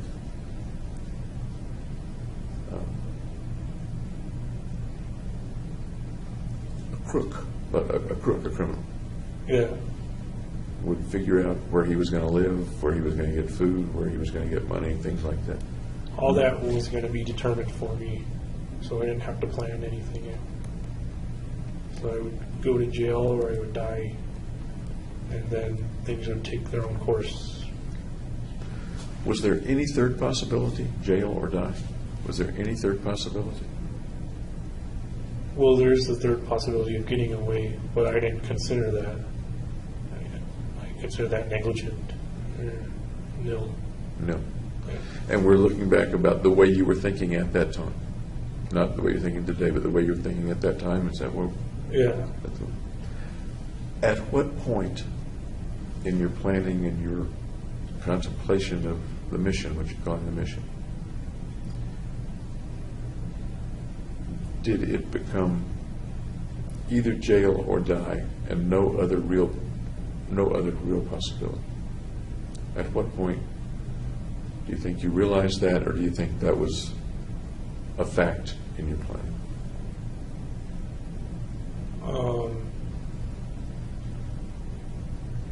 I think it was early on, at least, because I did a status posting on my Match.com, AdultFriendFinder.com. Will you visit me in prison? So I kind of knew at that point I would either go to prison or die, or go to prison and die. So that posting wasn't just a thought or random or for effect. That posting was anticipating, The consequences. rather specifically anticipating. Yeah. That's the way you remember it. Yep. Roughly when did that posting take place? About how? I have no idea. How long before the shooting? A week before? A few days before? A month before? It could have been as long as a month before, but I don't think so.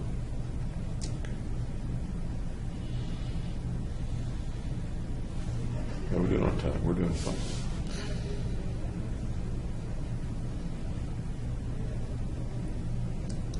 There were things that could have stopped the chain of events.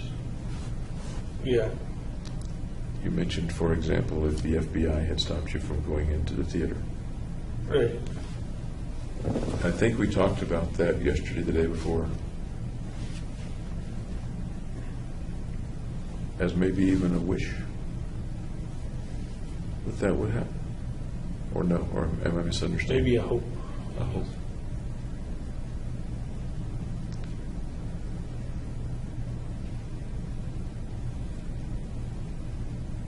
Can you describe for me, help me understand, that you hoped the FBI might stop you, or a part of you did, Right. but the person who was perfectly capable physically of stopping, namely you, didn't stop. Well, I had a purpose to fulfill.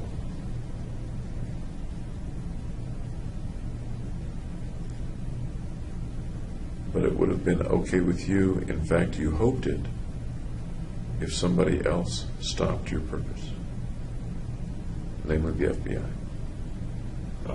Yeah. That's also why I think I went to the psychiatrist in the first place and told him about the homicidal thoughts. Okay.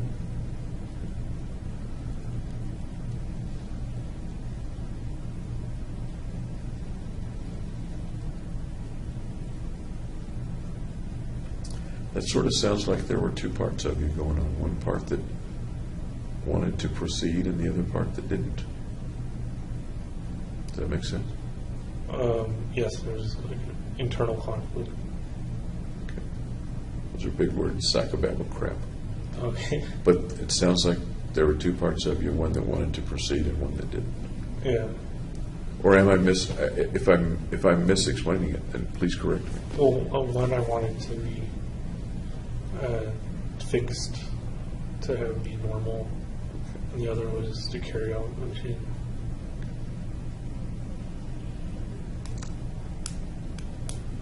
Was the you that you thought wasn't normal, was that the thing that was creating the mission? Or was that the normal you, the thing that was creating the mission? I don't think there is a normal me. You don't think there's any part of you that's normal? No, not like that. Okay. I just figure myself as abnormal.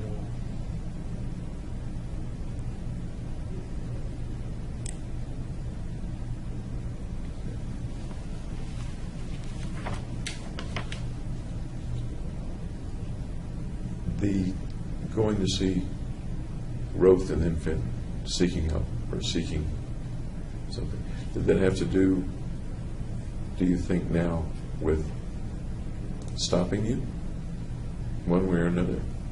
Or with fixing you, or with something else? Yeah, with treating me. Okay.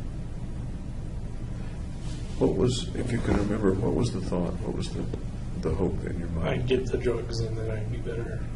Okay. And what ended up happening?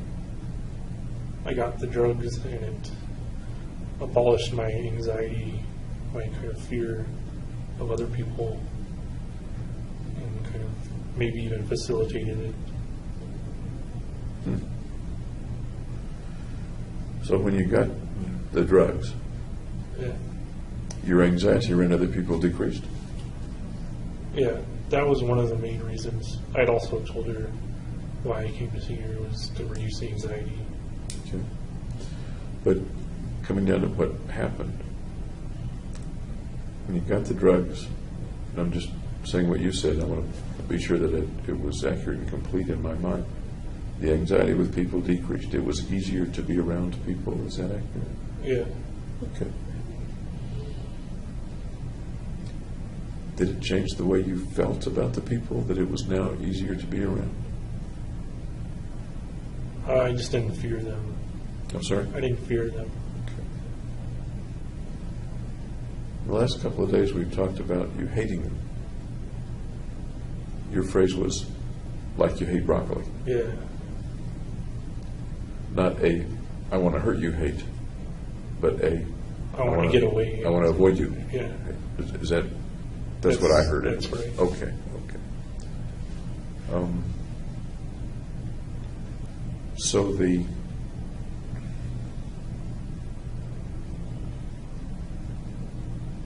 like I said, makes me ask, what did the shootings have to do, if anything, with hating people?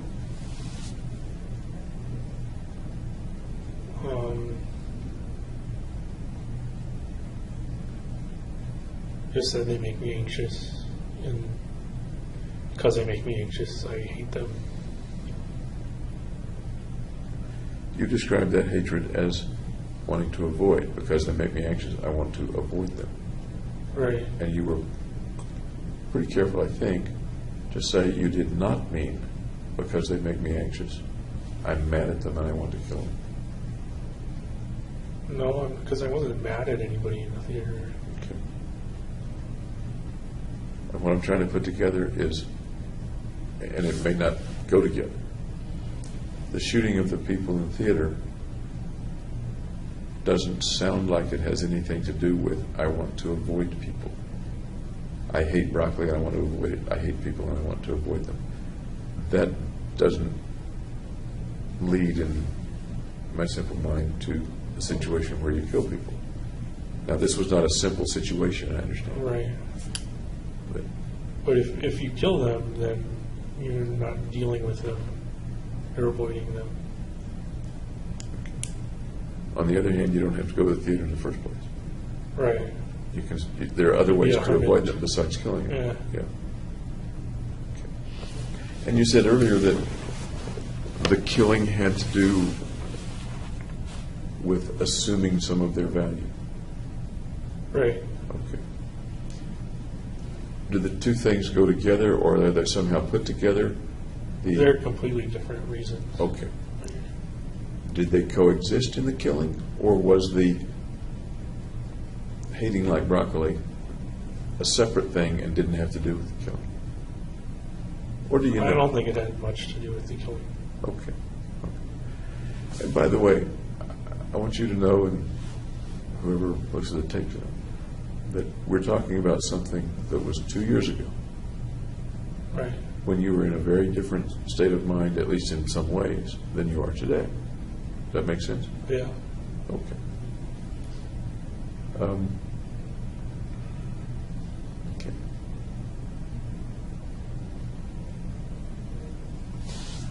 The things that might have helped, what you called the drugs, and maybe there were other things that might have helped. There were 2 or 3 kinds that were tried, as I recall, right? Clonazepam, propranolol, and sertraline. Okay. Did you take those things as prescribed? As directed. Yeah. Okay. And what was the result? But you already told me that your avoidance of people went down, decreased. Right. Anything else happen with regard to the medications? No, not really. Were there any problems with the medications? There was with the clonazepam that it had side effects. What side effects did it have that you recall?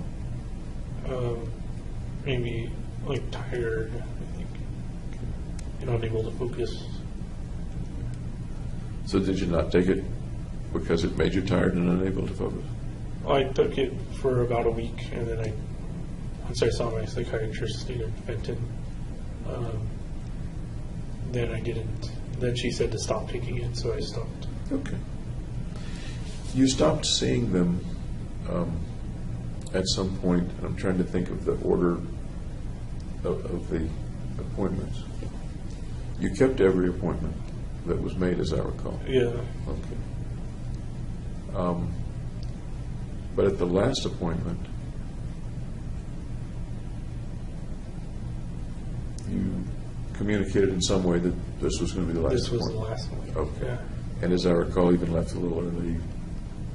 This is it. Is that accurate? Yeah, that's Okay. accurate. Why did you make that your last appointment?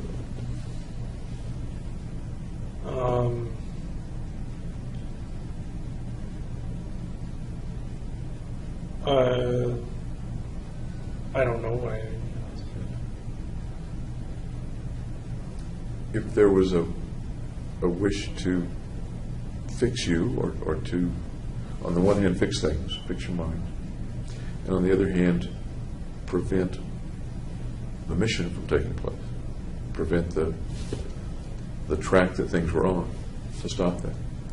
Yeah, it kind of overruled the treatment. It overruled the treatment. Yeah. Pretty strong force. Yep. Where does such a strong force come from?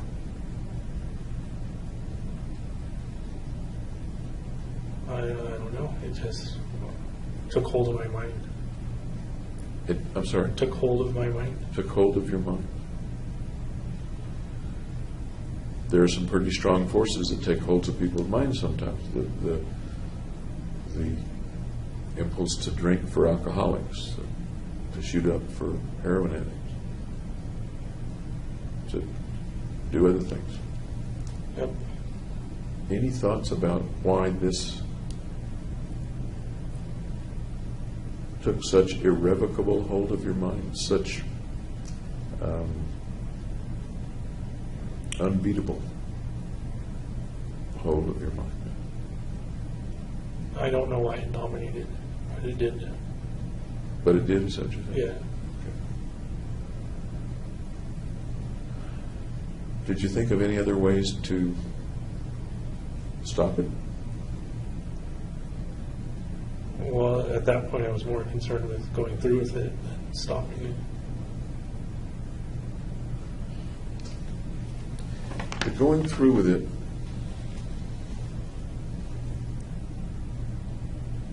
the picture in your mind was that everything was going to end with the mission.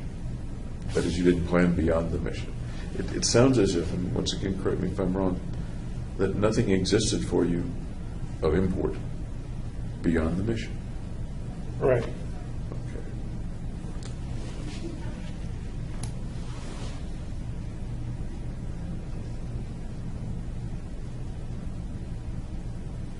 Did you see anything about the mission that said it was a wrong thing to do? Not sure.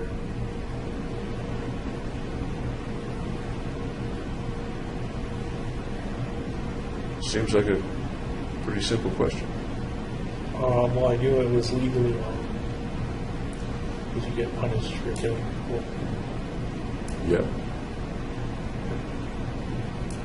I'm thinking more about inside you. You're a person going through life at that point. You haven't been arrested at that point. You're thinking you may well be arrested or may be killed. No matter what you do, if I'm thinking right about the way you were thinking, life is going to end one of two ways. You're going to be killed or you're going to be put in prison, arrested. But between here and those things, thinking back on July 1st, 5th, 19th, 20th, there are people that are going to be killed and wounded. Right. Is there anything wrong with doing that in your state at that time?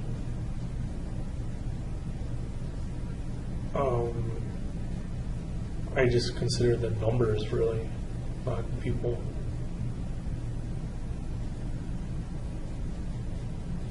How's that? Well, I consider that it was going to be a number of people that died, kind of in conglomerate mass or something.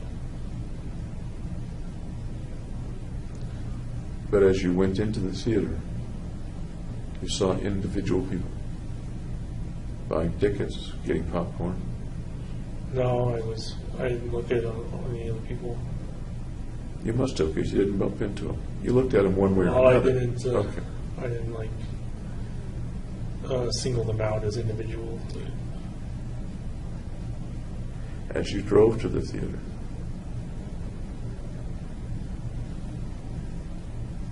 you didn't go out of your way to hit pedestrians or run over dogs.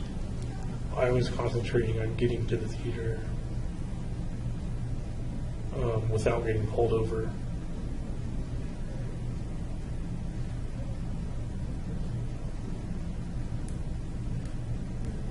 We come back to the concept of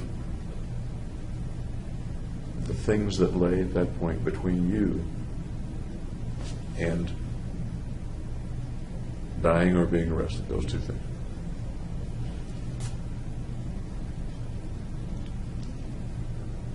Did it ever cross your mind that you were going to hurt people?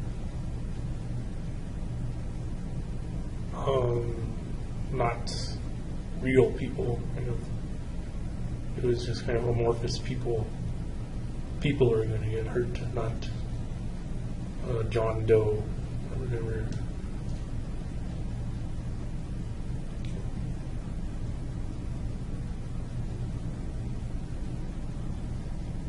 If a little old lady had crossed the street in front of you on the way to the theater, would you have put on your I brakes? would have avoided. Okay. Yeah.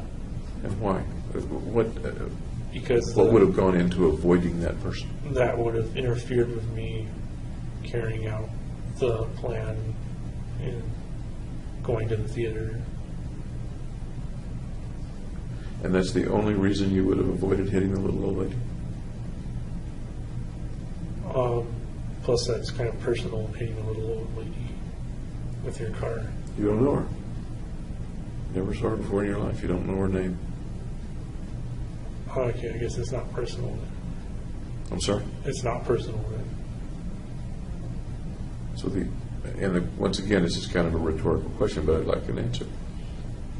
The only reason you wouldn't hit the little old lady is that it might interfere with your getting to the theater for your mission.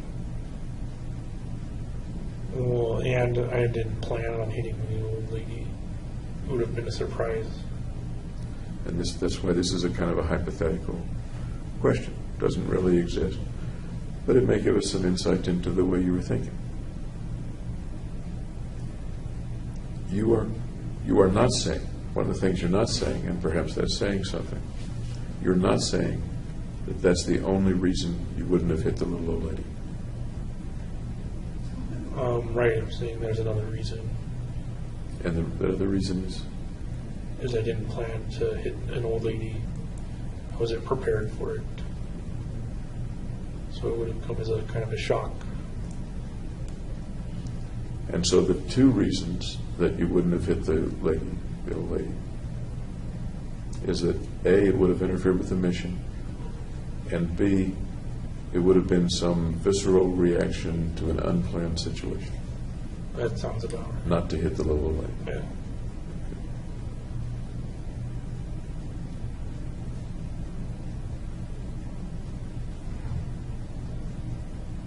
The people who were in the theater, how do you feel about them now? I don't know. Okay. They're going to make me know them, though. At the trial, you mean? Yeah. I expect so. Let me go back to just after the shootings happened, in the day or two after the shootings happened. Okay. Wait, did you say okay? Oh, I said okay. Okay. Did you have any thoughts about the victims, the people that were shot, etc.? No, I just heard the numbers. It was like over 50 wounded and 12 died. What came to mind as you heard the numbers? It was new information. I didn't know that while I was in the theater. Any feelings come to mind? Any pictures or feelings come to mind as you got that information? Just that I was worth 12 more people than I was before. Okay. Did the wounded count in your worth in that way of thinking about things, or no? I only count fatalities. Okay.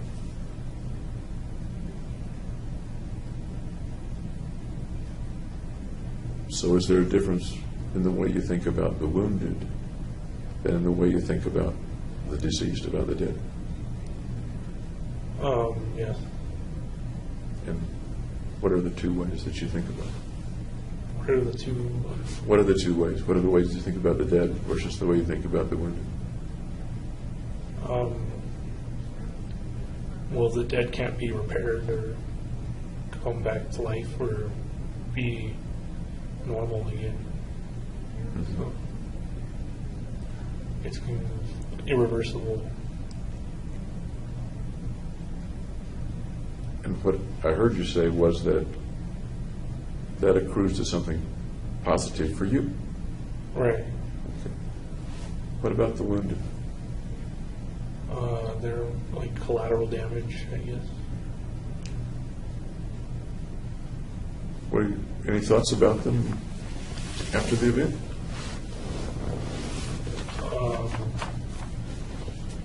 I regret they had to be wounded. In what sense do you regret that? Excuse me. In what sense? What do you mean by I regret that they had to be wounded? Rather than like the bullets just missing them or something. Do you think there was any chance at all that the bullets would just miss people unless they were destined to die? I think it was statistical. You shoot enough bullets into a crowd, you're going to hit somebody. Okay.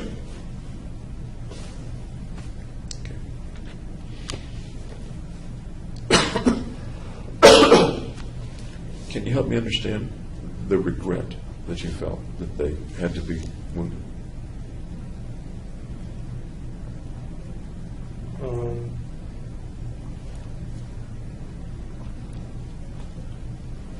Well, they get debilitated, and like, some get paralyzed or lose limbs, and like it's too bad that couldn't have been avoided.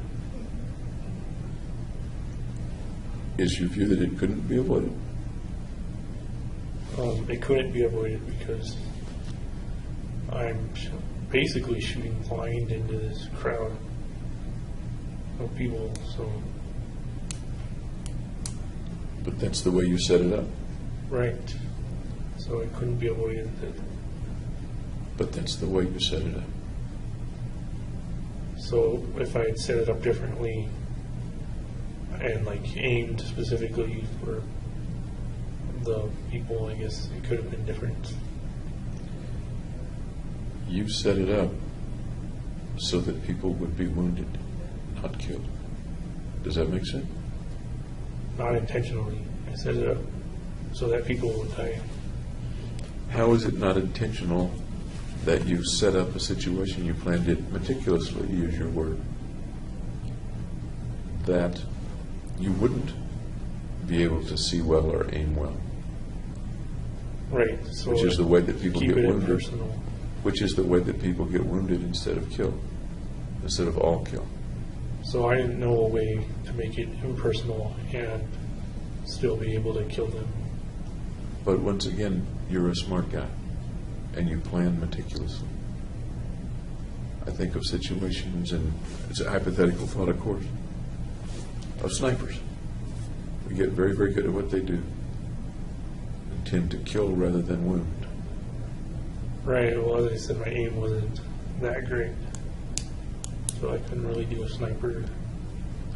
Okay, we can pick a different way to do it. My point is that intellectually, your argument seems to be failing to me. That people got wounded because of the way you set it up. Right. That's true. People got Okay. wounded. Because of the way you set it up. Yes, because of Okay. the way, the nature. The people who were killed, that, as I understand it, there's no regret or less regret for the ones that were killed because you accrued their value, at least that's the way you felt at that time. Is that right? Right. Did you have any thought about those that they left behind? Their Also relatives. collateral damage. The argument begins to sound pretty quickly like the ends justify the means. Make sense? Yeah.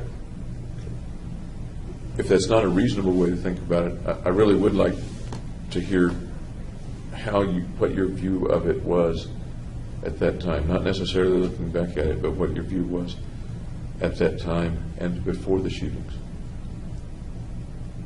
That there was an awareness, at least intellectual awareness, it seems to me, of lots of collateral damage. Right. But the end justified the means. Is that a reasonable way of thinking about it or not? There was no way to avoid it. And with that plan. With that plan, there was no way to avoid it. And I was already dedicated to the plan. What do you suppose locked you into that plan? Just that it was realistic and it could be done. But the collateral damage was part of the realistic part. That was going to happen.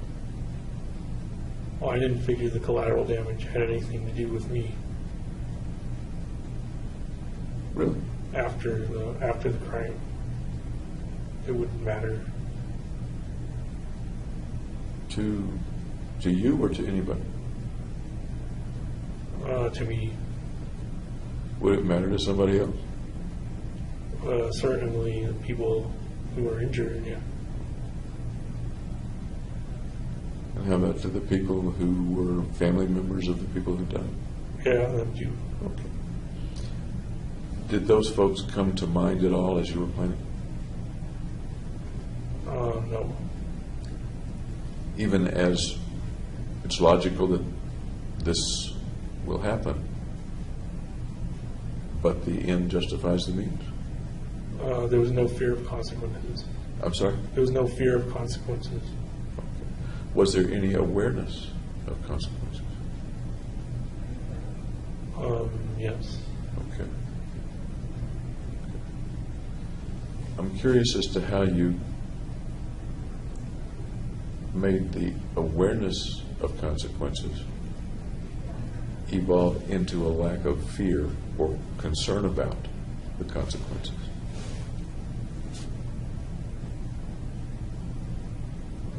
I don't understand the question. I don't think you're a cruel guy. Okay, I don't either. Okay. I don't think you're a cruel guy. You don't go out and, I mean, in the lab you may sacrifice rats, okay? Right.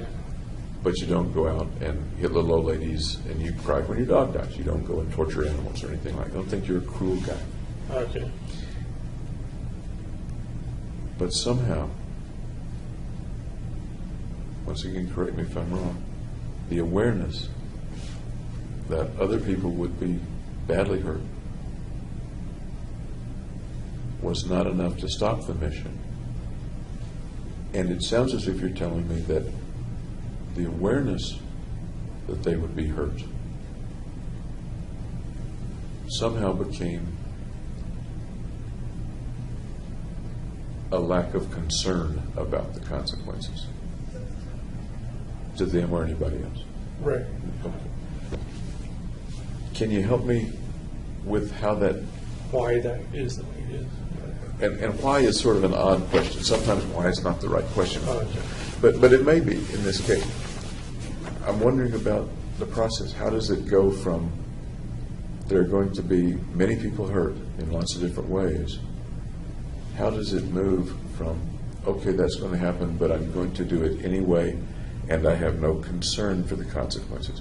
Because I think in general, you do have concern for at least many other people. Right, so that's all kind of appearing now that it's after the fact that it's happened. But before it happened, I wasn't counting on dealing with any of it because I could have died. And you're bringing another part into it that may be real important. You said not dealing with it. I'm not remembering your exact words, but not dealing with the consequences. Right. So now I have to deal with the consequences. Before the shootings, I didn't think ahead, so I wouldn't have to deal with the consequences. right after the shooting, were you concerned with the wounded or whether anybody was going to get hurt at the apartment? I inquired if a child was hurt because I saw a sign that said like child division homicide or something. As you came into the Aurora? Yeah, I inquired You over did? and investigated. And did anybody tell you one way or the other whether a child was hurt? No, they were evasive. What do you But I think? put it together What did you put together? that a child was killed the next day, I think. How did you react at that time when you put that together? That they tried to minimize child fatalities by choosing midnight and PG-13. Okay, so it would be grown-ups at that showing of that particular movie. Is that what you're saying? That was what was intended, yeah. So it would be like, Once you learned that a child was killed, that you had killed a child, yeah, it was remorseful. tell me more. Remorseful is 3 syllables. Tell me more in 1 syllable words or so of how you felt. That I was sad that a child had died. Did you think much about it? Yeah. Do you still think much about it? I don't know how it could have been avoided though, other than changing the plan into something else.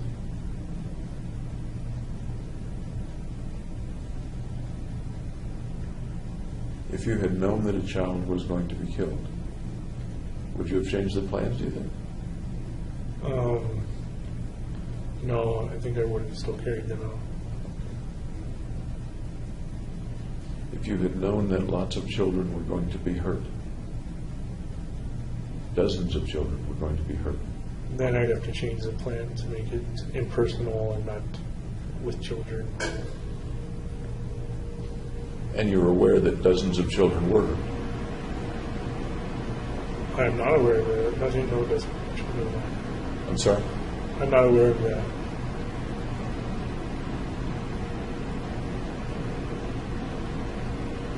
Once again, you're a smart guy. You think about the plan meticulously, Right, but not much about the consequences of the plan. right. What about the children of people who are killed? Are they hurt?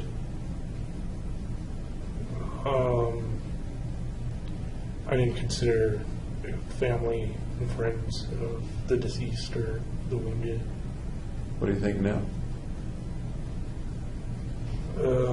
Are the children hurt when their parents are killed? Yep. Are they hurt when their parents are wounded? Yeah. Yeah. So at least in that sense, dozens of children were hurt. Indirectly. The children are still hurt. Yeah. Does that make you feel anything as we talk? Not so great.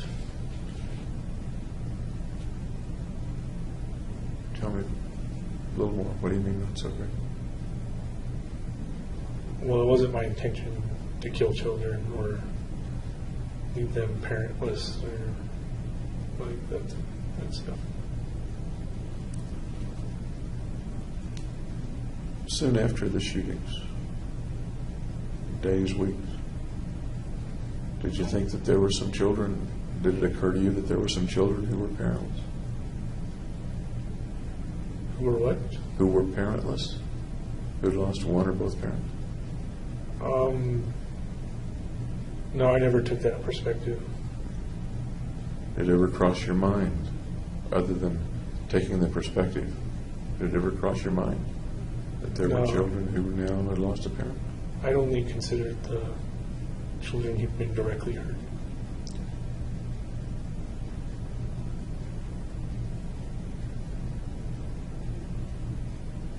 And as you're approaching the mission, approaching the shooting, it sounds as if it didn't occur to you. One way or another, it did not occur to you that some of the people that were going to be killed would be parents. No, it never. Okay. You've talked about remorse or regret. You've used the word a couple of times. Almost, and I'm not sure of the feeling that goes into the words. Can you help me understand the feeling that goes into the words remorse and regret as you're using them the last couple of days with me? That's kind of hard because they are the descriptors of the feeling.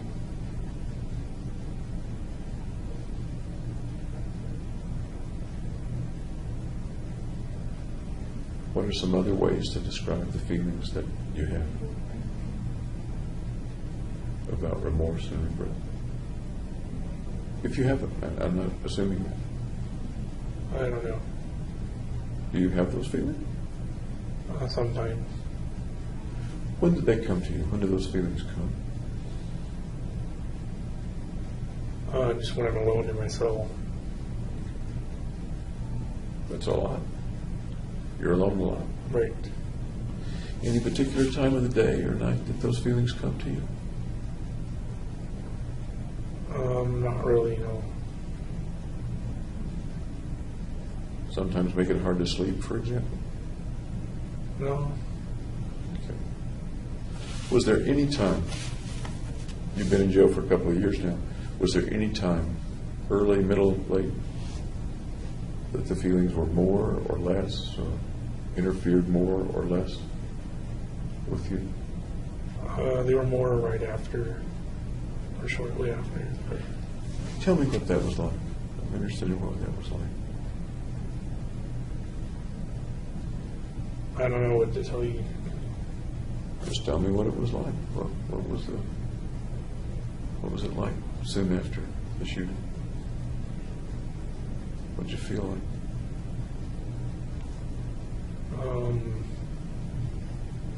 Kind of a now what am I going to do situation.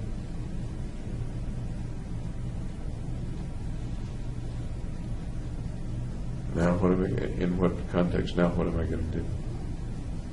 Right. But I don't understand quite what you mean. Now what am I going to do? That's kind of how I felt. Meaning, what am I going to do for lunch, or what am I going to do with the rest of my life, or Yeah, what? in the long term, I guess.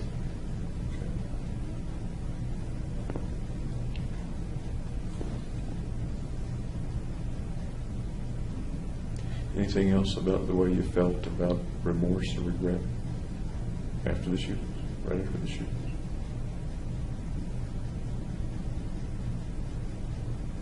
No.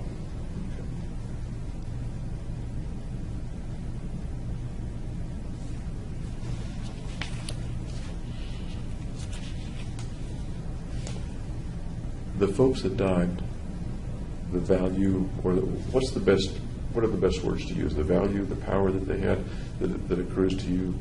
What's the best word to use? What comes to you as a result of their dying? Their value. Their value. Can you describe to me what value means in that sense? Just what they're worth. And what do you mean they're worth?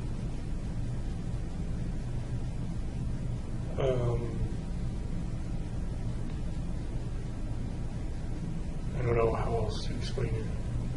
Lots of kinds of worth. What kind of worth do you mean? Their worth in totality. Earning potential? Value of the chemicals that make up their bodies? What do you mean? Just their value as a human being. Okay. Their value as a human being. Does that bring up any thoughts or pictures of what one's value as a human being means, or what it is? I just designated an arbitrary value of like 1 to each person. I want to ask one what? 1 value unit. I don't know. Is a value unit a big thing, really, really significant, or is a value unit a little thing and it takes lots of them to make up something significant? 1 is significant enough. 1 is significant enough. And you had 12. Right. Okay. Their value as a human being. Does that seem to jibe with your effort to not see them as human beings? Or does that not I see did not see them as individuals, like personally individuals. And I don't mean to be playing games with you, but you did see them as human beings because that's their value. Right, is their being value human as a beings. human being. So, as a human being, they have this value, and I can take that value. Was it successful?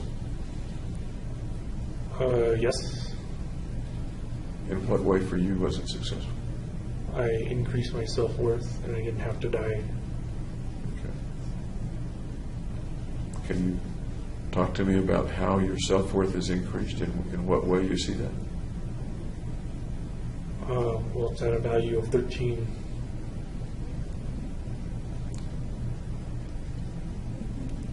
In what way then are you enhanced? I'm worth 13, whereas a normal person's worth 1, or Yeah.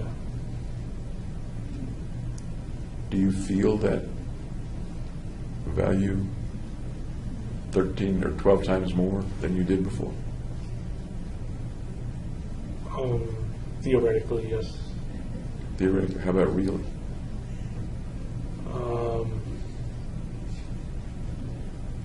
Well, it's only theoretical in nature, so.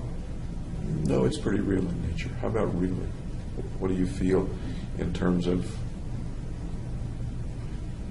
the feeling of increase in you or your worth? Right, my worth is a lot more. Okay. And what do you feel is more? What does that feel like to be more?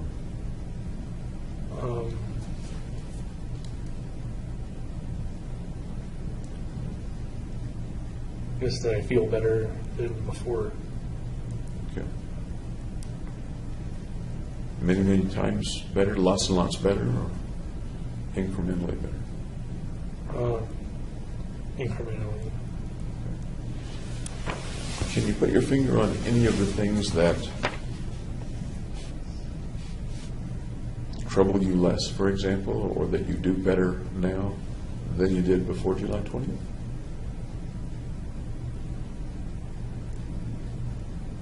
You're kind of getting at what the value actually is.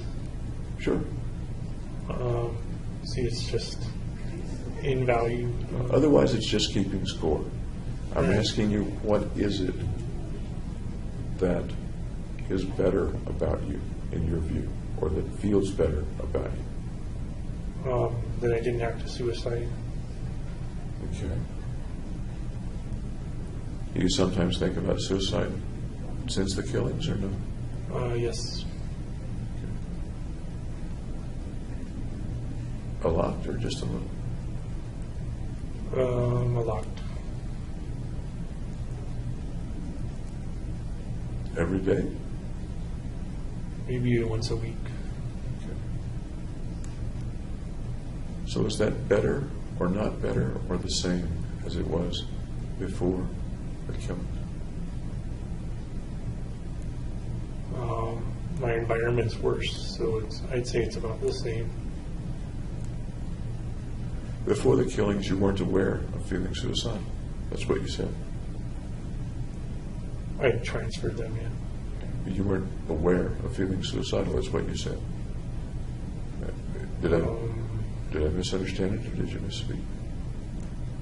When I would feel suicidal, I would transfer that into homicide. Actually, you were pretty specific that you never felt suicidal.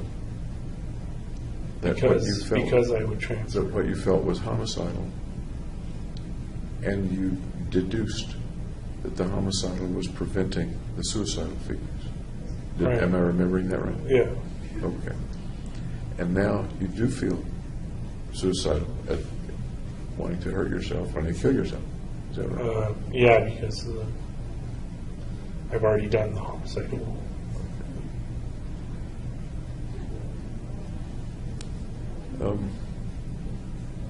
How strongly do the suicidal feelings get sometimes? What's the worst they get? Just they get bad. And what's bad? How can you explain to me what bad is? How bad they get? Whereas I'm contemplating a plan to suicide. Have you tried it?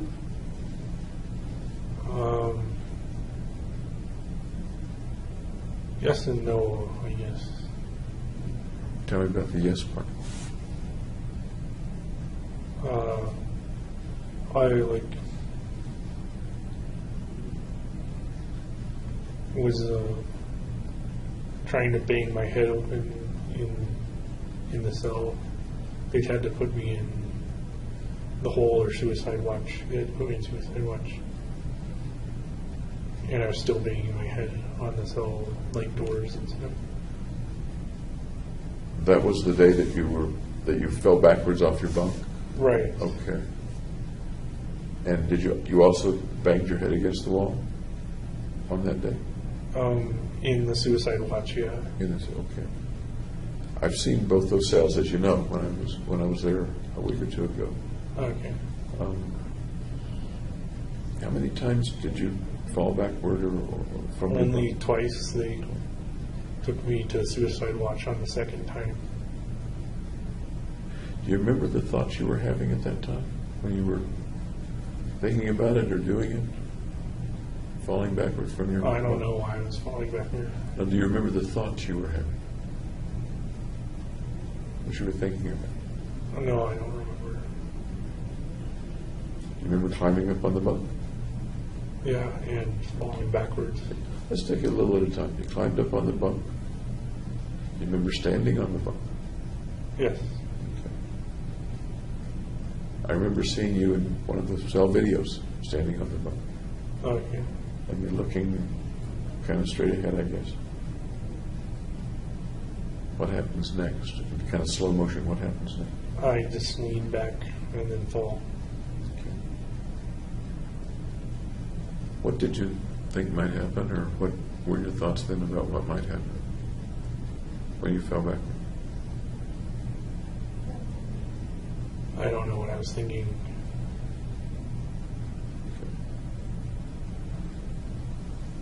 Then they put you in the hole. Yep. Use your word. That's a pretty crappy place to be. Yeah, bad environment. Very bad environment. Barbaric environment. Yep. Tell me about being there. Well, first off, I couldn't see because I didn't have my contacts, and people had like scratched a bunch of stuff into the walls, and I started interpreting them as messages. Do you remember what was scratching the walls or what your interpretation was at that time? Well, someone scratched like Ethiopia or something. I thought that was kind of applicable. Applicable? Applicable. In what way? And that it was kind of an Ethiopian environment. Okay. And I didn't realize you didn't have your contacts at the time. That you couldn't see. Or you couldn't see very well. Couldn't see very far. Before that, in the days before this happened, had you been getting your contacts regularly and able to wear them? Yeah, but I'd had them out because I was going to go to sleep. But then I did the head. What time of day was it that It was at night.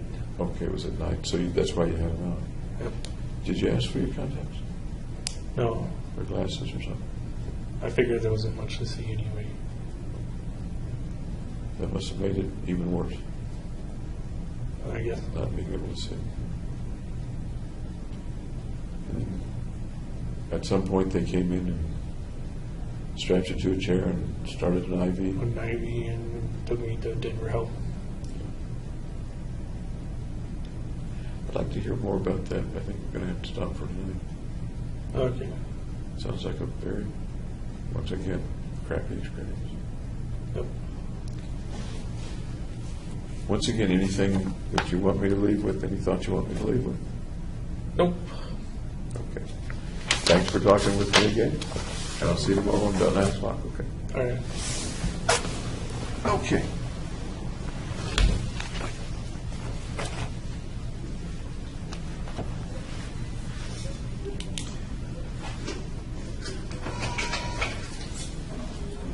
Long day. Yeah. Thank you, folks. Okay.